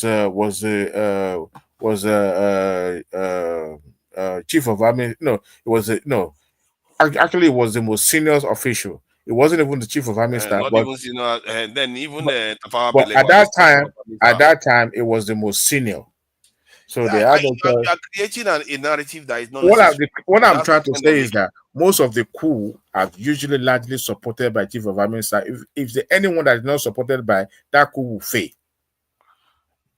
Generally, it depends. It's just a digression, but I'm just I'm speaking broadly about how Tinubu is trying to have the stage set up for him. He's facing politics while the security is taking care of his own. He's not bothered about the military or anything or any intervention from that quarter. So for now, I haven't seen anything that the North is bringing that he cannot face squarely. Forget about what is prevalent now. When we get to that D-Day of 2027, we will find a way around it. All this is a problem, isn't it? All this conversation now is about presidency. Why don't we just go to a presidential council system where all the 6 regions just produce their own leaders? They all form a presidential council and rule. Because this whole thing, we need to get past this conversation. We have bigger fishes to fry, as they say. If we can, when people want to update the constitution, this is the areas we want to be updating, so that it takes care of all these tensions, all these suspicions goes away. Now, everybody knows at least their region is represented in the center to an extent. That takes care of that. Then we can move on to actually talking about developing the country and holding the buggers accountable. He has to fulfill what the Constitution prescribed. The Constitution said he has to pick from each state for ministerial position. He did that. So every other openness, every other directorate or government parastatals is at his own discretion, and he's doing that. There's a lot of position that is yet to fill up. So what he's doing now, the consequence of that is if some other person comes into office that is not from that region, it will be a wholesale firing of people, and it's not always very good for the nation. So the funniest thing, actually, this argument is baseless. You know why? Because when you appoint an Hausa man to a position, what is the importance of appointing an Hausa man to a position that is going to serve the entire country? You see my argument? I don't understand. Repeat okay. That again. For him to have appointed or surrendered himself with the Southwestern as a shadow cabinet, sort of say, CBN, all those positions. Now, what is the importance of appointing a Yoruba man or Hausa man when the main purpose is to serve the entire country? He didn't appoint a Yoruba man. He didn't appoint a Southern person. He didn't appoint a Hausa man. Why all this noise about, he appointed Yoruba alone? Why? No, but it seems to, I don't see, personally, democracies, people select who they are comfortable with. Trump is doing it right now. Starmer is doing it in the UK. It's how democracies work. But in the context of Nigeria, where people tend to be very sensitive to these things, which we all know, and also the downside also is that when the next person comes into office, the people that needs to be moved or sacked is a lot, especially if they too want to put their own kind of people into office. They will sack too many people, and that is not always good for a nation. You need a level of continuity, people that have gained experience in that area. But now we'll have to be firing quite a lot of people anytime anybody comes into office. So it's neither here or there. Democracies go through the process. The important thing is that we are able to transfer power peacefully, and eventually, things will iron itself out. Emefiele has proven that leaving people in a position for too long will not just breed complacency, but will also breed greediness and capital. Don't start with that Emefiele one, because I'm Emefiele just saying. is the boogeyman of the country right now. I'm just saying. I don't like a country where everybody just assumes somebody guilt without the other side having a say. At least Nnamdi Kanu has videos online. Where are Emefiele's videos? We haven't seen anything. All we hear is people saying he's got this one, he's got that one, he's got that one. Nnamdi Kanu rhetorics could create anarchy, but Emefiele's action, Emefiele's policy is enough to make that country. But we don't have evidence for it. They are just all telling the people that are telling us about Emefiele. We know many of them have stolen from us, but they are not telling. They are not bringing evidence. We are not hearing from Emefiele. So you're trying to paint Nnamdi Kanu as a saint or as a what? No. I'm saying that Nnamdi Kanu, at least he was online saying things that people consider as law breaking. But the Emefiele, we don't have any evidence. The only people we are hearing from are the authorities. And this is a man that is only one person in the government. He has people working with him in CBN. He has a president. He has finance minister. He has all these people working with him, and it's only him. He is the head, and the head to take responsibility. And that's one thing we don't do. No, listen. Maybe you don't know. CBN is a political position. Is a position that you can call maybe independent. Yes, the head is appointed by the executive, but most of the policies are deferred to the executives and sometimes National Assembly. But they act independently because they're supposed to. Now, as a leader of that agency, he's taking out the responsibility because everything stopped at his desk. Even though he get approval at his own recommendation to the executives. So you hear what Rufai said there. El Rufai, when he said he deceived the presidency about this with the support of others. So of course, anybody can be misled. So when you have someone who is actually underground perpetrating, things that would not favor the country, you can't expect that person to go scot-free. And you don't expect everything to be like let him have his dating. Let him have his dating. Hold on. You show how wicked we are. We don't have real evidence against Emefiele. And if we have, we are not the prosecutor. Hold on, let him face his music. Hold on. We don't have real evidence that we know of. All we are hearing is from people that are in government. And we know 100% that Emefiele worked with a lot of other people in Nigeria. Maybe the reason why we're not hearing from them is because they are from a different tribe. The funny thing, this is why we are so dishonest people. If this was your own kinsman now, they put him there and they are just releasing information about him. He doesn't have any say. Nobody has any say. All the people around him, they insulate them. Okay. This doesn't seem right. That's my issue with it. Chunaja, I want to remember you something. During Obasanjo era, he accused Tafa Balogun, which is the Inspector General of Police at that time, of fraud or whatever. They prosecuted him now. Do you see any Yoruba people raising a highbrow against it's our people? Don't do that. No, Yoruba are not known for that. We don't care. But did you not hear from? Did you not hear from the guy that was accused? The guy that was prosecuted. Did you not hear from him? What did I hear? How many of us have heard from Emefiele's side of point of view on all these things? Because he's been investigated and they have taken him to court of law. So they are taking him to court of law. The same thing they did in Nnamdi Kanu. They won't try him. They just keep releasing him. At least stop mentioning Nnamdi Kanu. Nnamdi Kanu is irrelevant as far as I'm concerned. They are not the same thing at all. It's relevant because look at Igboho. Igboho was released. And what we do in this country that is the erroneous was it not released? Both of them are not the same. Okay, Sunday Igboho. Hold on. Sunday Igboho never for once canvassed for paying people. Never for once asked for the government of the day to close down.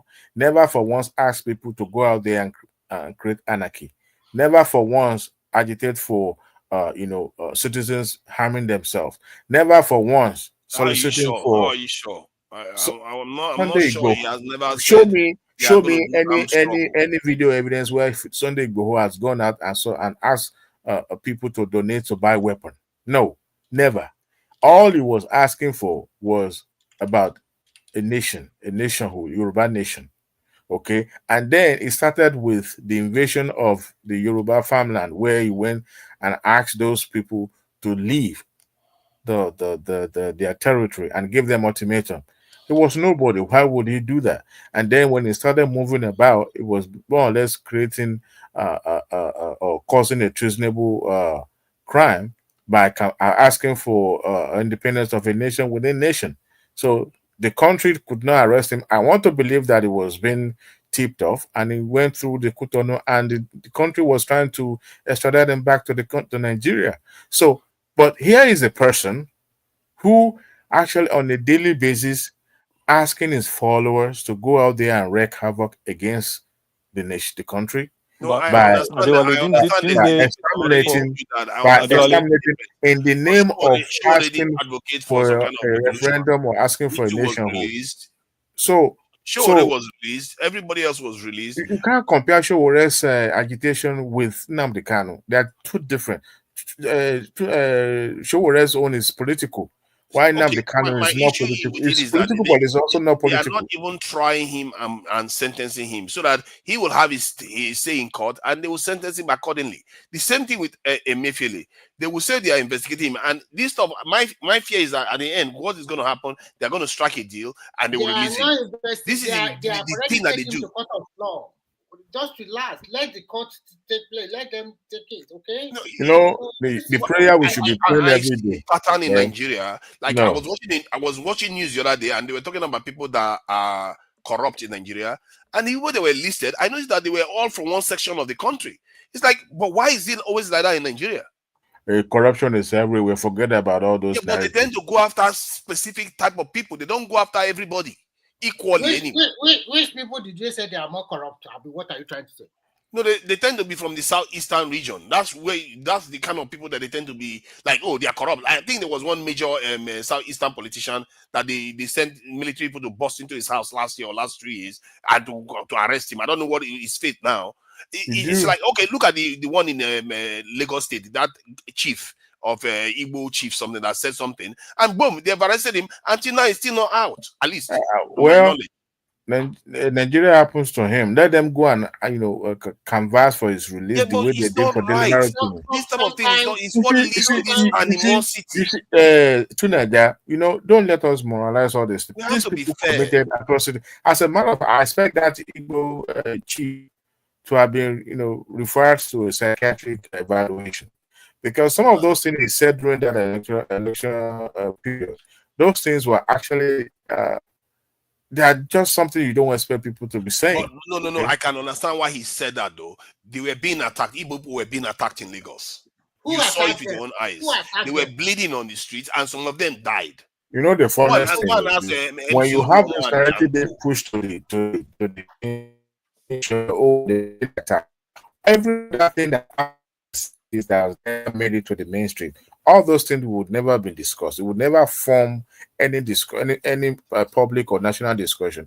But the one happens in Lagos that is very isolated is the one being amplified everywhere you go.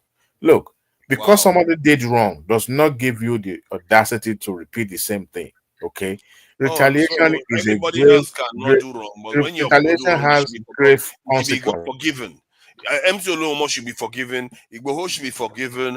God knows who else should be forgiven. But any other area, when they do a little bit of wrong, they remain in jail and languish forever. This is wrong. You can't be doing this to each other. Did MC Oluomo DSS said they found weapons in Igboho's house now. That's a federal crime in Nigeria. Yeah, but Igboho Igboho was scared to put on. He ran no. away. They found. Yeah, he ran away. So that's a good reason to arrest him. But here's the deal. Here's the deal. Okay, here's the deal. You can be charged with possession of weapon if you're not licensed to. Okay, which is a very good ground. Automatic weapons. They say they found automatic weapons in his house. You see, and I can tell you this: when they went to his house, they invaded his house just the way they invaded Nnamdi Kanu's house. Yes. And when they got to both of the houses, people lost their lives in their place, right? But he could have also said, or claim that, well, they planted those weapons there, because that was his argument, actually. Okay, but you see, that do you believe that? I'm just coming that they planted those weapons. Remember, he was never for once asked for people to take weapons against the country. All right, they went to his house, they busted out, they killed people, they piled people, and he ran off. Now the government of the about self-defense, actually, that he would defend it, just like but there was never a shootout. There was never a shootout in his house. I'm not supporting him because I don't even support him. I'm not part of this. I'm asking you, if they found automatic weapons in his house, that is a federal crime in Nigeria, isn't it? Of course it is. Okay. But his argument was that they planted it, that it was never for one's own any weapon. Are you willing to give him the benefit of the doubt? It's not my place. If they found the evidence credible, But he was never tried, though, right? See, that is the see. You and I, we are not lawyers, and one thing is that we always believe that every charges must made it to trial. No, look, I'm telling you this. In America, there's always a pre-trial where the probable cause is going to be established, and sometimes they go for what you call the jury, grand jury, where all the evidence is presented, and there's a reason to go ahead. They will now issue an indictment, and the person will properly charge the court. But in a way, most of what I've seen as a proceeding in Nigeria is that you first of all arrest somebody before you now properly. Sometimes they put some mundane charges forward first, then they now started bringing all those serious ones thereafter. I'm not saying what the government did was wrong or right, but the point is that they didn't charge him at the beginning. Okay, they didn't charge him in the Republic, but they let him go and he fled. Yeah, but they could as well charge him in his absence, right? You could as well. After all, it wasn't a Yoruba man in charge of the affair at that time, even though his attorney general tried to extradite him, and he was arrested in Cotonou for frivolous offense. They dropped the case. I wonder why they dropped the case. There's some things we don't know about that situation. See, that's not drawing conclusions, but obviously, that is where politics comes in. That's my point, though. That is where politics comes in. Yeah, that's what Tunaja is saying. That Nnamdi Kanu's case, okay, Nnamdi Kanu's case, and what's this called, Igboho case, was strictly straight to the point, where you found with this or this is what we are charging you for, but it takes a different turn. It turned politics. Now, I don't know, because if you look at Sunday Igboho, I mean, Professor Akintoye is there. He too was canvassing for Yoruba Nation as well. He was never charged for that, right? So if you look at it, there's a politics played in all this for Igboho not to have been extradited, not to have been charged. And in this case, I don't want to say, well, maybe his godfather or people behind him played their politics right. But in this case, this is Nnamdi Kanu, and most who are supposed to play the politics version of it, actually not, they're not playing it. And he himself has boxed himself to a corner that nobody probably is going to try to play politics with it. Yeah. What do you think Nnamdi Kanu's number one crime is? For taking up arms against the country, for canvassing for anarchy. But I mean, he was canvassing for anarchy. Like, what did he say in particular that was? Asking his followers to go after certain people, every government officials, especially those in uniform, to take them out extra. What do they call them? Extrajudicial killing. No. Is it exterminating, or there's a word for it? I forgot it now. And then during the answers was monitored on social media by telling people to go after certain individuals and establishments and all that. He openly though not in America, but I mean not in Nigeria, but he openly asked people to donate money to buy weapon against his country. He did. I think that was the first incident that you can refer to as the first where people started taking a step back. You know, people who sees him as somebody who meant business. I think it was in Canada. I think it was in North America. I'm not so sure, but not in Europe. When he was asking the gathering of diaspora and Igbo people to donate money, and you could see the resistance, or should I say, some uncomfortable behavior from those people then. So I mean, his sins are enormous. I'm not gonna lie to you, very very huge, and I don't know how the political player from that geopolitical zone is gonna try to help him out because. I don't think they really want to help him out. Forget it. Well, I think the way he was abducted from a foreign, and he was rendered and brought to Nigeria. I think that's going to make them eventually release him with nothing to happen. That would be on a bit on a technical ground. Yeah, but you guys should not forget. You should not also forget that he jumped bail, though. Yeah, but his life was in danger. They attacked his house. Same thing. That's the same thing with Igbo. If extraordinary rendition is against the law internationally, and if they can make that case, they're going to release him. A judge already said they should release him. I'm not a lawyer, but anybody can obtain all this sectional judgment here and there. You see, that's why people don't really take judiciary serious because extra. What do you call it? Extraordinary rendition. No, those injunctions or judgments that you can shop around, and look, I tell you this: his case has gone beyond the four walls of court. It's going to be settled one way or the other politically. Yeah. And I foresee him not being pio, but being offered for as a sacrificial lamb in a way. But not like taking him out or buying him or by people. Okay, this is what we're going to do. Let him go. We forgo this. We forgo that. I don't think the problem is that the condition they will put in front of, can he take it? Yeah, that's another thing. Or is he ready to take it? Maybe they would have released him, but he won't want to take it. Yeah, the Nnamdi Kanu case. I don't like talking about it because there's a lot I don't know about it. There's a lot I don't know in terms of what's going on, behind the scenes. There's so much stuff. Yeah, so it's difficult to talk about because the one thing we do know is he was in Kenya, he was rendered, and he was brought here.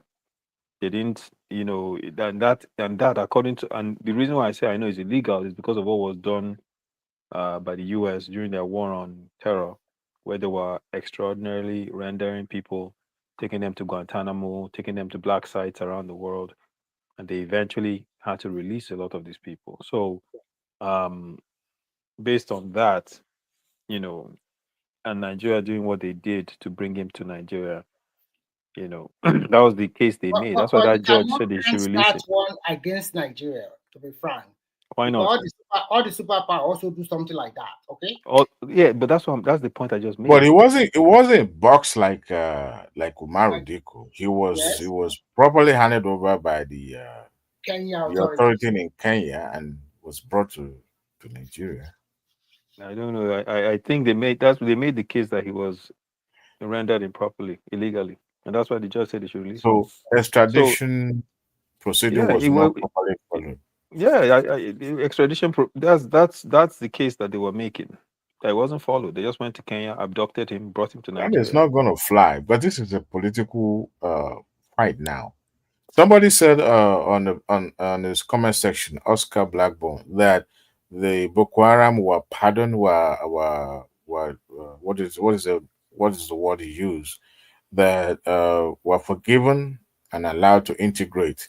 Yes, because they committed a very grievous offense. But you see, that goes back to what I just said earlier, that those who are more or less they are sponsored, and also that they are also present in the political arena, help to negotiate their freedom. And who would want to negotiate the freedom of Boko Haram, Adewale? That has to be a the highly weapon that they are insane person. using. No, think about it for a second. Let's just analyze that for a second, right? These guys, they never got all those 200 girls back. These guys, I mean, during the time of Jonathan, there's one time there were bombings in Abuja. That's what these guys did, right? The massacres. So who in their right mind will go to a government and say, what was the name of that operation called? Operation God, I've forgotten what it's called. Where they were putting them in white outfits, and according to Abati, they were giving them jollof rice and pepper soup. Yeah. Why would anyone? Who was it? Who are the governors around that time? Shetima was governor of Borno now. Okay. Who are the senators around that time? Indume, or what's his name, was there. So those were the those beneficiaries. Those are the Borno guys now. The question we should have asked ourselves is that what is the benefit of those politicians at that moment in helping these guys to regain their freedom? What were the benefit? See, these are the guys that actually live there. The weapon that they use for the operation did not come down from the sky. Somebody procured those weapons and handed it over to them. Of course, yeah. And permanently kept them in the bush and feed them every day. So the money is coming from somewhere because they believe that when agitation is being thrown out there, they have to back it with chaos. And Adewale, I don't know why. Tunaja, can you please ask one man to get you that video so you can play it? Because this is Donyo Okupe saying clearly how Buhari made the comment that any attack on Boko Haram is an attack on the North.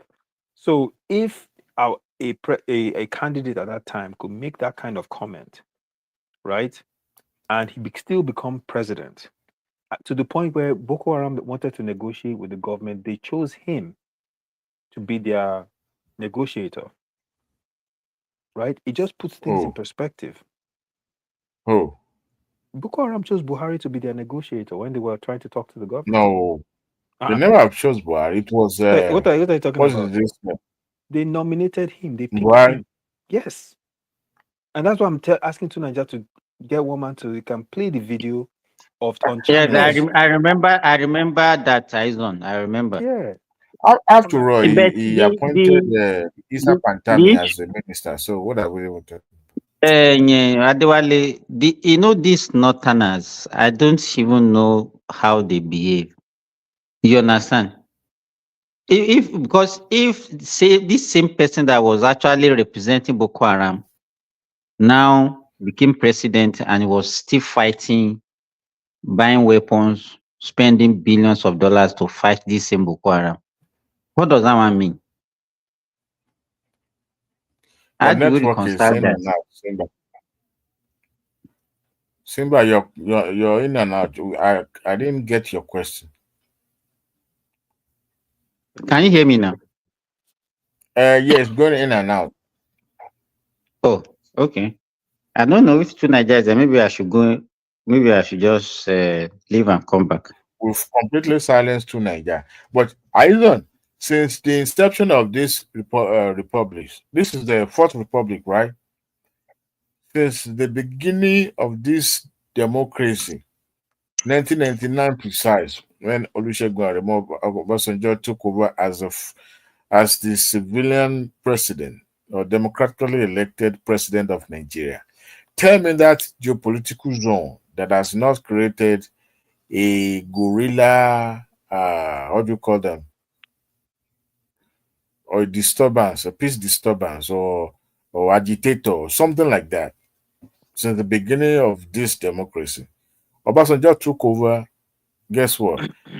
South and Southwest took up arms. Remember OPC? Mm-hmm. Obasanjo made sure that he stamped them out. First and foremost, he raised what do you call him? A parallel officer. What do you call him? What's his name now? The one that called himself Ariel Nakakanko. Gani Adams. Gani Adams. They made him, against the Fashion, the one that actually established that group.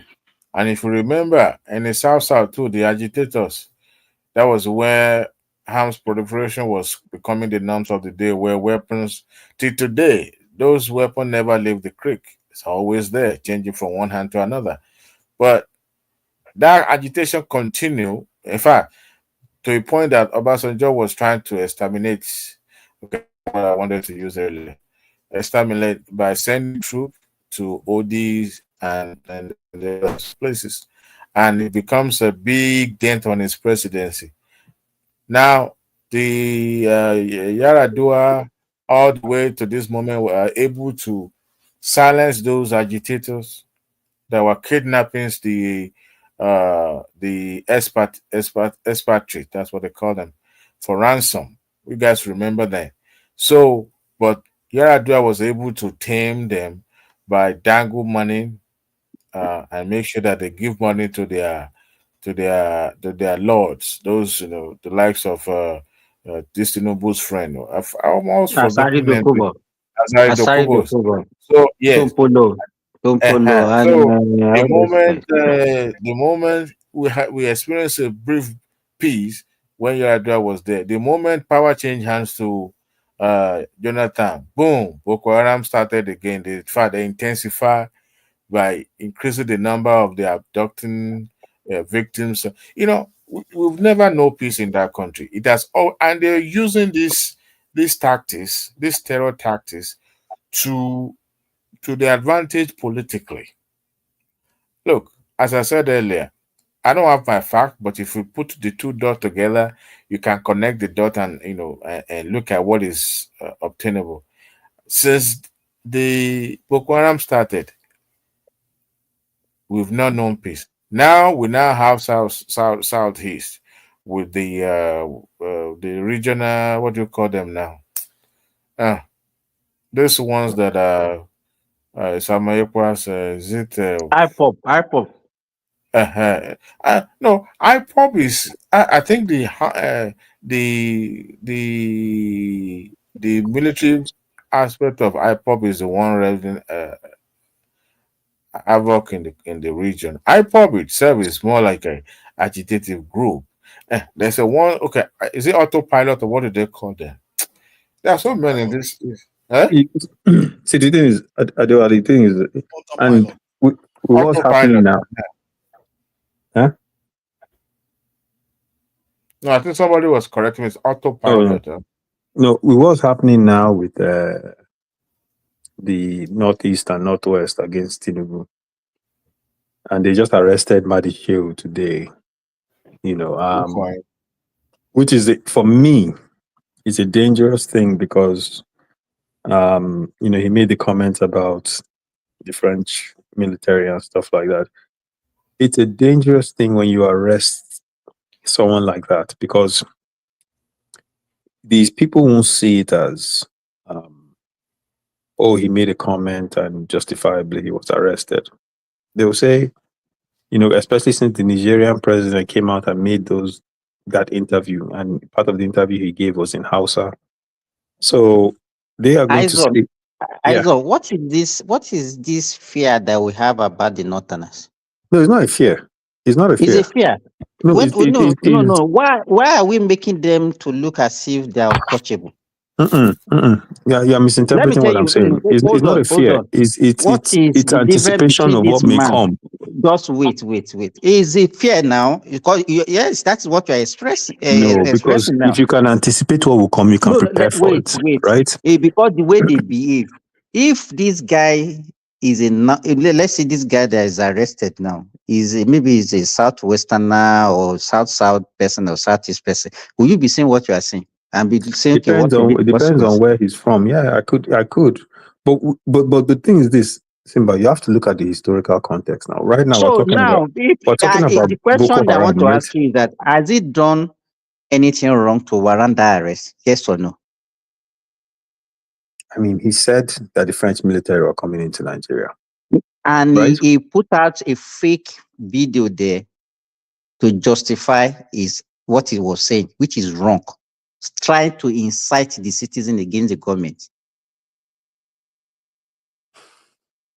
It's a tough one. Obviously, we have the laws that say it is against the law for him to do that, because you have the You cybercrime understand? law. So now, but what I'm we saying now is, no, just wait now. No. So, but by virtue that is a northerner, and you know the way his people behave, then he should be leave.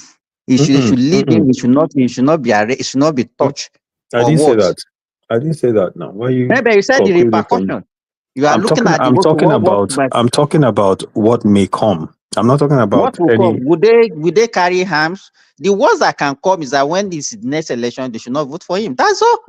So here's the thing, right? You can say, oh, the state can do X, Y, and Z, and no one will do anything, right? You can say that, and you can believe that. But our history has shown us something else.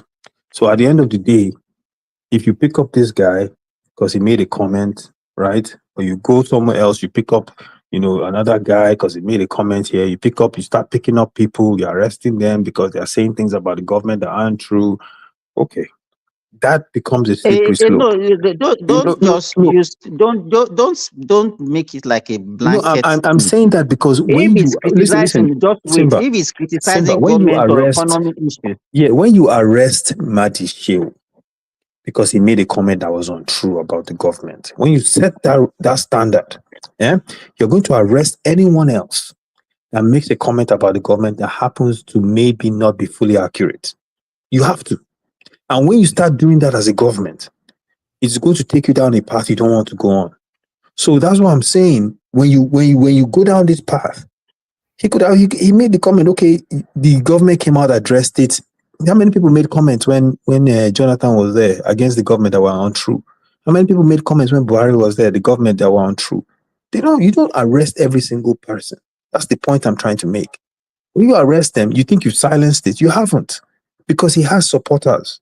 That guy has a lot of supporters, and his supporters will not look at it as, oh, he did something wrong. That's the point I'm making. It will actually increase the agitation. It's not going to help the government. If you ignore him, I think if you look at what Adewale was saying earlier on, the way I think we cannot continue running that country the way we are running it. It's like all the ethnic nationality in that country doesn't have the interest of that country at everybody. They see themselves as their ethnic they see their ethnic something first before they see themselves as Nigerian. You understand? Because I don't see why is he doing what he's doing now? If it's Buhari that is doing, I'm very sure he will not say what he's saying, and he will not even be reacting. It's possible he won't be saying it. He's wrong for what he did, right? The Nigerian government that made that claim, right? That was a very powerful claim for the head of state of a country to give. Do you know why he's doing that?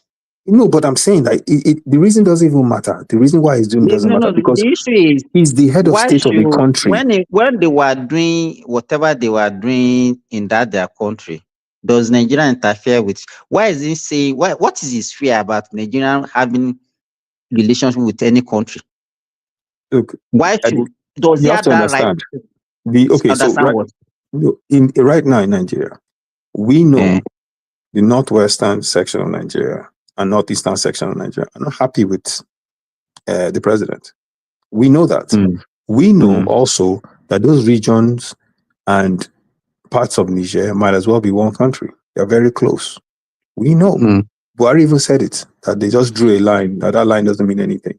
So, end of the day, so if he's saying that, if he's saying that, you have to understand. You have to understand who his audience is. His audience are those people. You understand what I'm saying?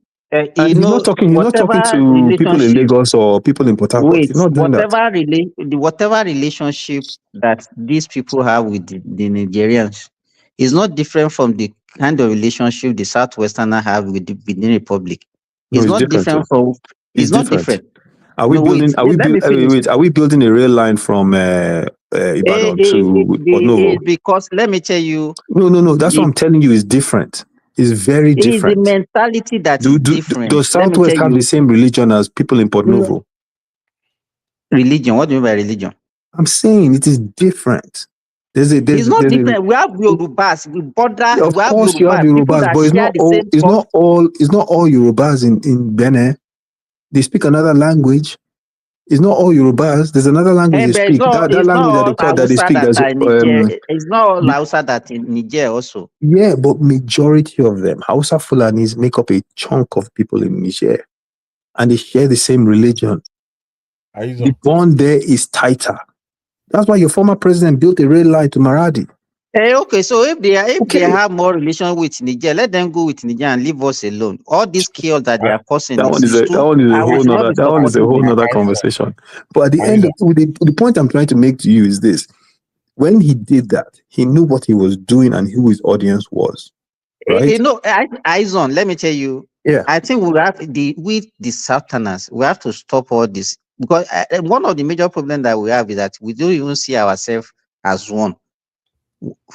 You understand? So that is one. Two, we have this fear for the Northerners when it comes to politics. We see them as if they are more powerful than us, and that is why they are behaving the way they are behaving. What actually let me tell you, I don't care. Let me tell you, let Tinubu continue whatever he's doing. If they lie, they should remove him by 2020. Because if we don't, we are not looking for good governance, and we just want to be pacifying them and continue all this rubbish that we are doing. Yeah, but you see, but is it not the same Tinubu that partnered with the North to remove Jonathan? That's politics. That's politics. Exactly. You just said it. That's politics, right? So guess what? The North, they want him out, right? We don't know yet. 2027. They will now go to people. Wait. They will now go to people in the Southeast, make a deal. If Obi doesn't run, and they will get him out. And people there will say that's politics too. That's an imagination that is all far-fetched. Obi becoming VP is an imagination. No,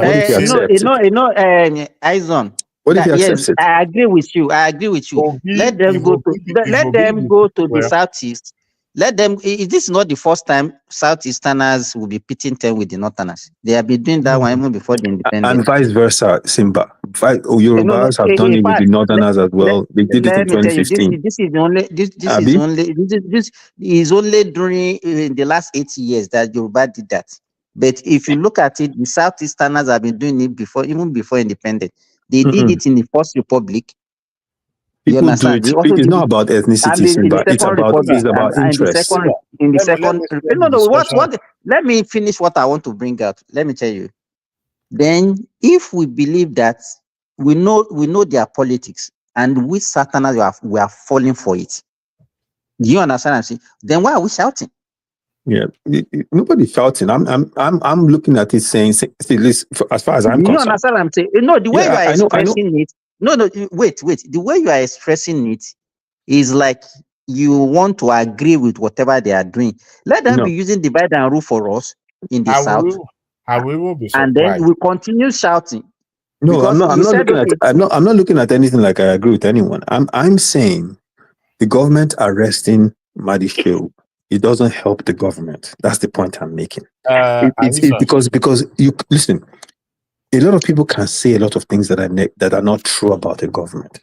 You don't just run around. They also arrested that Badejo guy, or Bodejo, what's his name? The Mieti Allah guy. They arrested him. They arrested Mahdi Shehu. So it's going to look like you're setting a trend. Anyone that says anything that maybe the government doesn't like is untrue. Let me tell you. You can't arrest everyone. Tinubu's son takes a lady that insults him from Lagos to Abuja to try her.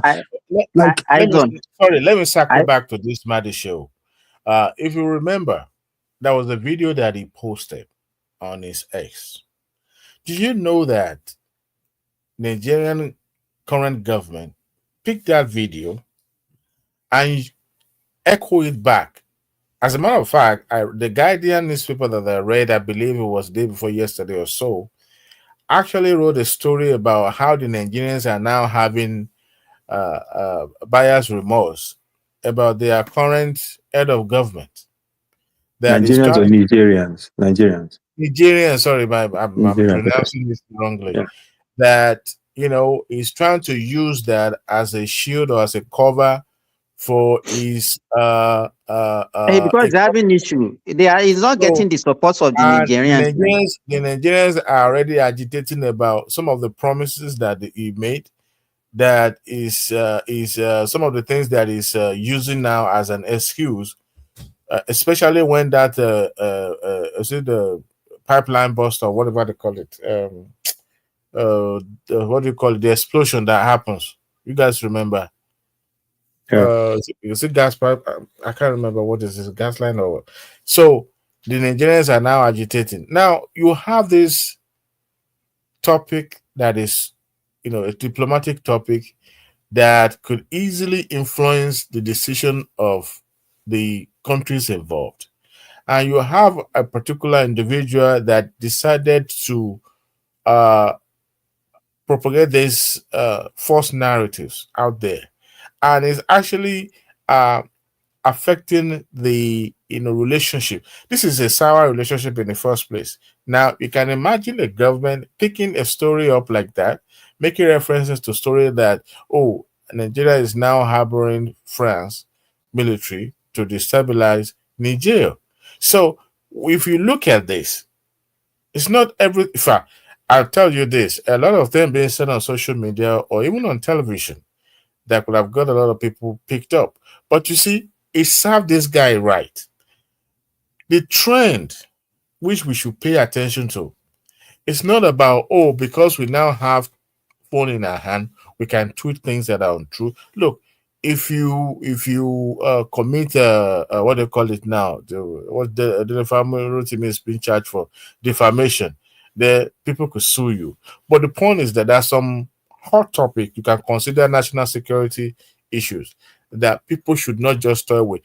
In fact, before now, this guy in Ghana, Udein, was never in the radar of though people may have, some individual may have scores to settle with him, but it was never really government issued until he published a memo that shows that Nigeria is organizing the military, strategically positioned the military, for whatever military operation in Nigeria during that coup era. So that was when his case was now taken up. Now, I believe he has a warrant of arrest now for him. But when you have what Shehu was propagating, look, even if it is true, I mean, we've seen it in a Senate client where there's some story that has to be confidential. But when you are now a whistleblower, that a topic that should have been not known to the public, but you are now, echoing it simply because you want the public to know.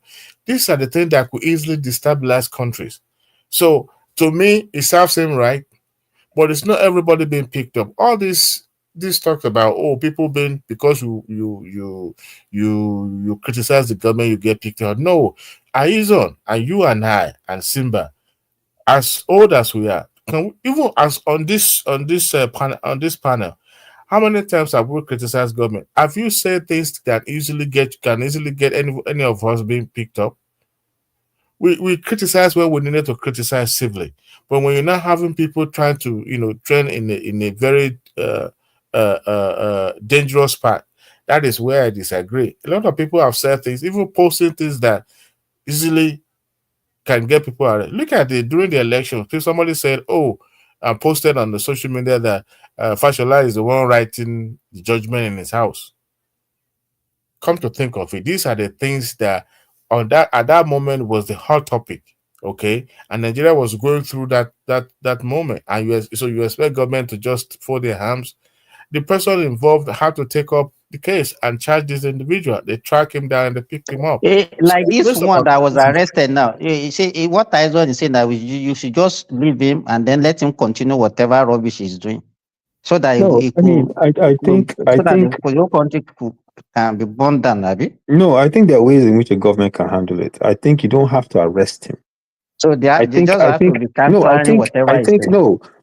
I mean, we've seen cases in the United States. There are a lot of cases in the US where the FBI sent letters to people, cease and desist letters. I think if they are sent a strong warning to Mahdi Shehu to cease and desist spreading false information, especially about sensitive topics, he would have stopped. I think when you start picking up people, right, you're setting a dangerous precedent. I think you have to be careful when you start having DSS. Okay, you mean that they should have warned him, maybe? They should have warned him. Is that what you're saying? Yes, they could have warned him, and he would have stopped. Because now, here's the thing. That's an assumption that he will have. But at least, are you sure he has not been warned? If it is SSS, I don't know. We don't know. For warning. It can't be for arrest. SSS doesn't arrest and prosecute. Usually they pick you up and they shake you and just to ask you questions. Probably they will let him go. But Adewale, how long, as far as I know, as far back as I can remember, especially during the military time, that's when you see this sort of behavior of SSS just going randomly picking people up. You know, you don't even know where they are. All these things. These are the things that have been happening. Let me. As a civilian government now, let me tell you. The attorney general in Nigeria could have charged him to court. You know, they just had an election in Ghana now. You understand? Yeah. And because you know the elected president was actually their president before. Yeah. It just as far it was just like what happened to Jonathan that happened to him. You understand? And came again and he won. Yeah. What I want to say is now, you know, in Ghana now, if you see what is you're breaking up, Simba. He's using they will go to season without prosecution, without any. Okay. Can't hear you. It's doing. That might explain it. His solar power is failing. Can you hear me? I can hear you now. Yeah, you broke off for a second. Power supply. Yeah. Go ahead. Yeah, when you are using Boko Haram network, what I'm saying is that they are now Look at them, he's fading in and out. It's not Boko Haram network. This is more like. And you claim to be living abroad. Which kind of abroad are you living? Are you France? Is he living abroad? Adewale, you from your mouth. Who has a very bad network. You understand? Adewale, you that every time we will not even hear you on the platform. You will be even sometimes you will disappear. It's because he's driving now. That's why he's driving. Is on. I'm not so sympathetic to the idea that people that break the law should not be held accountable in Nigeria. Did you just call me Izon? Is Izon? I thought you were from River State. It doesn't mean I know everything. People don't know where. Nigeria doesn't have a nationality. Don't look at him. He doesn't know anything. He doesn't know somebody. They don't know where he identifies with. Nigeria doesn't know anything. He's a mole. Wow, that just went. I won't be surprised if it's an outside guy. No, Simba, I know where Nigeria is from. He doesn't want to tell anybody because he wants to. He believes in one Nigeria, so he doesn't want to tell anybody where he's from. I do believe in one Nigeria as well. One thing is to know to come from somebody and something, and then another thing is to know about the people that you are even claiming to be part of. He doesn't know anything about Nigeria. That's what we are telling you. You know what's funny is that Nigeria, the day you go to Nigeria, you will be invited by the SSS. I've been to Nigeria. What are you going to do? I was in Nigeria. And they will not call you to the second room to come and tell them what you know. No, I was in Nigeria for a month actually. I did go to the DSS office even. Are you sure nobody is trailing you? Why would they trail me? Did I commit an offense? I'm not a criminal. Of all everything you've said against Tinubu, and yet you are not yet picked up. I know if I said something against Tinubu, they will carry me. You said a lot against him now. No, I'm online now. No. Tunaija did not say anything bad about Tinubu. He's just criticizing his government, and he's allowed. And he didn't say anything bad.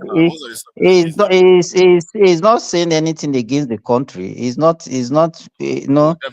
Those kind of criticism they are welcome now. No. Most of those that are actually picked up, they deserve to be picked up because some of these people they don't know how to apply brake to their tongue.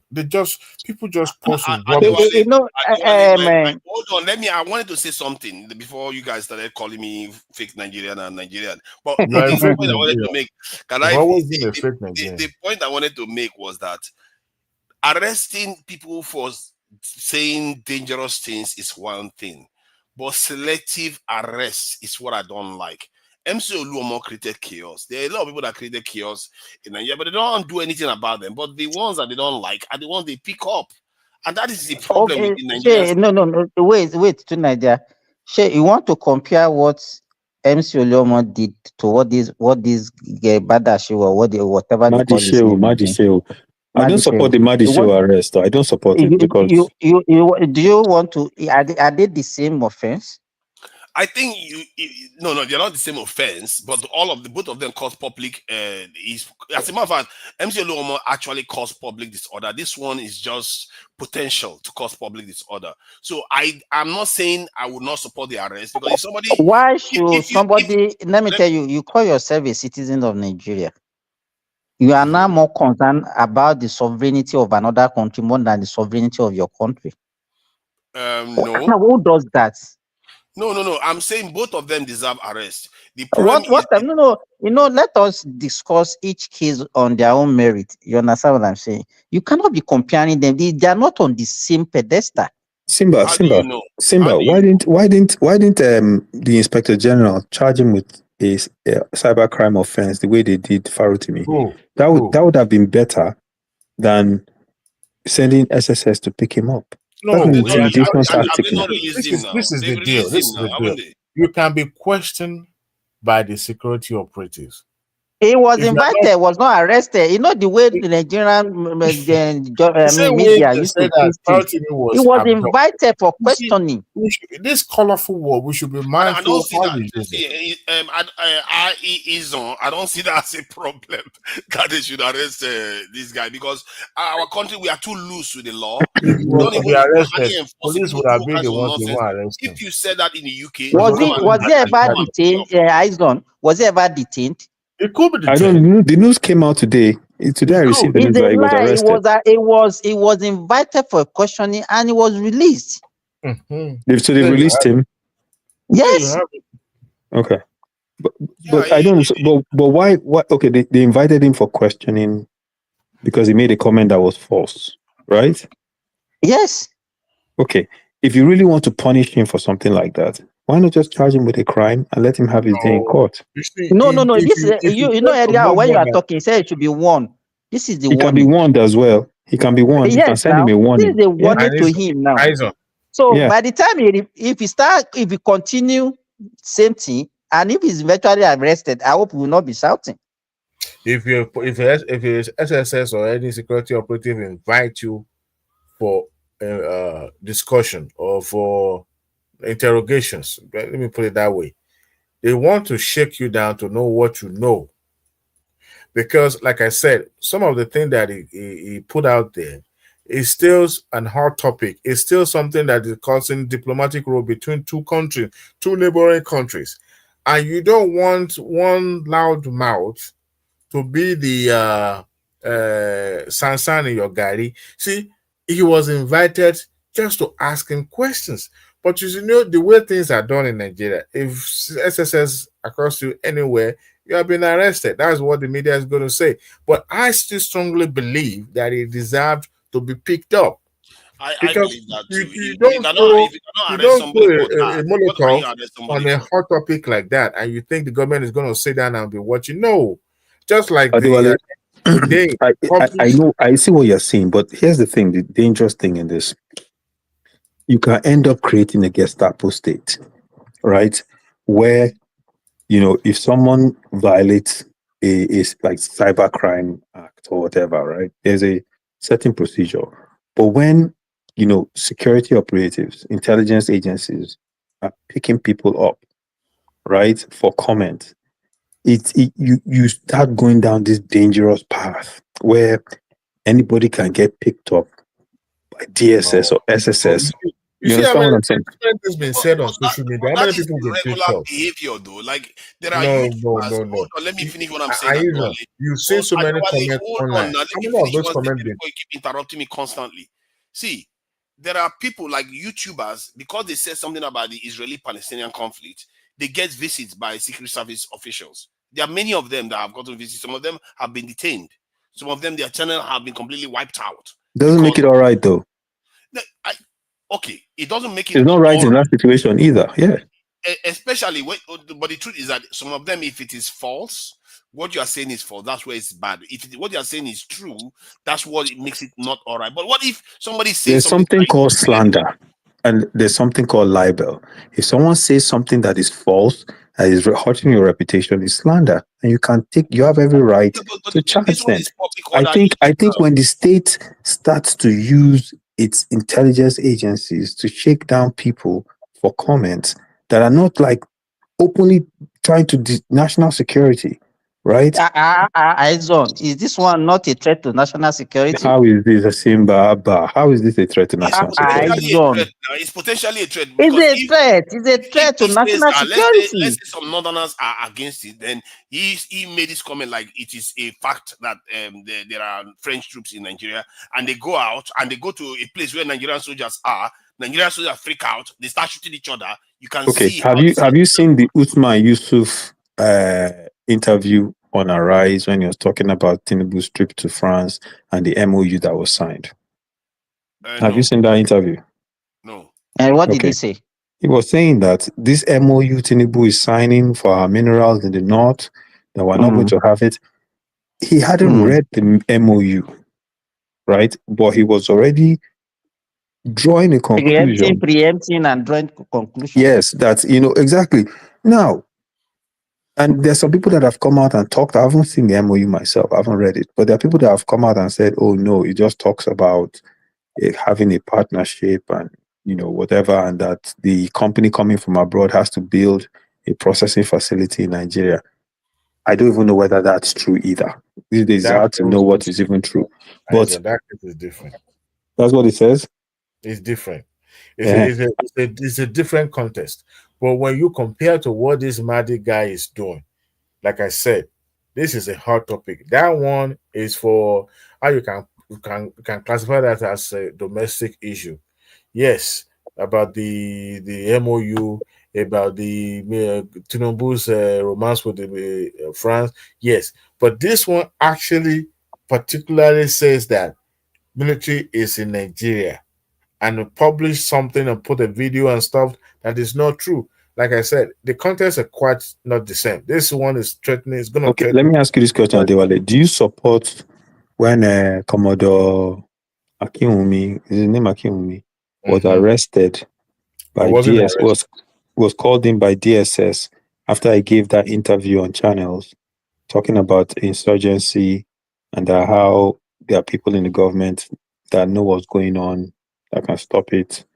And then they actually censored channels and fined them for bringing him on. Do you recall that case? Yeah. During Buhari's time? Yeah. Now, when that happened, right, a lot of people were upset at the Buhari government for having DSS pick him up. He's an Air Force guy with a certain level of security clearance. That was saying, wait. That was saying that this insurgency, because he has inside information. So he was saying this insurgency if he has that information, why can't he just go to the government and give them the information? Why is he making it like he was on channels? Yeah. Simba, you see that man? How do I say this? So that I'm not a narrator and I'm not good with words, but I will try. You see that man, that Akinwumi, that man talked too much on that day. I watched that video clip. I stumbled on it even before it became viral. And I could tell you this, for somebody who know one or two things about security and all that. He said beyond what he was cleared to say. And I tell you this, even to a point, the anchors, the interviewers were a little bit uncomfortable to most of the things that he said, to the point that they didn't have no option. I think at the point they wanted to like stop him in what the did middle. he say that was so out of the norm? No, I can't believe you haven't seen that interview. It exposes the inner working of our security in a way by revealing some things that are not privy to the public. But just, and he was doing that because he has the privilege. Even if it is not true, even if it is what It's he said, all those things that the privileged information. It's a privileged information. Oh, when he was saying those things, he actually said something that I found very fascinating. He said, "There's never a time in Nigeria when a head of government was selected that CIA was never part of involved." Yes, because you always get a clearance from them. And yes, sorry. Which Akiwumi is yes. Thank you for saying that, Adewale. Thank you for saying that. And I wish Remy was here when you just said that, because that's the point I was making to him earlier. Okay, I'm going to turn my volume up. Nobody seems to be hearing me. We can hear you. We can hear you. Because you're not supposed to be talking. Not Akiwumi for laugh. You can't ignore me. So I'm asking a simple question. Is he Akiwumi Adesina? So I can look No. I mean, be wrong with the name, actually. It's not. This one was a former military officer. Air Force guy. Military officer. You don't know his name? Commodore. Let me try and find it. You know what you wanted to do? You wanted to Google it now. You wanted to go on YouTube and look I for want to find out. Why does Simba always begrudge people trying to learn? It's good to learn. You too, you look at it. If an ordinary person said what that man said on that day, and you think government is going to fold their hand, they won't invite him to shake him down to know what he knows or what he said. Adewale, Commodore Akinwumi. That man. In fact, you know, when I know you don't know how to spell Commodore Akinwumi. When the Chinese news crew, I found it. Tunaja, you want me to send it to one man as well? You can send it to private chat. I don't know why. Are you saying that doesn't know how to Google it? Hold on, guys. He needs the right spelling to Google it now. He needs the right spelling so he can Google it. AKI. You see what I tell you? I said it. When they were invited. You know what was reported in the newspaper, in the media? Oh, China's news crew were arrested. Even though it was mere invitation. They just wanted to know what they know that is not in the public domain, and they questioned them, long enough just to get I think the way we are being reckless with information in Nigeria. It's the social media. It's the social media that is giving people a lot of. Is it not? Hold on. Is it Commodore Kunle Olawumi? You know these people? No, Akinwumi. Tunaja, it was on channels. I'm looking at the video right now. Eyes on. You know, earlier I said that Tunaja doesn't know anything about Nigeria. He cannot spell Akinwumi now. He cannot spell Akinwumi. He doesn't know. He's misleading me now. They all misled me now. What's the name of your governor in Nigeria? It's former naval chief.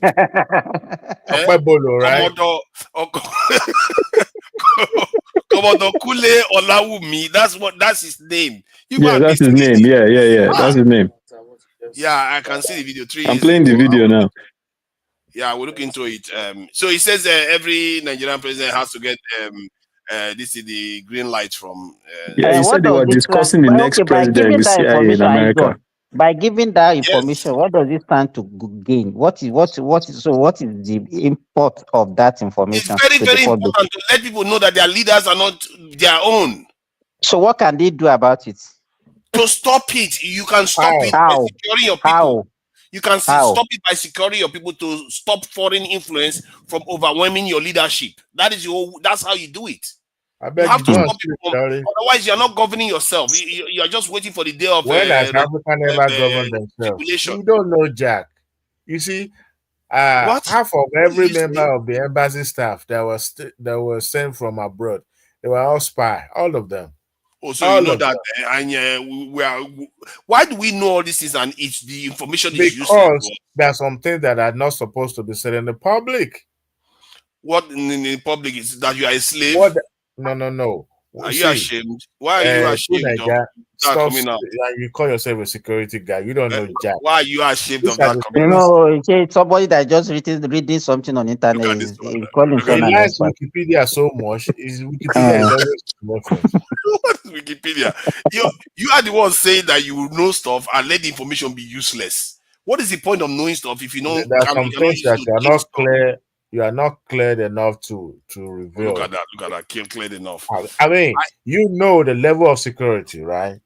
So if you are not cleared to divulge certain information, you better not. In fact, some people in other crime, they put them in prison for life. Adewale, how did he even know? How did he come about all this information? It's not the privilege that he has as a former military officer. Exactly. So why is he not divulging such info? The guy is a dangerous guy. Oh my God! Because he's loyal to his people. What is wrong with man? You better that's not loyalty. That's not loyalty. If I see you near any public officer, I will shout from the roof. People like you should not go near office. It's like you don't understand the purpose of leadership anymore. You just want to carry on the control of foreigners. Yeah, because life is fair. Life is just. Life must go on like it's like rainbows and everybody just having jojo and good time. You know what? No.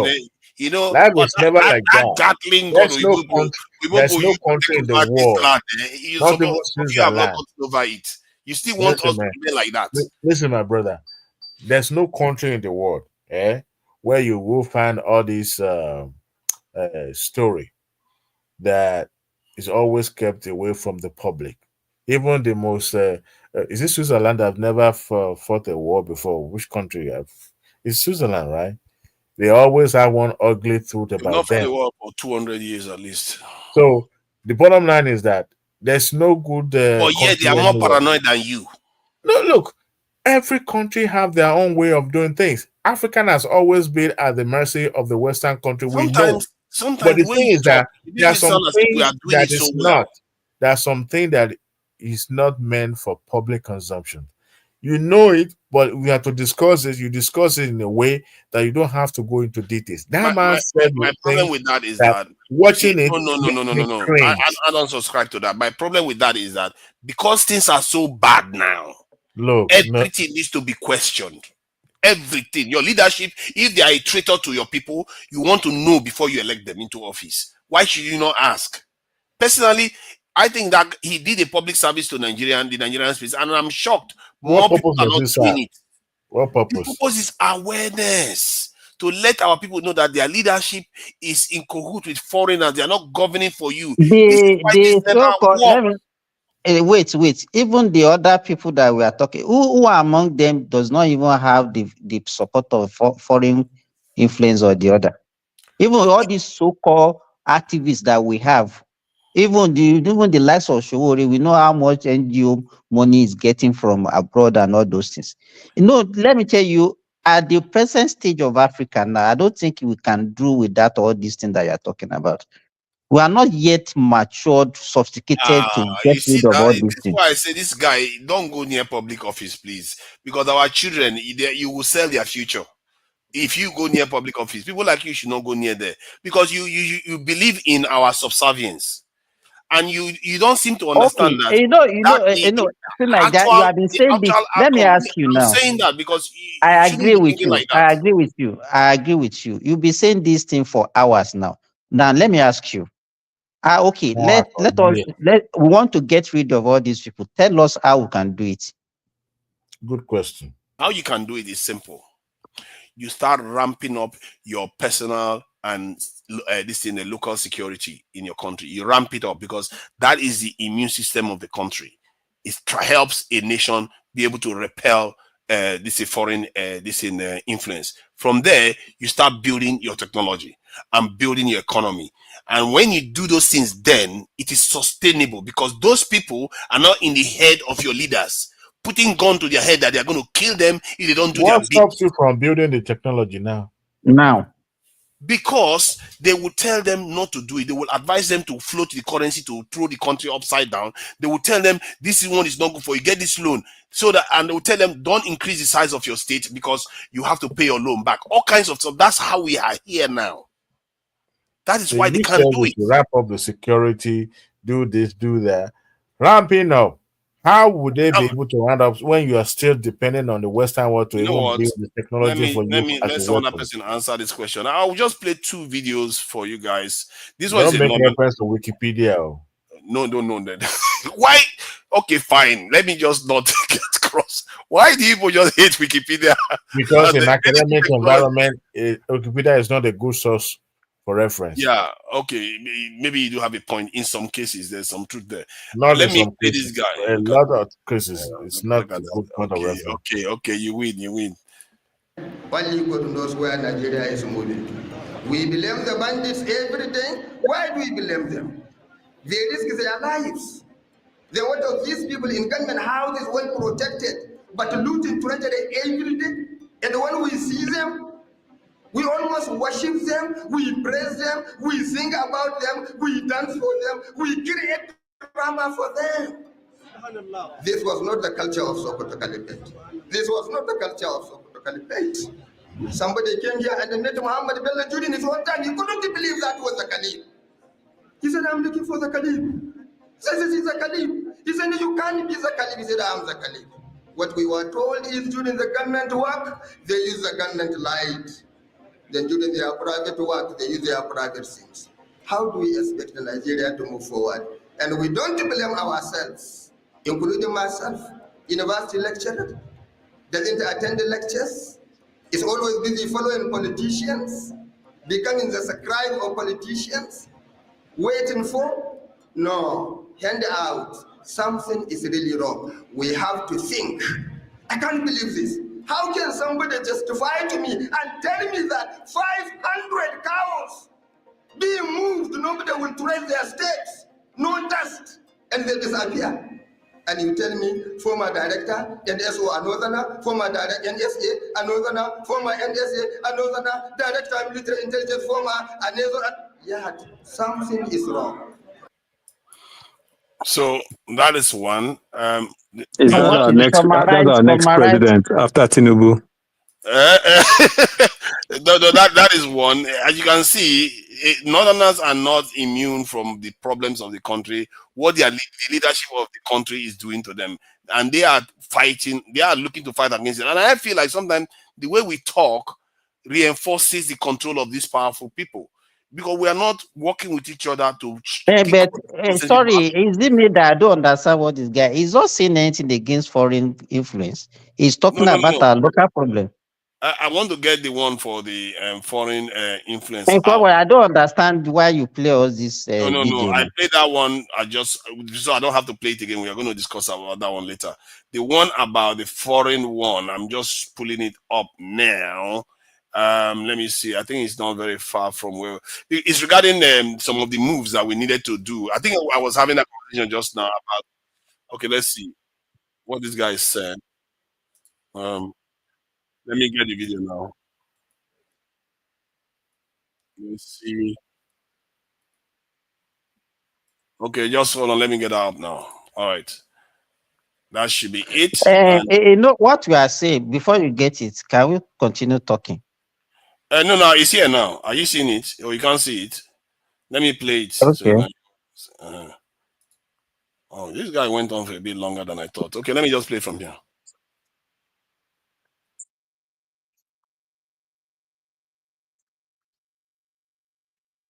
No sound now. It's still no sound. No sound now. We are not hearing anything. Okay, let me just. I think maybe I didn't set it up properly. Let me set it up. This thing is a bit weird sometimes. Your propaganda is not working tonight, Jack. Look at this. Yeah, all these enemies of progress. They made me forget some of the buttons. All right, let me play it now.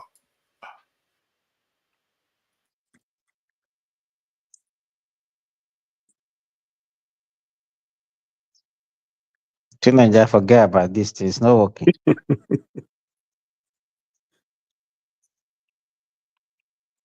We didn't hear anything. What you need to talk? Just tell us now, tonight. Tell us what message you're trying to convey. Okay, summarize for us. And then you see that, look at them. They can't even be patient for how many minutes just to listen because we want to hear our own voices. No, just hear so it doesn't come only from me. If I were to draw on the history of China and the history of Iran and Korea and Russia, there's one bottom line determining factor with all of them.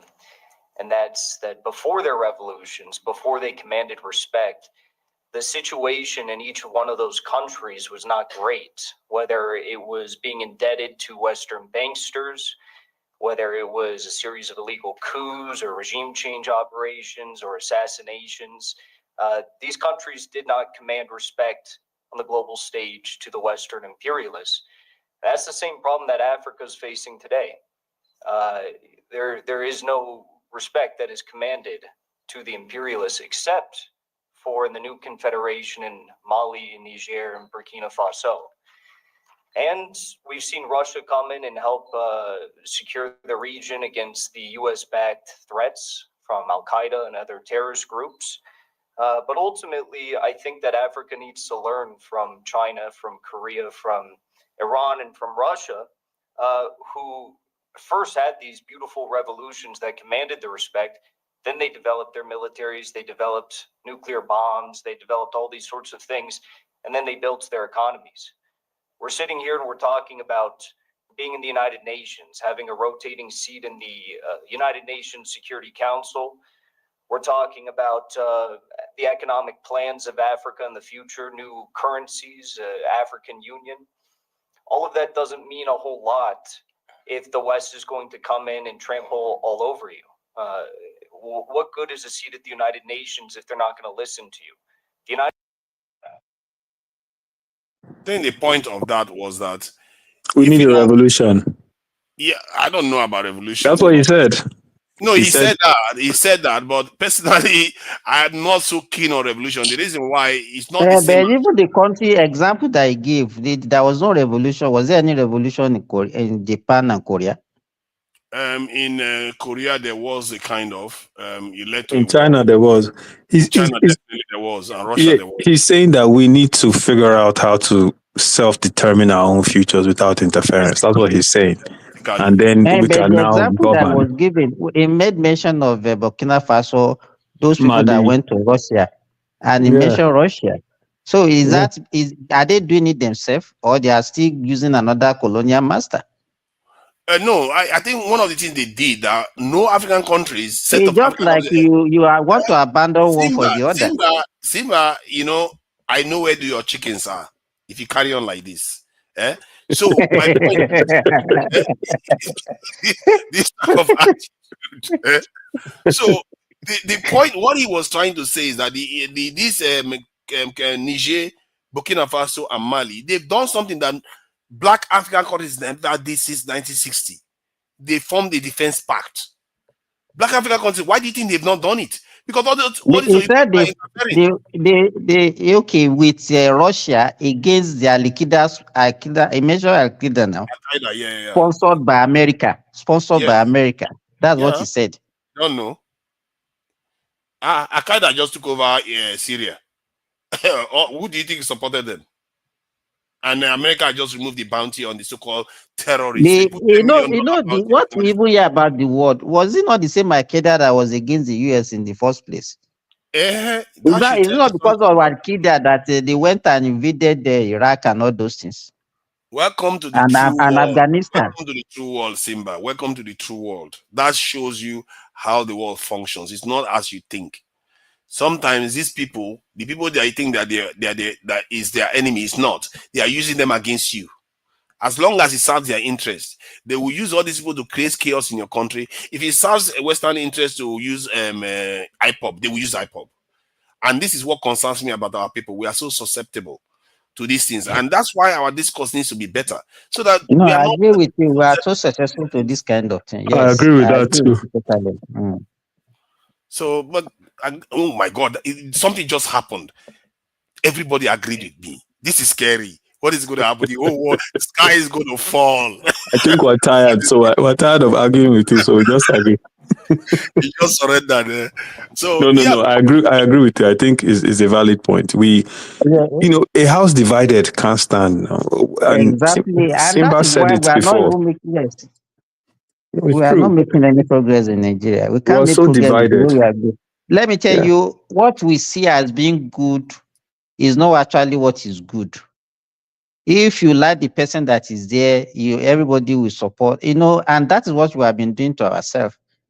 Well, even when you see somebody has done something wrong, once is from your tribe or your ethnicity or from your religion, whatever, we support. To me, sometimes when you look at the situation in Nigeria, is a self-inflicted injury on ourselves. It's not by any outsiders. Believe me.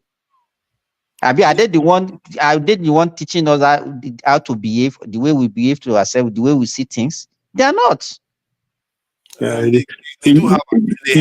He does have a point. If we didn't have saboteurs in our midst, then they won't have anyone to betray the country. We have people that are willing. We can't get rid of our saboteurs. You see, the problem we have, Nigeria, before we can make that progress, we have to solve the internal conflict first. That internal conflict, the fact that you have, like you just said, if tomorrow they want to destabilize, they can go to IPOB and promise them the country or their secession. Those ones will do whatever they want. They can go to the north and tell people in Northwest that they will help them remove Tinubu. Those guys will sell the country out. So that is the main issue, right? We have to solve that, and we have to build a one Nigeria mentality. Right now, nobody's working on that. Nobody's working on that. If you think about it, it's not something that will happen automatically. Think about what's happening in Nigeria now. Everybody is toying with the whole secession thing, right? Yeah. Everybody's toying with it. So, and there isn't any program you see right now that's really trying to drive and push a unified country. And as long as that continues, it's just going to, in fact, in the 60s and 70s, we had better programs that were pushing one Nigeria than now. Now is like, it's almost like they've taken it for granted. Aizon, you are taking it too far.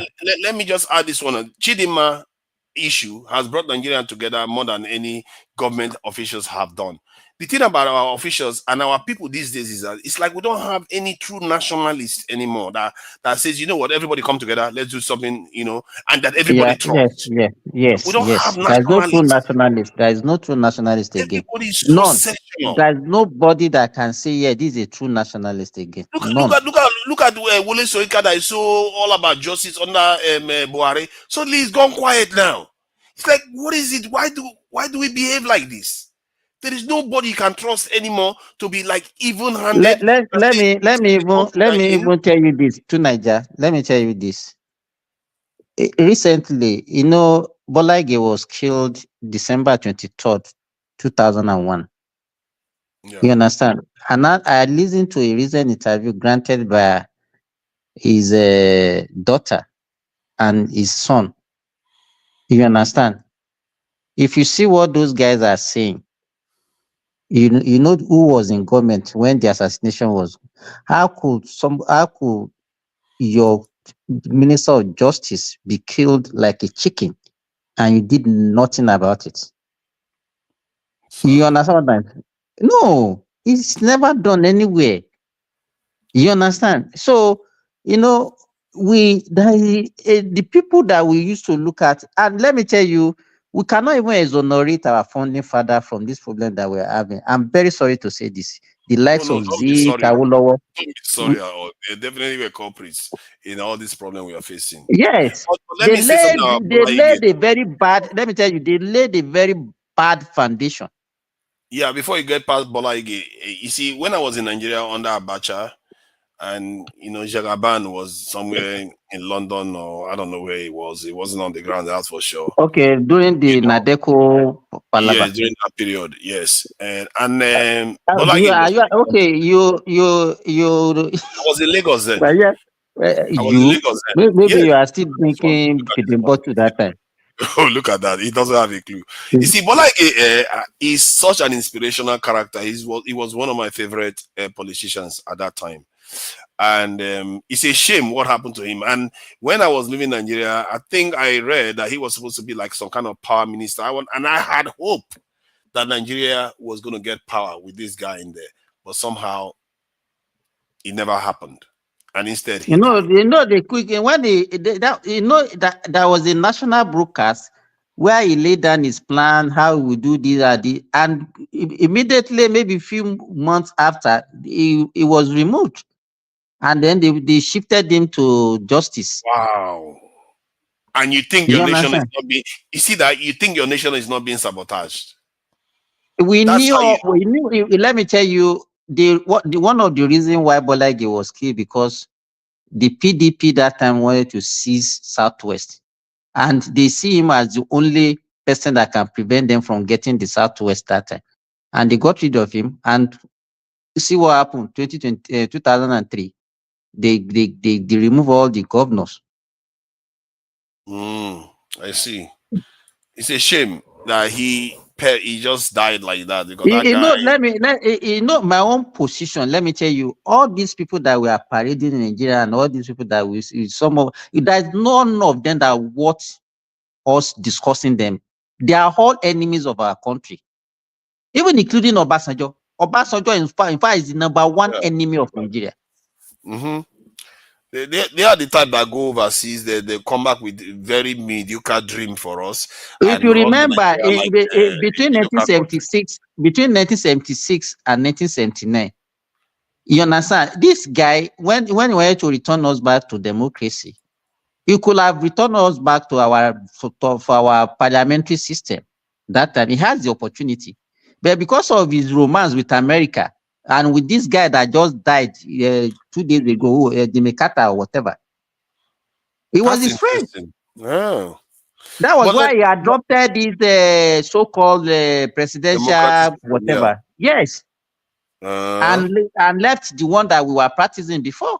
Yeah, the parliamentarians will probably have suited us better. Yeah, so your question time will have even returned us to the regional government. Oh no, regional one is never good. See, okay, let me ask a question though, because we keep blaming all these our leaders, but let me put you in their position when Oyibo left the country. If it was you, your forefathers, like your great-grandfather, your grandfather, and all of them work for Oyibo man, and then you grow up and you they send you to school in Sandhurst or whatever Oyibo school. You are one of the elites in the country. They hand over power to you and all the rest. And when before they handed over power, you were the subject of these colonizers. Then they gave you power. Don't you think it's almost impossible to aspire for your people the kind of vision that somebody that fought and defeated? I'm not after what they do as government, or whether they follow whatever policy the former colonial master was telling them. What I'm talking about the unity. I'm talking about colonizer, any name you want to call them. I'm talking about the unity. That one is not in the hands of the colonizer. You understand? I'm talking about the unity of the country. Let me explain why that is still in their hands, or not necessarily in their hands, but because of the situation. It's not in their hands, but because of the way they got their independence, they didn't fight for it. They just handed over the power to them. They were friends with these people, for crying out loud. They were their bosses. These people were their bosses. So when they handed power over to them, yes, they may have their own aspirations that these are my people, I'll do my own thing. But they can't. They didn't move far away enough from them. That's why. But now we see that one as our major obstacle to development in Nigeria. But is it the same thing that other other black countries are experiencing that's actually not making us to develop? They all experience the same thing, and this is why I'm beginning to think that it's almost impossible. How? No, they gave you the key to the house. They say now run the country, but you have to do this, you have to do this, you have to do this. You don't know anybody else. You've served these people all your life. How do you break free from such a grip? All there are certain things that we are celebrating now, and I'm waiting maybe in the next 4 years, 5 years, 6 years, 7 years, 8 years. We are saying, give it to the youth. We have an example in Senegal. I'm waiting. I want to see what is going to happen in that Senegal. I want to see what is going to happen in Burkina Faso, Mali, and Niger. With all these things that we are just saying on the social media as if everything is well with all these countries that we are talking. I'm just waiting so that maybe in the next 5 years, 6 years, we'll now be able to review and see that whatever. You understand what I'm saying? Yeah, I think okay. Look at that. This is just a day ago. Senegal's foreign minister on sovereignty. You see, I think this was sovereignty. Nigerians have forgotten the true meaning, and we don't know how important it is. Sovereignty is basically saying freedom. You are truly free. We don't have it as a nation. But are you sure? Are you sure that they are truly free? Are they? That's what I'm saying. That we review this thing. It's not now. We give them benefit of the doubt. No, I'm not saying they are truly free, but at least they are searching for it. They are fighting hard for it openly. Okay, we will see. In the 80s when we used to have coup all over Africa now and there, right there. That is the same thing that we did that time. That you always say, oh no, because of this, you understand what happened? Yeah. No, I remember in Guinea that time, Guinea Conakry, there was the president there that time, very popular Secretary. It was the military that really tried. He tried. Then they used military to remove him and all those things. And it's the same story. Well, I remember when Buhari and Jagma came in 1983, it was also the same thing that we don't want Western influence and all those things. What happened? They removed them. That's the thing. Our own people are the biggest weakness. Our own people are so that was what Tyson was saying earlier now. They use Babangida to remove them. Okay, but think about it from this point of view. Like when China was invaded by Japan. Let me tell you, do you know what is happening in Niger Republic now? Niger is in chaos. But nobody is talking about it on the social media. I'm not sure. And that was why the guy was raising a false alarm. It was diverse. You know what that guy was doing? He just going on. You are saying Niger is in chaos. Let's check the news on Niger then. Okay, Nigeria rejects allegation of working. I have to check that before this one start making statements like that. Well, I don't know where he got his own information. After military took power, terrorist attacks only got worse. That's what they are saying in New York Times. Nigeria denies colluding with France to destabilize. What I'm saying, let me tell you. The terror. Let me tell you, the terrorist attack in Niger now. Niger was more stable before the coup than now. That's what I'm telling you. Actually, no. Guys, it's 2 a.m. I'm going to sleep.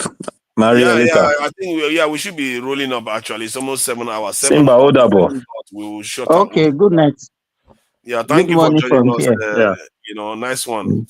And I'm looking at Niger here, and you can argue that Niger now they are focusing their effort on trying to remove the Nigerian government, so they will fund these destabilizing agents to cause that problem in the country.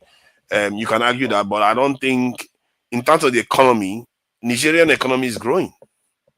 That's the fact. Let me Niger GDP. Let's see what it is saying now. Since I think they took over last year now, almost 2 years now, because it just went. Oh my God, it's just rocketing. Where is that? No, that's 2020. So I need to check the GDP. No, it was last year now. Yeah, they came in. Was it last year, 2013? It was last year now. Tinubu was there when people were accusing Tinubu. Right. It was maybe barely. Is up to a year itself? It's not up to a year now. Wow, their real GDP growth they are saying is 9.9%. That is stupid high. That's well higher than that. Is there any country in Africa that has a 9% GDP growth? Where are you getting that? I'm from World Bank now. International Monetary Fund. I can share it with you. You know, I like to show evidence. But we are not seeing the effect when a lot of people have been displaced in Niger Republic. Look at that. Is that not what it says there? The real GDP growth, 9.9% for Niger.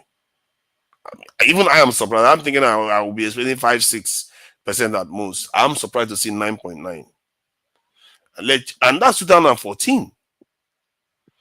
Man, I don't know what to tell you. I told you. 2014, I got 2024. 2024 actually. That's what it's showing, 9.9%. If we go for Nigeria, I think, let me tell you, it will be good if the economy is improving, because it will be less stress. It will be less stress on Nigeria. Let's check Jagaba's GDP. Where is it?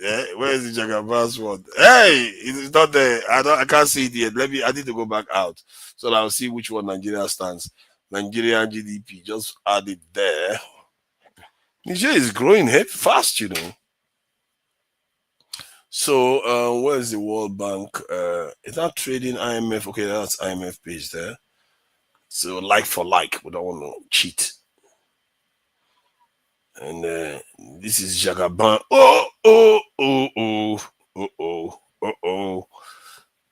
Simba, I hope you are not in shock.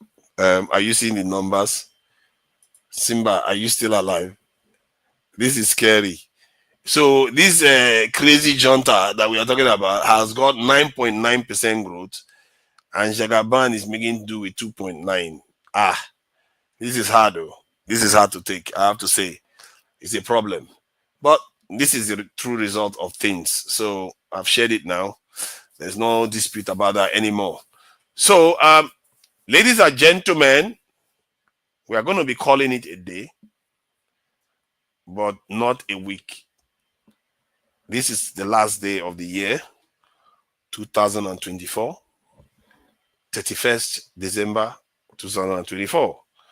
Thank you for joining us, gentlemen. Adewale, Simba, co-host general, Mike, I don't know how to pronounce his name. Izon is one of them. Thank you for joining us. Remy, thank you for joining us. And in the chat, I see Heavy there. I see one man. I see Eva G. I see Oscar Blackbone. Eva G again. Who else is there? AB was here too earlier on. Oroyo, I see you there, Oroyo. And Wachiku is there. Kulata was there. Yeah, of course, Kulata is rubbing himself on the floor, crying, always in lamentation for whatever reason there is. All right. Ossie, I see you there. Oziego, thank you for joining us. And for the donation, $20 American dollars is it's not a joke. You know, people have to work hard for this. It's a lot of money. 20 American dollars. Thank you, Ayo, for 20 American dollars. And another 20 American dollars. Thank you, Ayo, for your support. And I'm sure one man is grateful for that donation. Till next time, I will catch you all. Bye.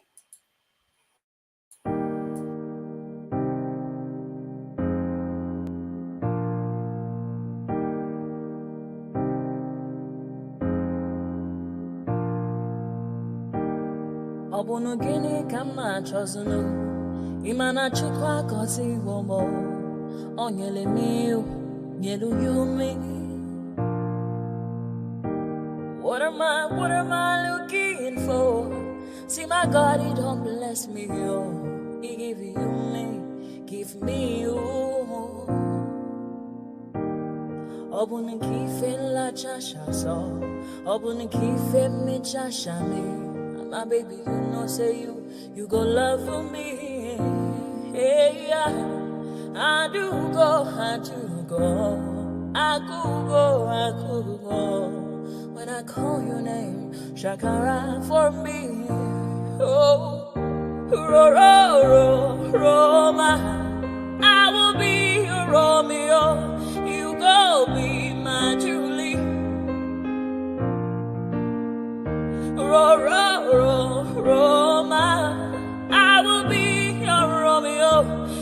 Oh, be my Julia. Oh, give me your love and I'll go run away. Show me your love and I'll go use you play. Carry me, go me, I go follow you away. Follow you, they go. Maka munagi, me and you. Okwa munagi, my baby, and me and you. Me and you. Okwa munagi, my baby, Obuzi kife la chasha so. Obuni kife la chasha me, my baby, you know, say you go. Love me. I do go. I could go. When I call your name, Shakara for me. Oh, Roma, I will be your Romeo.